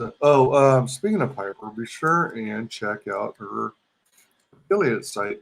Now you can find it on her Twitch, especially. There's a link in Twitch. It's like a big old button or something. That is her affiliate link for Tentacle Grape Soda. I think they actually offer other flavors too. Oh, you know what? Here, let's see.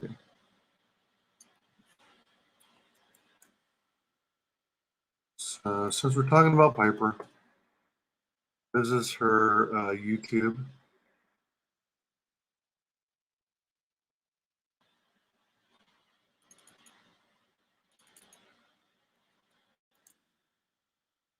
This is her Twitch. Oh my gosh, I got a notification that there's another miniature cooking video. Man, I love watching tiny food. Let me see. That's that.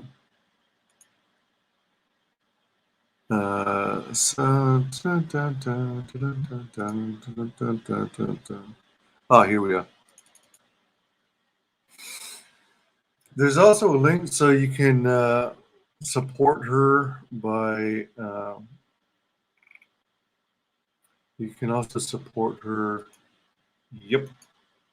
You can also support her through the equivalent of Super Chats, which is her PayPal. But, oh, whoops. Shoot. I should edit that.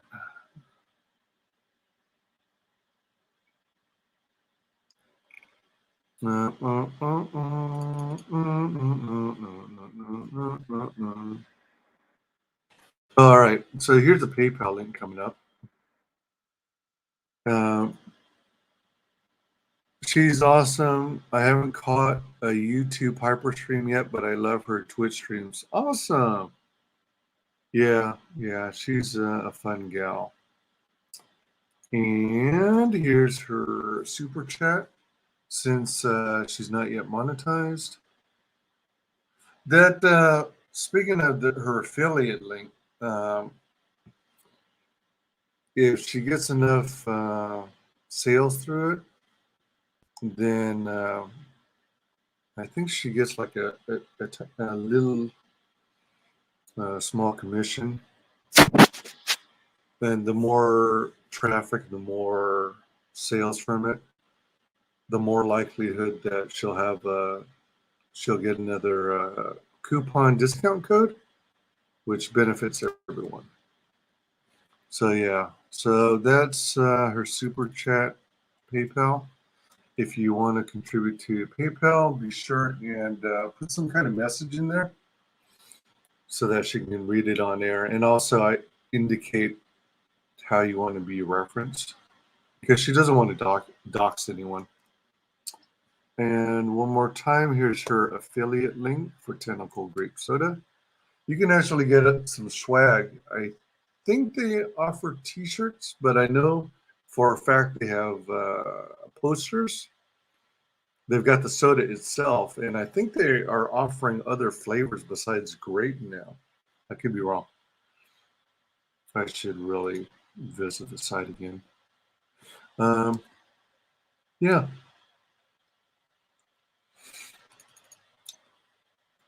And definitely let's go ahead and support our pipeline. Oops. Come on. Oh, no.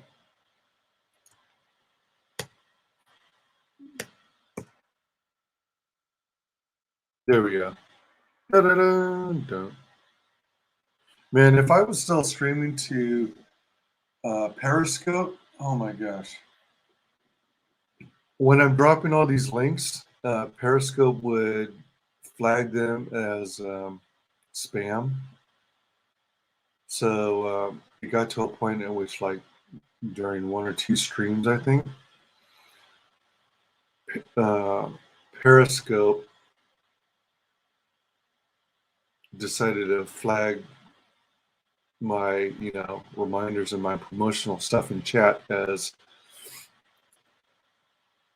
spam or bot-like behavior. So eventually my whatchamacallit, my thingamajigger, my Periscope account got blocked. And I kept meaning to go back into it and restore my account, but I've just been too lazy. And I'm pissed off at Periscope for blocking me in the first place. I'm not even sure if I can. I don't think I'll even be able to get back into it because I think it went out of business, or it was. I think it's owned by Twitter, is it? So I guess they essentially discontinued the app Periscope. I bet you it was bleeding viewers and participants and accounts, active users. And then it's changed to like Twitter streaming. I still don't quite know how that works. And I did a test, but forgot to follow up and check to see what the result was on the Twitter site on my account. I wonder if it's still there, actually. Huh. I don't know. Okay, welcome everyone. I'm doing some sketching. I'm participating in this thing called the WyzDraws Boomerang Box. So basically, a host of creators, like YouTubers, comic book artists. I don't quite know the rhyme or reason for who Dillard chose, but it sounds like it's pretty much comic book creators and those who talk about comics. And that's how I kind of got roped in. He invited me to join in. I'm like, wait, I haven't released any kind of comic book. I'd like to one day, but I'm nowhere near ready. And so, I think it was mostly because I do so much comic book promotion. Speaking of which, I gotta get back into that. With all my scheduling, it's been kind of hectic and hard to set specific times for streams. But I hope to get with the program before long. Anyway, so the Boomerang Box goes from creator to creator. Started at Dillard, of course. The recipient opens the Boomerang box, reviews what's in it already, then they contribute something that represents their channel. And they add it to the box, and then they close it up, send it on to the next creator, and so on and so forth. Anyone who's interested in winning the prize contents of this Boomerang box, now it could be one grand prize winner, or if there's enough product by the end of the collection, you know, by the time it gets back to Dillard, I think he's going to add a few more things as well. But if there's like overflow, I guess you might say, he might do like a third place, second place, and grand prize. But the you know, it's a way of promoting channels, having some fun, sharing stuff in the community, and rewarding people for, you know, being supporters. So if you go to the, oh shoot, I don't have that link. Let me get that link again. So Dillard has on his channel the Boomerang Box Saga. So you can actually, here's a link to it. If you want a chance to win all this swag from all these creators, be sure and visit this Boomerang Box Saga. Check it out. It's fun to see what people are adding. And there's some pretty cool stuff in it already. But that's a shortcut straight to his playlist. Check it out for sure. The very, very first video, Dillard breaks it all down, explains how it works. And in short, you're going to leave a comment. You know, all of us creators who are participating are not eligible to enter the contest, of course. But anyone else beyond us can. So leave a comment in Dillard's first video. That could be even something as simple as the word comment. And then subscribe to every person the Boomerang Box has gone to. You know, subscribe to each of our channels. And then when Dillard gets the box back, then you'll have a chance to win. Yeah. So pretty sweet. At the end of this stream tonight, or this morning, crap. Sorry, 3:12 a.m. my time.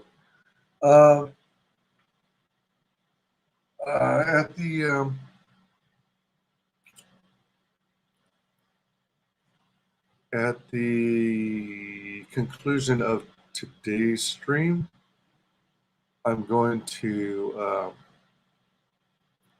you know, review or show the cards that I've completed so far, because as part of my contribution, I guess since I hadn't really advertised as much, people didn't know I was into drawing.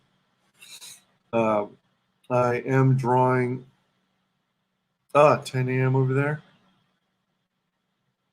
Wow. All right. So 3, 4, 5, 6. So you're almost UK time. So are you Italy? Is that Italy, Germany? Hold on. Wait. No. All right. So my geography sucks too. But I'm on Pacific time right now, since I'm presently in California. So I know UK is 8 hours away from me, 8 hours ahead. So that would be 11 a.m. Oh, you are UK. What the? How does that work? Have you guys had daylight? No, you don't have daylight savings time, do you? It's just the U.S., I think. Or do you guys fall? Clocks already changed. Spring forward, fall back. All right. That was the only other explanation I can think of for it to be 11 a.m. over there. Because normally UK is 5 hours past Eastern time zone. Because that's where I'm usually from. Eastern time zone. Gotcha. UK. Right on. We got some cool UK folks out there. I'm a big fan of CGUK. They were big supporters of my channel. They have been. And they were with me from the start. A lot of, Google it. Oh, yeah. You mean for DuckDuckGo it. All right, let's finish. So I'm going to finish this stream where Piper and Well-Read User and their other panelists finish discussing Peregrine, and it sounds like they're discussing a little bit of Star Wars and other topics here and there as they wrap up. And then after that, I'll show you what I ended up sketching tonight. I didn't get near as much done as I originally planned to, but oh well, things happen. And it was still a productive day, I think.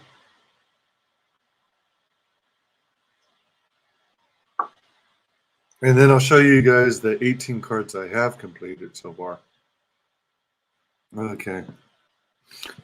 All right, so let's get back to this. By the way, thank you all. I'm at 403 subs again. It's tough to earn new subscribers, so I thank each and every one of you. I'm at 403, trying to get to 404, and then 405, and so on. I'm thinking at my 500 sub celebration of doing some sort of drawing. I've got a couple of, well, I've got one idea so far on something I can include in the giveaway. But first I have to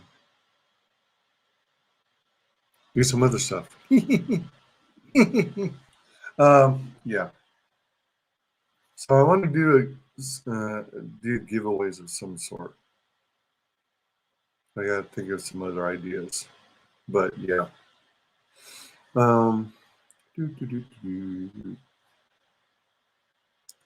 Yeah. All right, so let's do it. Like, comment, subscribe, mark the bell for notifications. Here we go. It became a meme. So Yeah. Hey, listen, you take what you can get, I guess, right? Yeah. But what you call it? I still, you have no clue. That's the other reason why she needs to get her laptop fixed, so she could stream from the laptop instead of the phone, because that's where the clicking noise comes in. But she also can't see text. That whole stream, I'm like texting her, like, bring it in, land the plane. I'm texting her like crazy, and I can see her swiping my text away because it's getting in her way of the stream yard. No, Vic actually wrote a compliment this time. Piper's good. Every time she talks about it, it's so professional. I can't tell if that's sarcasm because it's text. No, that's Vic being For real? Yeah. Awesome. Thank you. I tried. Yeah, I wanted to actually, because you said you did the thing where you went on a lot of streams to show, and then you also had an elevator pitch. I mean, did you Did you see a lot of returns for that effort? Was it really worth doing all the streams, or do you wish you just would have focused on certain streams? And then, like, how?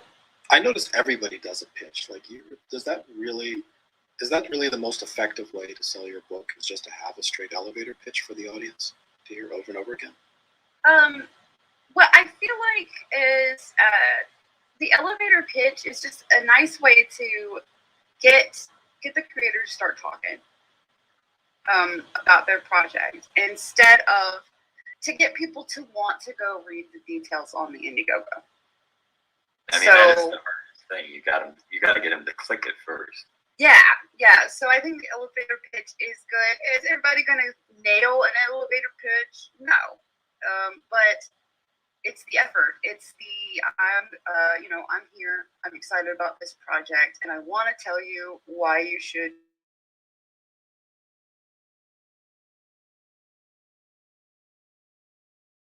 They sound like when they straight up are reading it right off of the campaign, or they sound like they're reading it. That's why I'm saying elevator pitches don't need to be perfect. Just you should be excited about your project. Well, gush about your project. Tell people best elevator pitch is what concept you started from. I think you nailed it in that one point. Is if you don't sound excited about it, no one else is going to be. So the creator better be excited about their project, because that is the obvious first thing people will notice. It's like if they sound bored, which may be just because they're nervous, they're like, well, they don't care, so why should I care? Yeah, look, that energy is infectious. So you want to be pretty excited, and that's a little like. Bringing that energy is a little more important than nailing the words coming out of your mouth. Because I sure the hell didn't, and so I would laugh and be like, "Hold up, let me try again," and just because there's so much excitement, especially on other people's channels, and you might not be used to their audience. That's where I'm like, I flow the most, is when I'm not used to the other people's audience. You also asked about like. I wish I hadn't gone on some channels and then others or and so stuff. Many. Or so many. There is the fact that some streams I went on, I might not have left with any backings, and a lot of the channels I go on share practically the same audience. But what it does is they have a stream up now on their channel about my project. That people later are going to pass through and see. And there's those people that are strictly, this channel's audience members. They don't go to any of the other people that I might have gone to talk to. It's for those people. Yeah, well, I can add to that too, saying that, like what you said, like the audience that shares sometimes, like. So if, say, Piper was pitching the book today, right, it was still going, and she was pitching it here, and Vic saw her here, maybe didn't necessarily get inspired to back the book, but then a week later she's on my channel, and then Vic sees her there, and hearing the two streams, maybe getting that second viewing from that same one audience member might actually get them to back it. You might not sell them on the first pitch. It might take you 2 or 3 times of this person seeing you talk about the book, and maybe the one night you were tired and the next night you're more excited about it. You know what I mean? So exactly. One night I might have flubbed it a whole bunch. Another channel I might have nailed it, and then you're everywhere. And then people that start to see you more than one place, they're gonna go, well, hey, this person hangs out on or seems to know. These channels I like, maybe there's something to this. Or, multiple channels I like seem to, think this person or their project's pretty cool. Maybe maybe I should look into it. KS has a request for you. Yeah, so that's the poem that I have to read every night. KSSS is the one who requests it.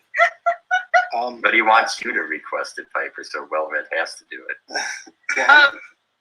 I am happy I came on this channel though, because I'm always like hanging out over on Effort Show, dunking on Well Red for all the monotone stuff, and I'm like, and then I'm like, I've got to tease him so much that I thought for sure I was like, oh man, he's gonna rip me to shreds. He's gonna get his revenge today. No. But I'm Everyone very hates Well Red, so you're way down on the list. So he barely notices now. Yeah, you'd have to stand in line. Yeah, no, I'm happy I got to come here and actually chat with Well Red on his own thing, so that I'm not just over on my channel making fun of him. Yeah, no, I was glad you came. So it was really nice talking with you. I don't mind the ribbing. Like it's all in good fun.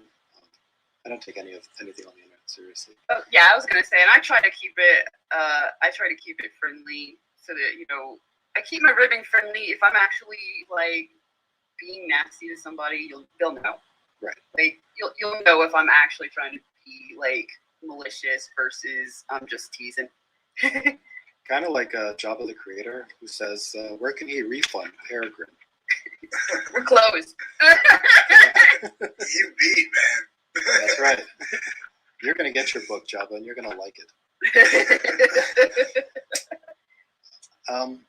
Yeah, I'm really sick today, KSSS. Otherwise, I would read Goodnight Moon for you, but you can hear my voice is already like going really hoarse. Yeah, dude, his monotone's not been super monotone. Hasn't been mono or toned. Yeah. Well read. Sounds like a dying rabbit. Yeah. Yeah, basically. Oh, you lost the sub. KS is unsubbing. Good job. Well, come back. Aww. Come back, and I promise to read it next stream, so you can resub again when my voice returns. Stephen Brown Art says, when I finished make the first issue of my comic, I was so excited and happy that I completed it at the time. It didn't come across to me that I needed to advertise it. Okay. Yeah, you definitely want to get out there. I mean, it all depends on what you want out of your project too, like what your ultimate goal is. But if your ultimate goal is to get backers, you gotta go find them. Yeah, I was going to say the repetition and familiarity. It sounds like that's what you were establishing with your backers by going on a lot of channels and having them see you repeatedly. Yeah. And my big thing too is like anytime somebody has asked me if I want to come on, I've never looked at like their sub count. Like I don't go look at their follower count. I don't go look at their sub count. I look at them to go, okay, are they legit or are they gonna fuck with me? Like are they fucking with me or okay, yeah. I never think about that because you never know. Who's growing and who's gonna come across it forever later and go, oh crap, you were on that one channel at that time. Like, I know that some people do. I know because graded used to be small. Some people do. Some people do look at sub count and go, no, I'm too cool for your channel. And I'm like, which is weird to me when you're trying to promote something. Oh, we have our good friend DA Talks in chat. Oh, welcome back, DA. It's good to see you. Yeah, I never. 5 viewers is 5 viewers, you know. I never valued sub count because there's so many channels with dead subs. They go on sub drives and they don't get even a fraction of the subs as views. Like the two just don't correlate. So. Yeah, I was gonna say there's plenty of channels that people watch it like crazy, but for whatever reason they don't want to click sub. So yeah, I never look at that stuff. I'm just excited because I had people like they'll be like, I want to interview about Peregrine or something while the campaign was still active, even after. And then they would apologize and be like, sorry, I have like 12 subs and we'll probably only get 1 viewer. And I'm like, I don't care. I'm like super hyped that you asked me to do that. Well, you never know where you might find your next backer, so Exactly. why leave any stone unturned? Exactly. That would be my biggest piece of advice is to just, go out there and go out there, especially again with the CG, kind of waving the CG banner and stuff. Go out there and just ask other creators. Like, there are plenty of the creators are going to be, more than willing to answer questions that you might have just trying to do things. Like, if you go ask, how did you do such and such on your campaign? Oh, well, I did this. You go, who's your printer? Oh, it's this person. I highly recommend, stuff like that. Don't be like afraid to go ask, because even if everybody's technically competition, we're really not, because we're all trying to bring something different. So yeah, I mean, comic collectors like variety, and if they're just looking at the same campaign, they're less likely to back additional things if they're not being exposed to a wide variety of projects. Yeah. SSS says, my sub count is high, not in numbers, they are literally high. And Jabba says, please don't ask any questions in the chat. You'll be accused of being a troll and blocked from the channel, which has never, ever happened, ever. So, and we have, like, the channel has all the worst trolls here for the channel. So. I was going to say, you've got some of the big names in trolling, though. You got Jabba. Yeah. So, no, nobody gets blocked for comment. Yeah, but I guess you guys can hear I'm kind of dying slowly. I hope so. Go get some rest, man.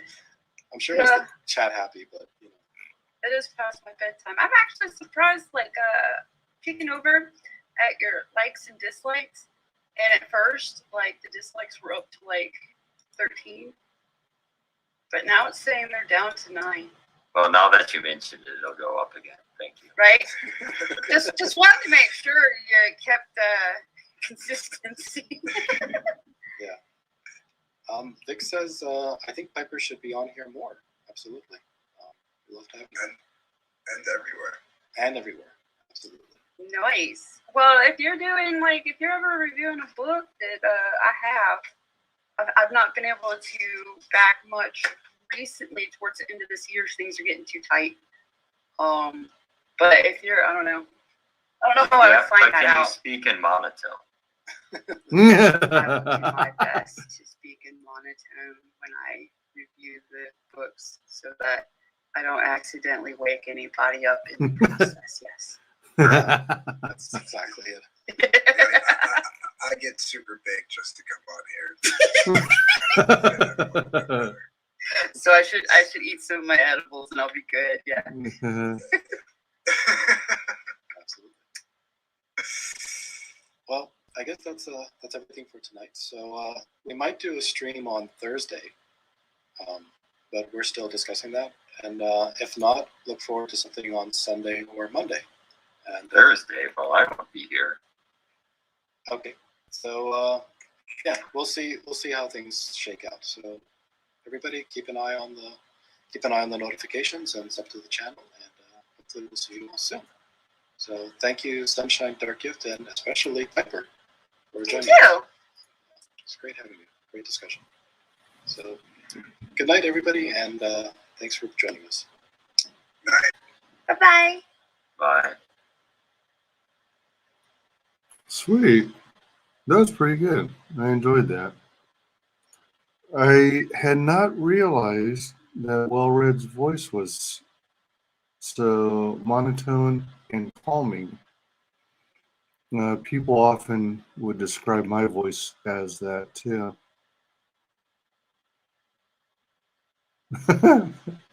His handle is actually, his channel literally is F off Well-Red. That's funny. You know what?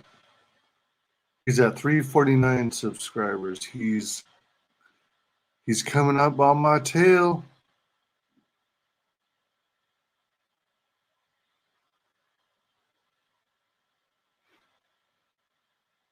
What? Well, well, Red kills testify. Dogs of Tard Wars. Interesting.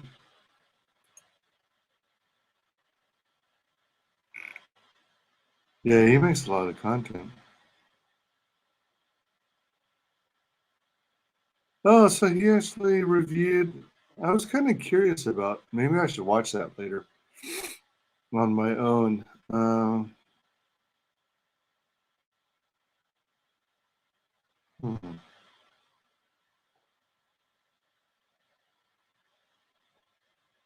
I've always been kind of curious about this Magnificent Seven. I always wondered whether it was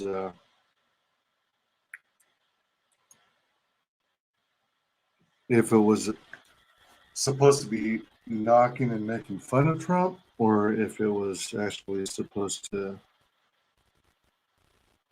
be pro-Trump. F off forward.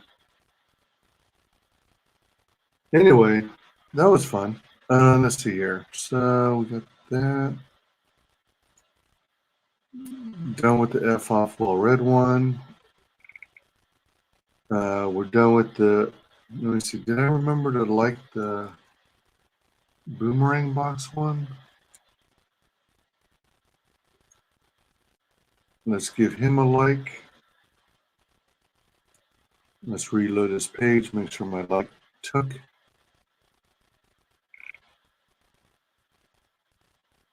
Looks like it did.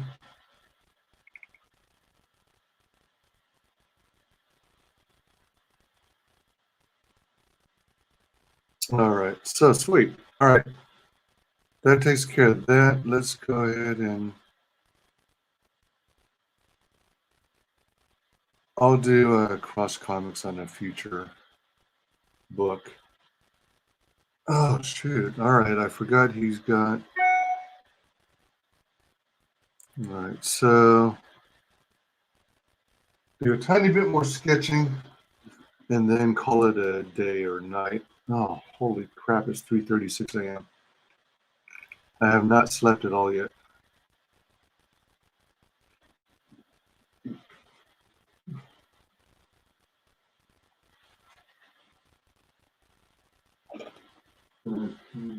So this kind of.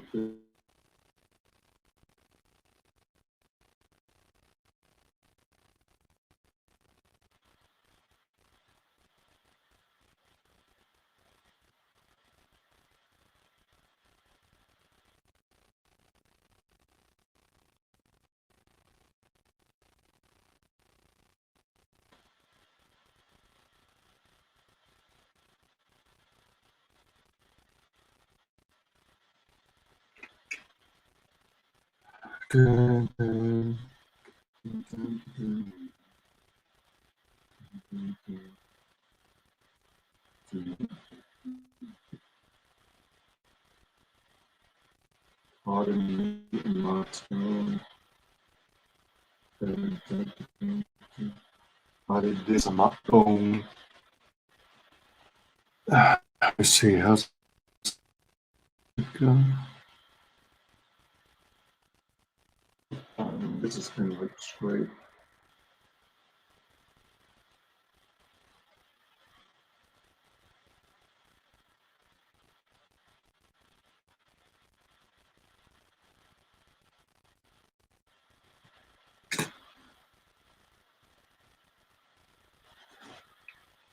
So the bridge kind of goes across here.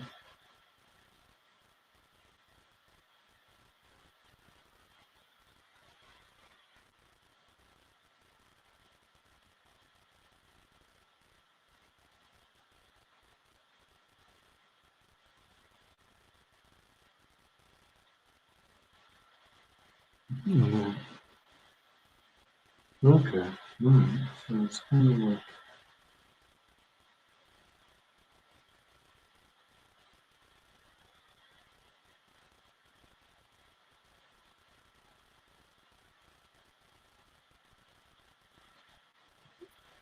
And then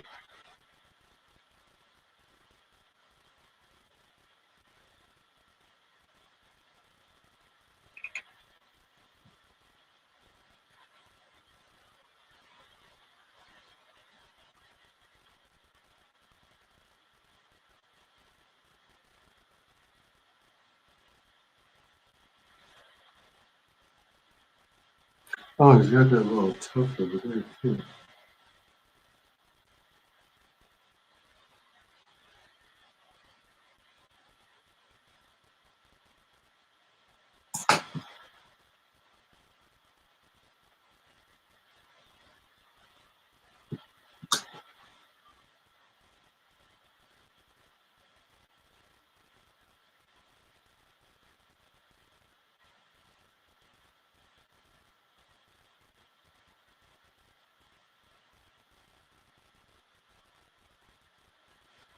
So, what happened?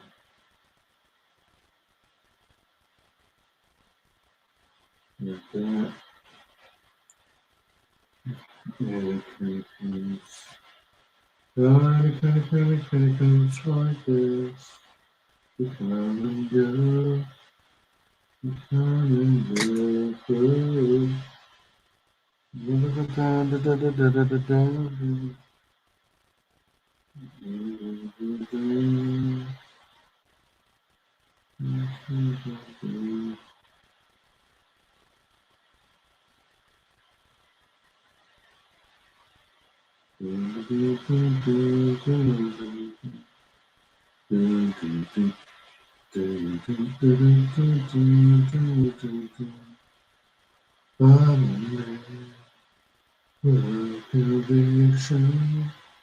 Let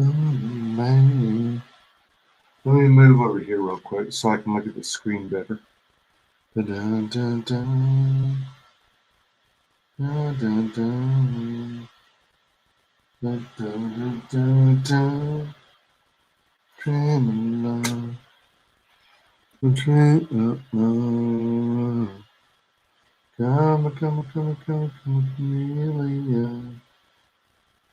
Come and go. Come and go. Whoa, wait. Does it go all the way around him? Does it go around his head?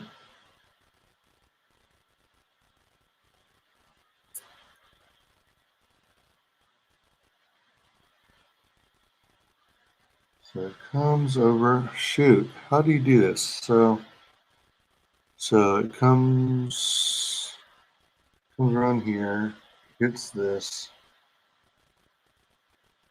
All right.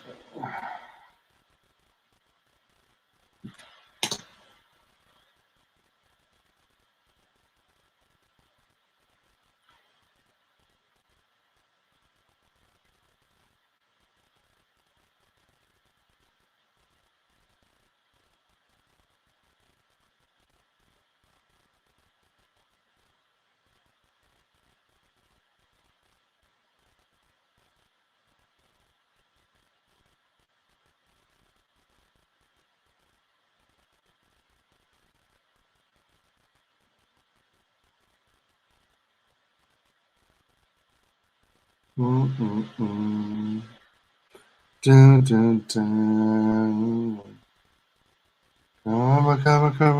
Come, chameleon. Come and go. Come and go. Oh. Now it's so easy when you come and light my dreams. Red, gold, and green. Red, gold, and green. Every day is like tomorrow. Every day, dun, dun, dun. Dun, dun, dun, dun, dun, dun, dun.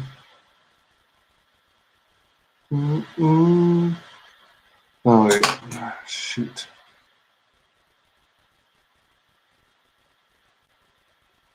Oh, crap.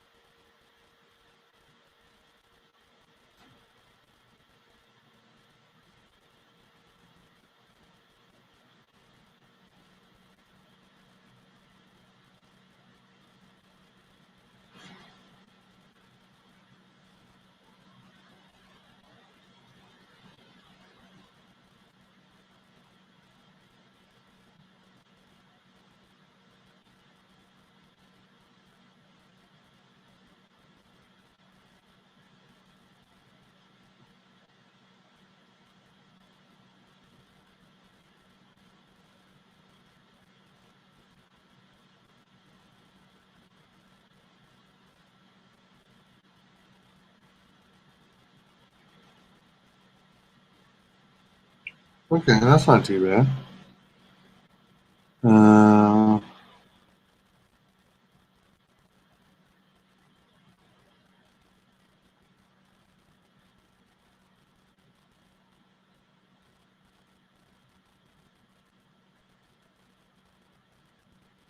What I'm not sure of is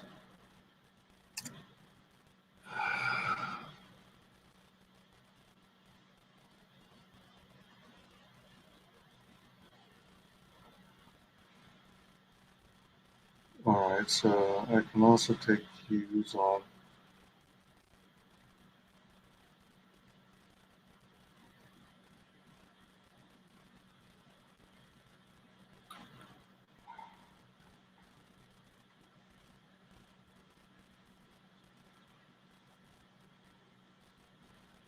Graham Nolan has this show called Storytellers, and he interviewed Cat Peppy Shane Davis.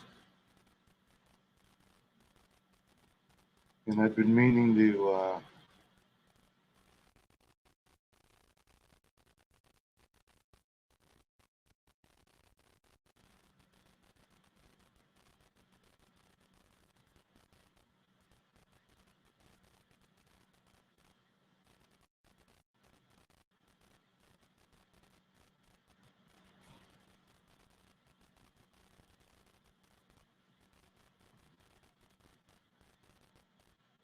watch that.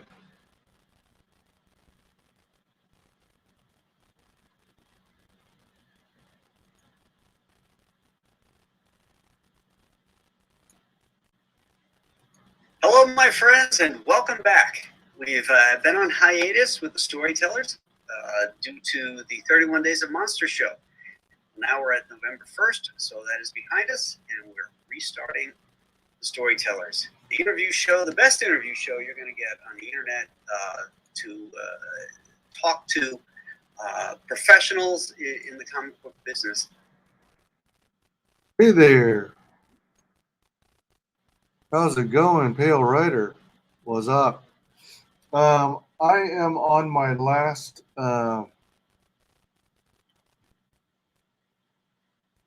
set of sketch cards for my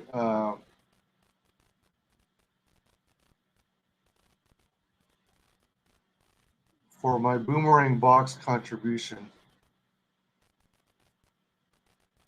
So I've got I guess that's not too bad. Although I gotta take a closer look at the ear. All right, so I better wrap this up and try and get 1 or 2 hours of sleep. Jeez.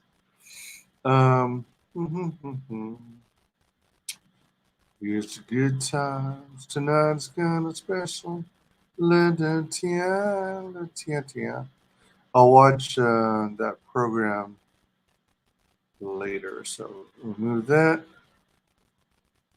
All right, so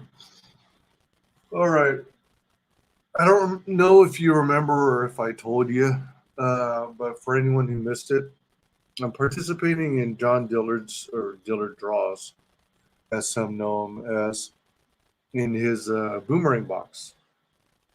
And basically, the Boomerang Box goes from one creator to the next for like somewhere between 10 and 15 creators, and each creator slash YouTuber contributes part of, something that represents their channel.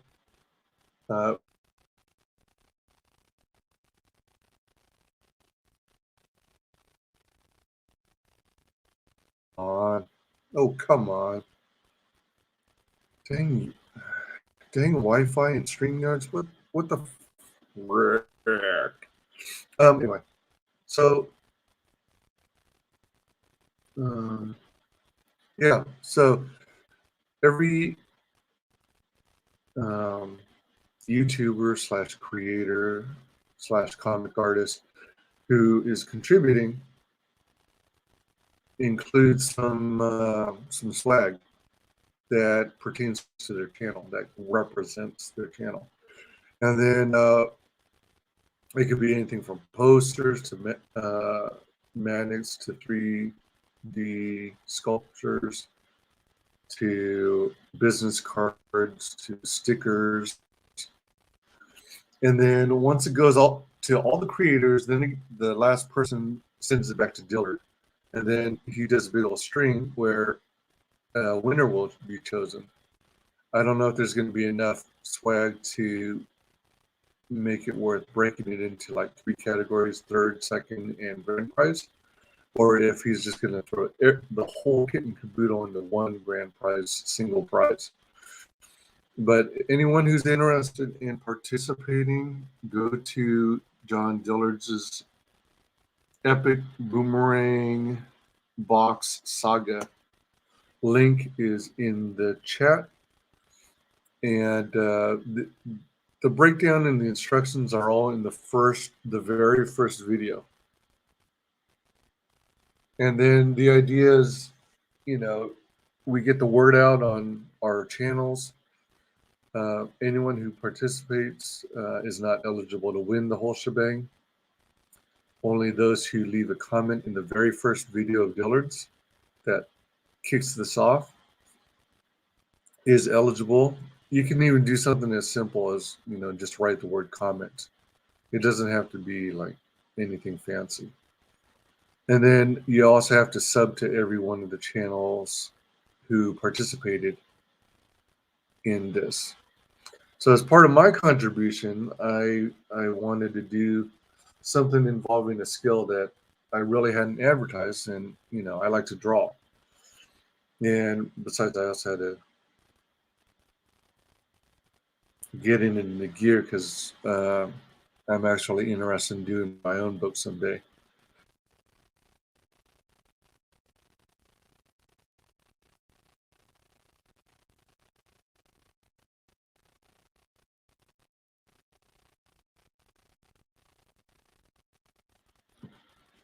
Ah, shoot. I was about to... will the real Slim Shady please stand up? Please stand up. Dang Wi-Fi. Crap. Anyway. So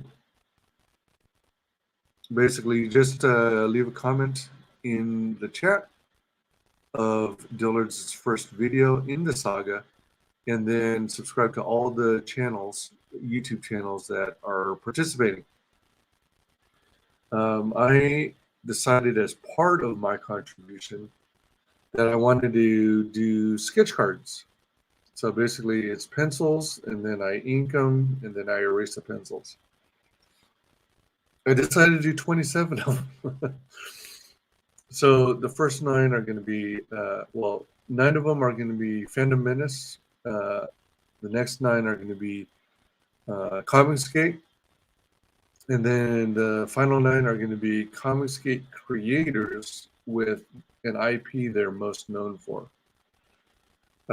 So I'm going to reveal the progress.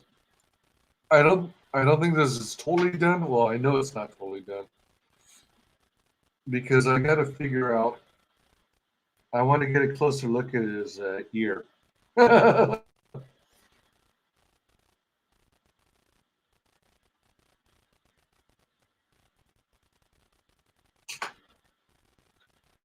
All right, so this is going to be quite challenging because I'm not good at doing, well, I really haven't practiced either.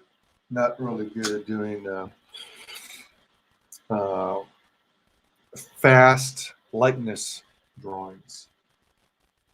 All right, so here's what is I've almost finished with. Let's see. You know what? Hold on. I got to switch to this one only. And you know what? Let me turn on the light. Let's see if it.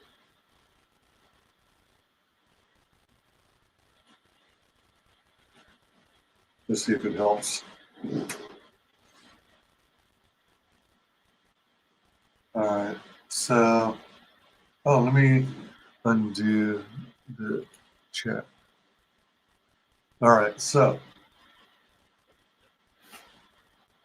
here we go.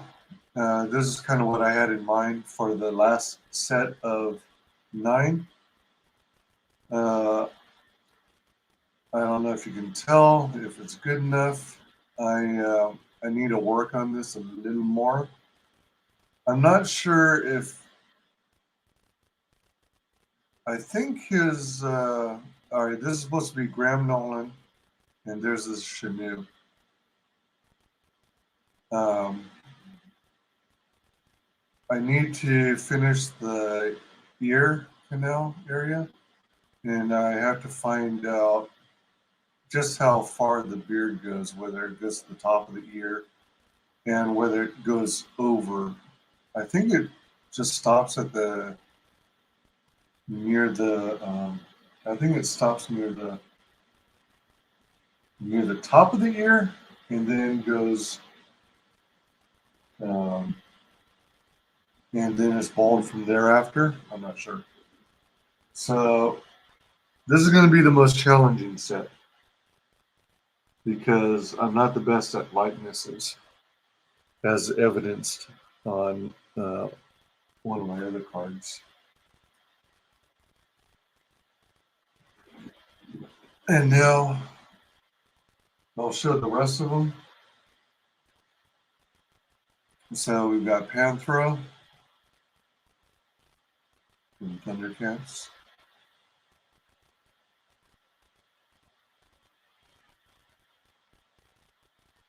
Cyberman, Doctor Who. R2-D2, Star Wars. Soundwave, Star Wars.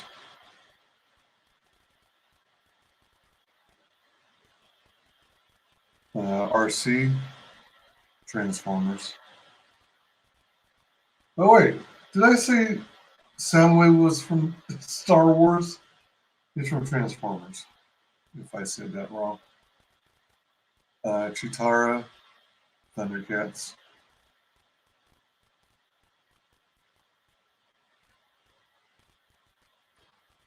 Optimus Prime, Transformers.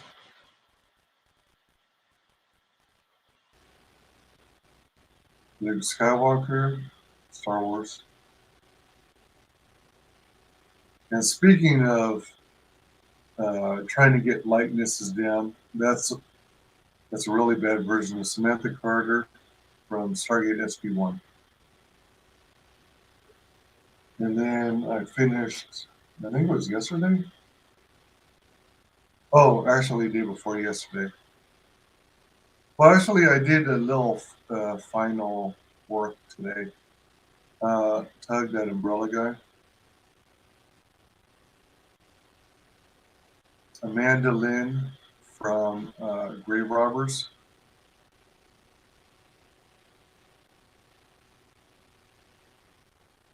Red Key.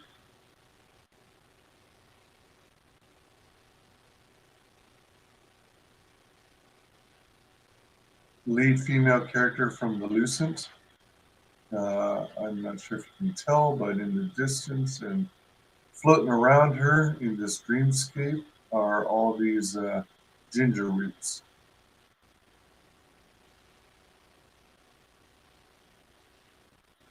There's a character named Rebel from Kill Dog and Codename Killswitch. Sea Dog and Sea Dog and Codename Killswitch. Character named Rebel.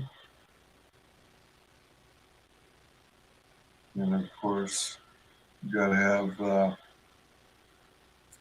Goblin Girlfriends.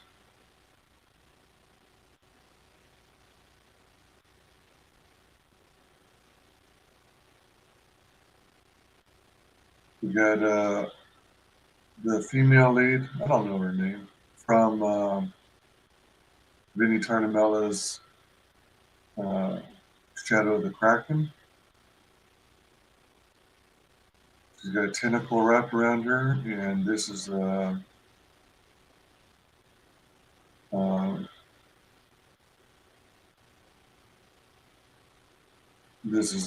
parrot, her parrot. Oh, shoot. I tried to get really detailed so you could understand that it's a feathery friend. Yeah, so it's attacking the tentacle, trying to get the kraken to release its grip, its mighty grip. Joe R2's Blue Phoenix. And I know it's kind of hard to tell because it's so zoomed in, but it's a robot from Mavericks. And one final look at the work in progress. Graham Nolan smoking a stogie with the Chinook. So there's the answer to your question. I'm working on sketch cards. All right, so I'm caught up on all my Boomerang Box videos. I watched all of them. I'm actually next in line. It was mailed off from Canada Thursday and is being sent to me in California. So there you have it, folks. I want to thank everyone for joining me. Appreciate it. We've been going for 5 hours, 47 minutes. Thank you all. I appreciate it. I'm at 403 subs. At 500 sub celebration, I want to do some sort of giveaways as a thank you to my subscribers. Thank you for all your support. I greatly appreciate it. Please like, comment, subscribe, mark the bell for notifications. Every stream will have my social media, as well as if you happen to be in the mood for donation to donate. Thank you kindly. Thank you to everyone who hung out and chat with me. Always more fun when you've got company. And hope you all had a good time too. And I am out of here. We'll see you on the next stream. Bye all. Final guest is the only person below White Holiday in the Comicsgate phone book. It's my favorite failed clone of Peter Sammetti. The YouTube translation. How you doing, Conrad? Welcome to the show.